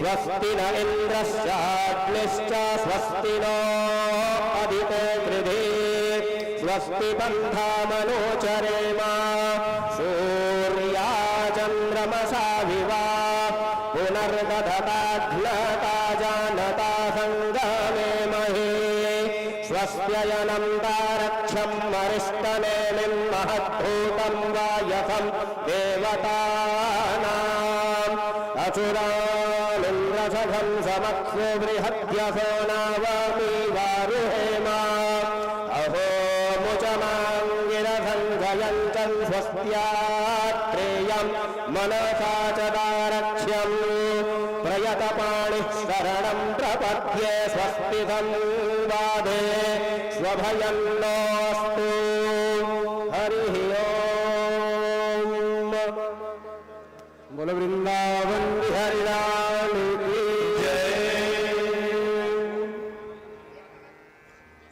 बोल बोलो आप बोलो हैं? अरे आप बोलो उसके बाद बोलेंगे ना बोलो भजन गाओ अच्छा हरि ओम श्रीमत् पंकज विष्टरो हरिहरो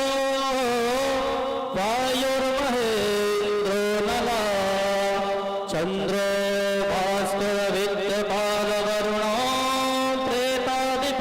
प्रेतादिपाद्याग्रह प्रद्युम्नो नलकूबरासुरगज चिन्तामणि कौस्तुभा स्वामी शक्तिधरस्सलाङ्गुलधरा कुर्वन्तु नो मङ्गलम् गङ्गा गोमति गोपति गणपति गोविन्द गोवर्धन गङ्गा गोमय गौरी जोगी सुता गङ्गाधरो गौतमा गायत्री गरुणो गदाधर गयो गम्भीर गोदावरी गन्धर्वाग्रह गोप गोप गोकुला कुर्वन्तु नो मङ्गलम् मेघानाद घटा घटा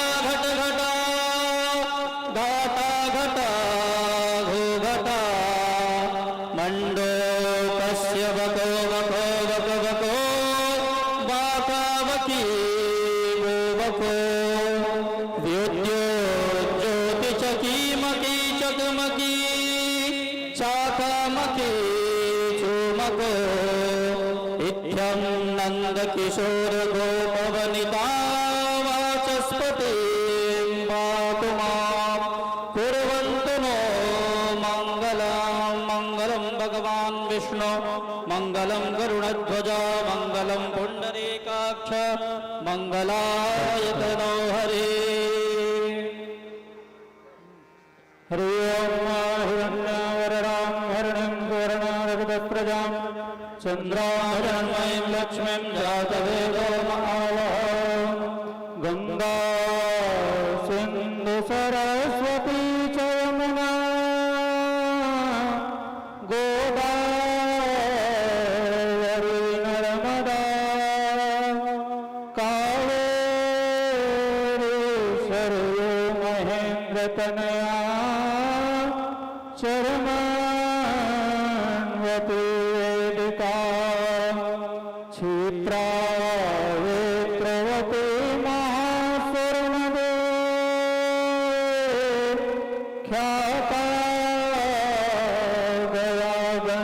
के पुण्य पुण्य जल समुद्र सहिता कुर्यात् सदा मंगल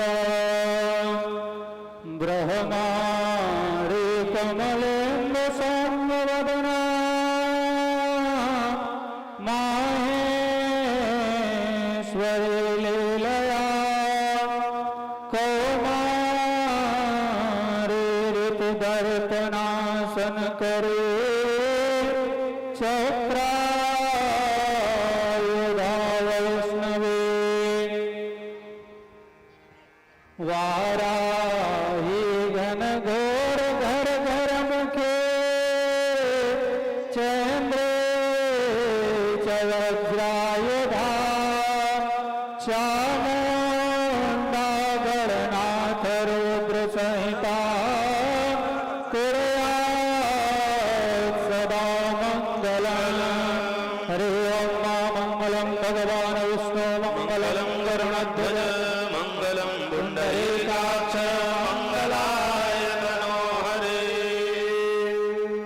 रविनंदन नंदन देत सदा शशि शीतलता निज देत रहे क्षिति नंदन नंदन को सुख दे बुध बोध विवेक बढ़ाते रहे गुरु गौरवशाल बनाए हमें भृगु भोग सुदृश्य दिलाते रहे शनि राहु सुखों से भरे घर को और केतु ध्वजा फहराते रहे हरिधात महेश सुरेश सदा निध मंगल काज कराते रहे निज मंगल काज कराते रहे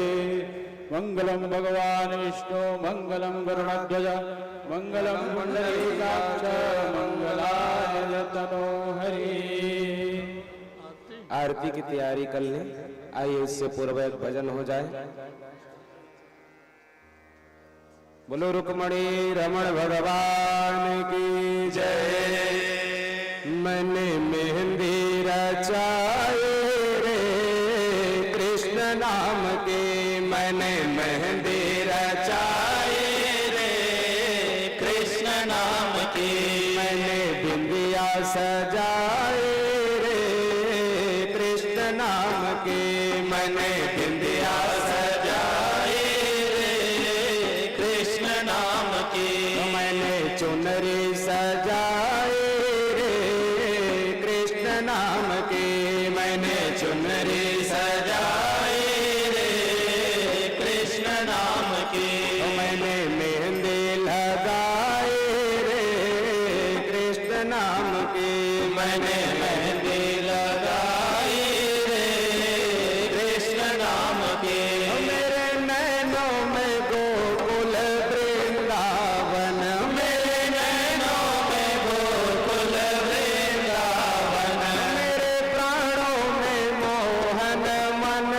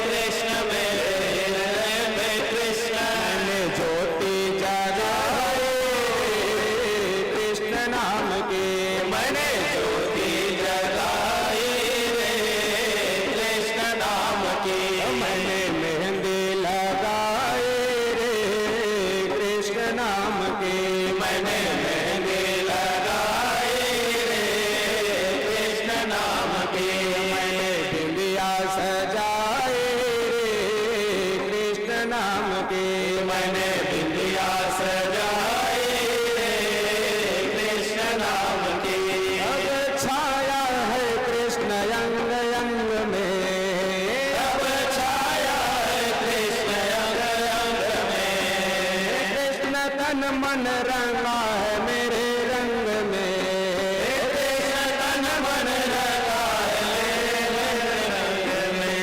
मेरा प्रीतम है कृष्ण, मेरा जीवन है कृष्ण, मेरा प्रीतम है कृष्ण, मेरा जीवन है कृष्ण। मेरा प्रीतम है कृष्ण, मेरा जीवन है कृष्ण, मेरा प्रीतम है कृष्ण, मेरा जीवन है कृष्ण। मैंने माला बनाई कृष्ण नाम की, मैंने माला बनाई रे कृष्ण नाम की।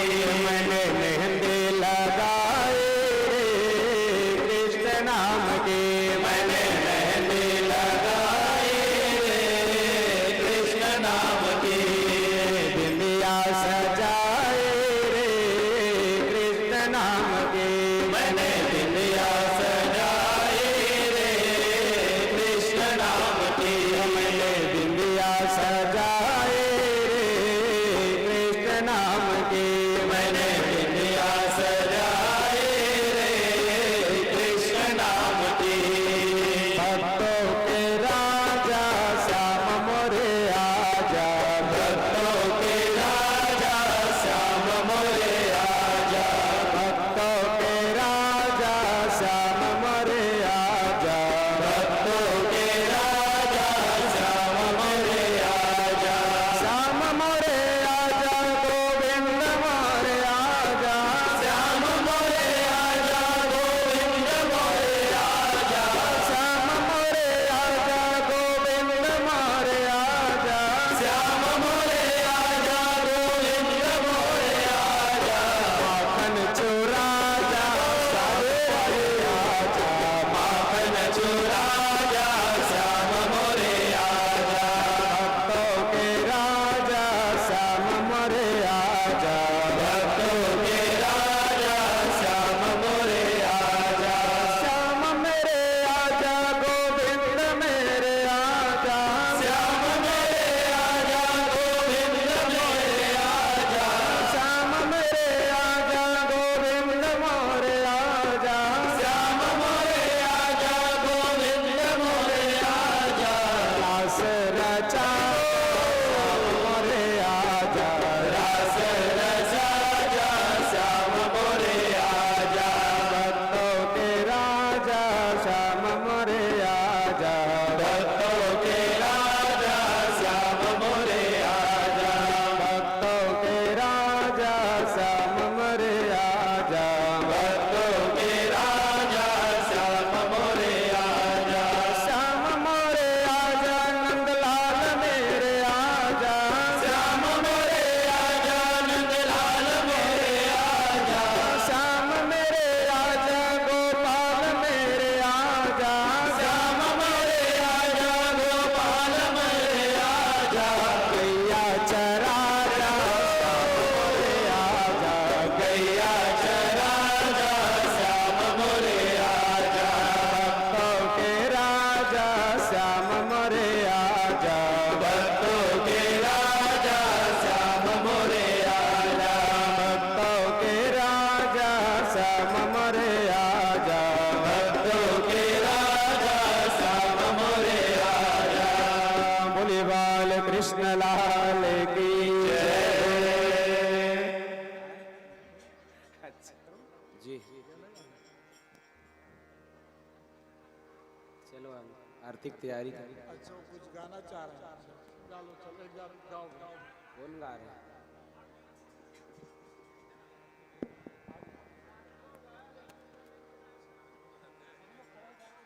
चल बोले बाल कृष्ण लाल की जय। अब सभी लोग खड़े हो जाइए।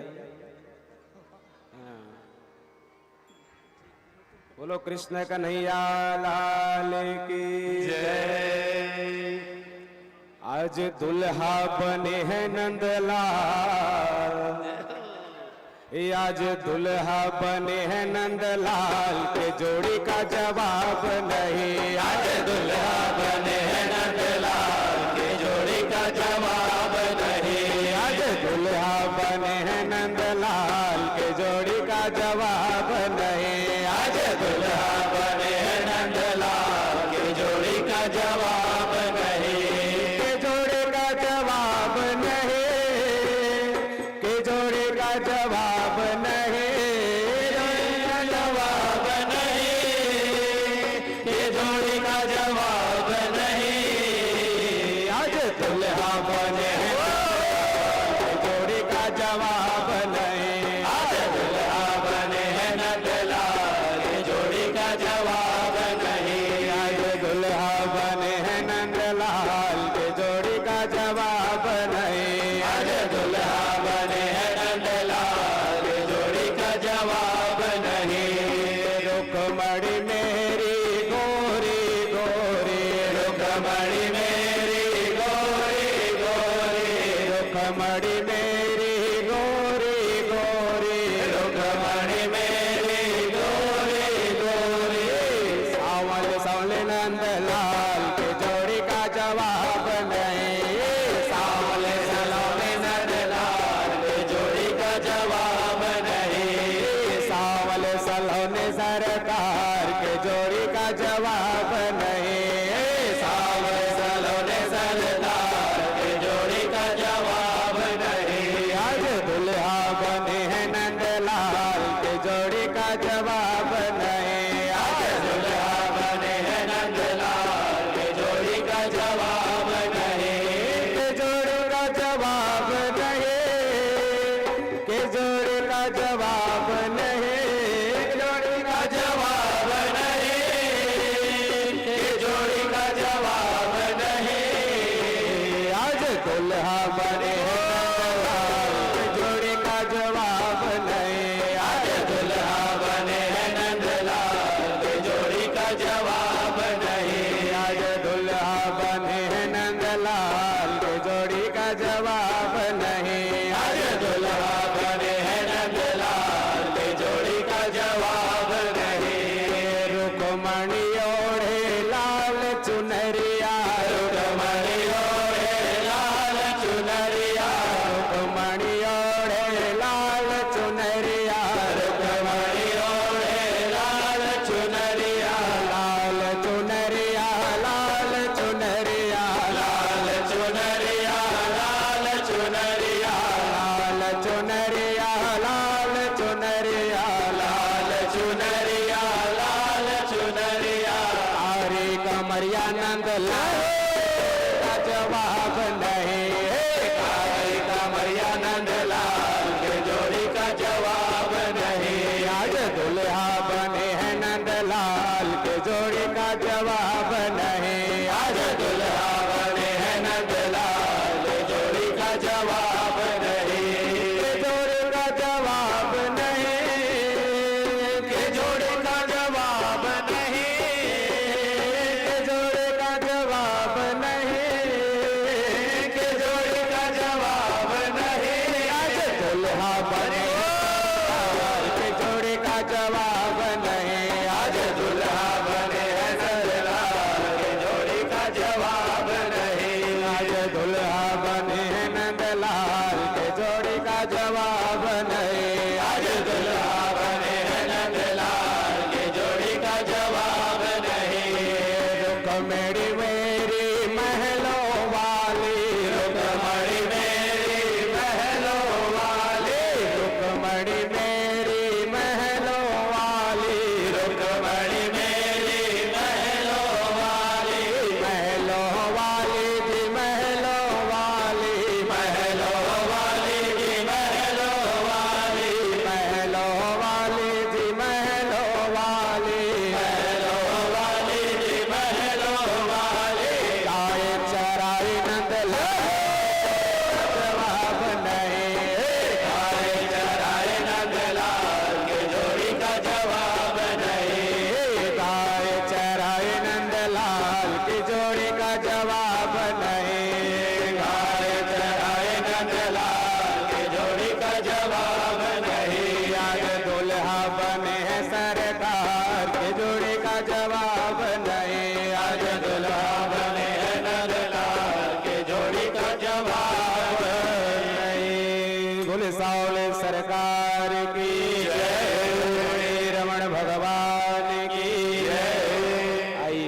की मंगल आरती।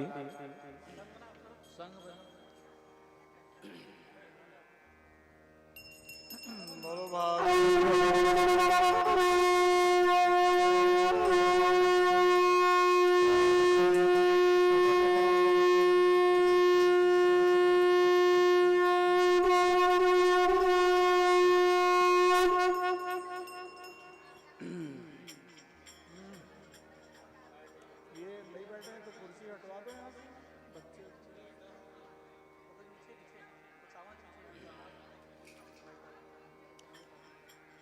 बोलो रुक्मणी रमण भगवान की जय।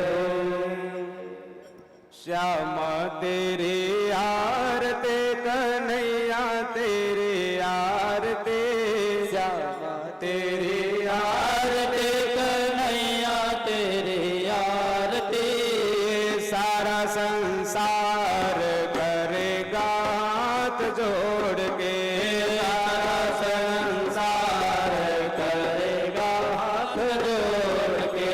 श्यामा तेरी आरती कन्हैया तेरी आरती, सारा संसार करे है हाथ जोड़ के, सारा संसार करेगा हाथ जोड़ के।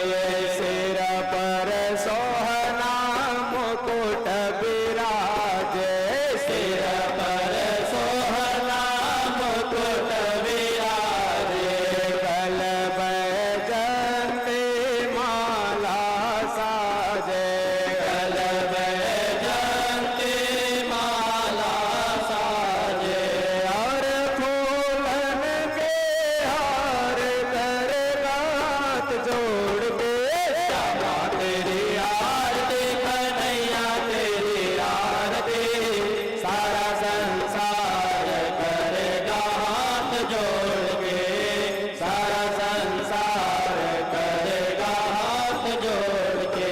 ब्रह्मादिक तेरो यश गावे, ब्रह्मादिक तेरो यश गावे, नारद सा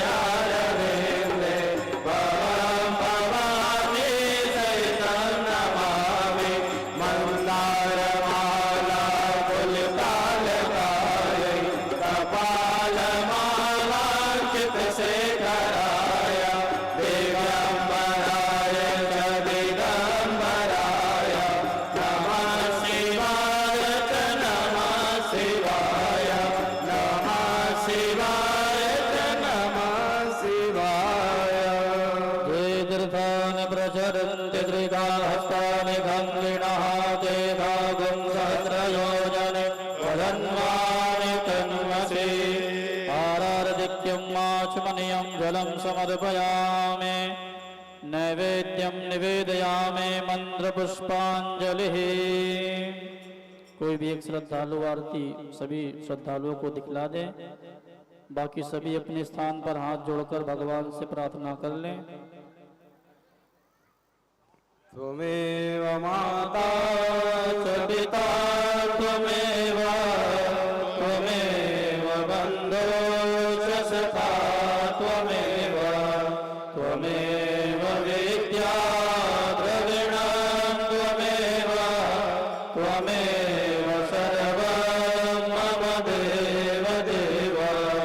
गोविंद मेरी यह प्रार्थना है, बोलो न मैं नाम कभी तुम्हारा, निष्काम होके दिन रात गाओ गोविंद दामोदर माधवेति। देहांत काले तुम सामने हो, बंसी बजाते मन को लुभाते, गाता यही मैं तन नाथ त्यागो गोविंद दामोदर माधवेति। वाचा मनसेन्द्रियैर्वा बुद्ध्यात्मना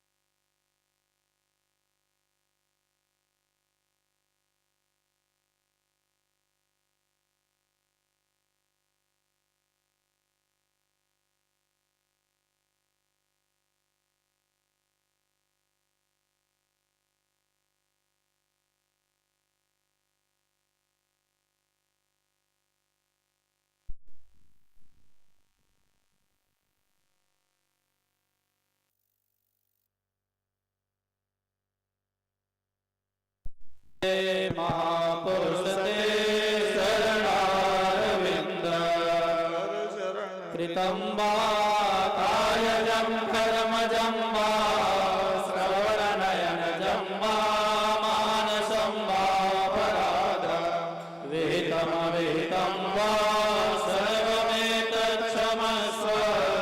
जय जय करुणाब्धे श्री महादेव शंभो।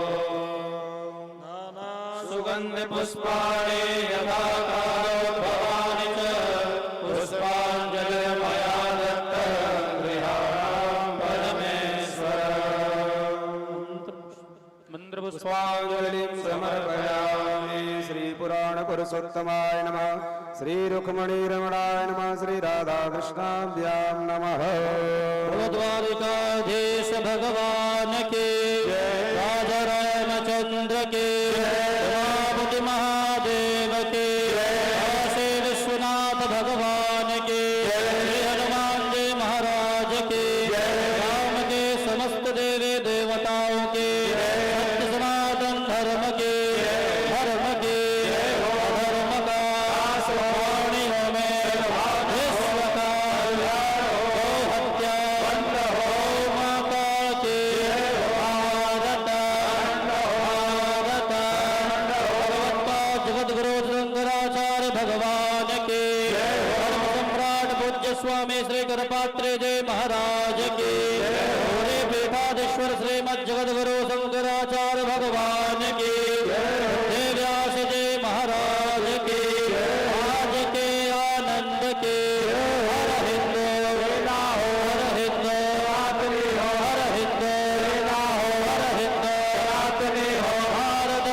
बनाएंगे, हम हिंदू राष्ट्र बनाएंगे, हम भारत भव्य बनाएंगे, हम हिंदू राष्ट्र बनाएंगे, हम भारत भव्य बनाएंगे, हम हिंदू राष्ट्र बनाएंगे। शिव शंकर प्रलयंकर शिव शंकर प्रलयंकर शिव शंकर प्रलयंकर पार्वती पतये हर जय जय श्री राधे।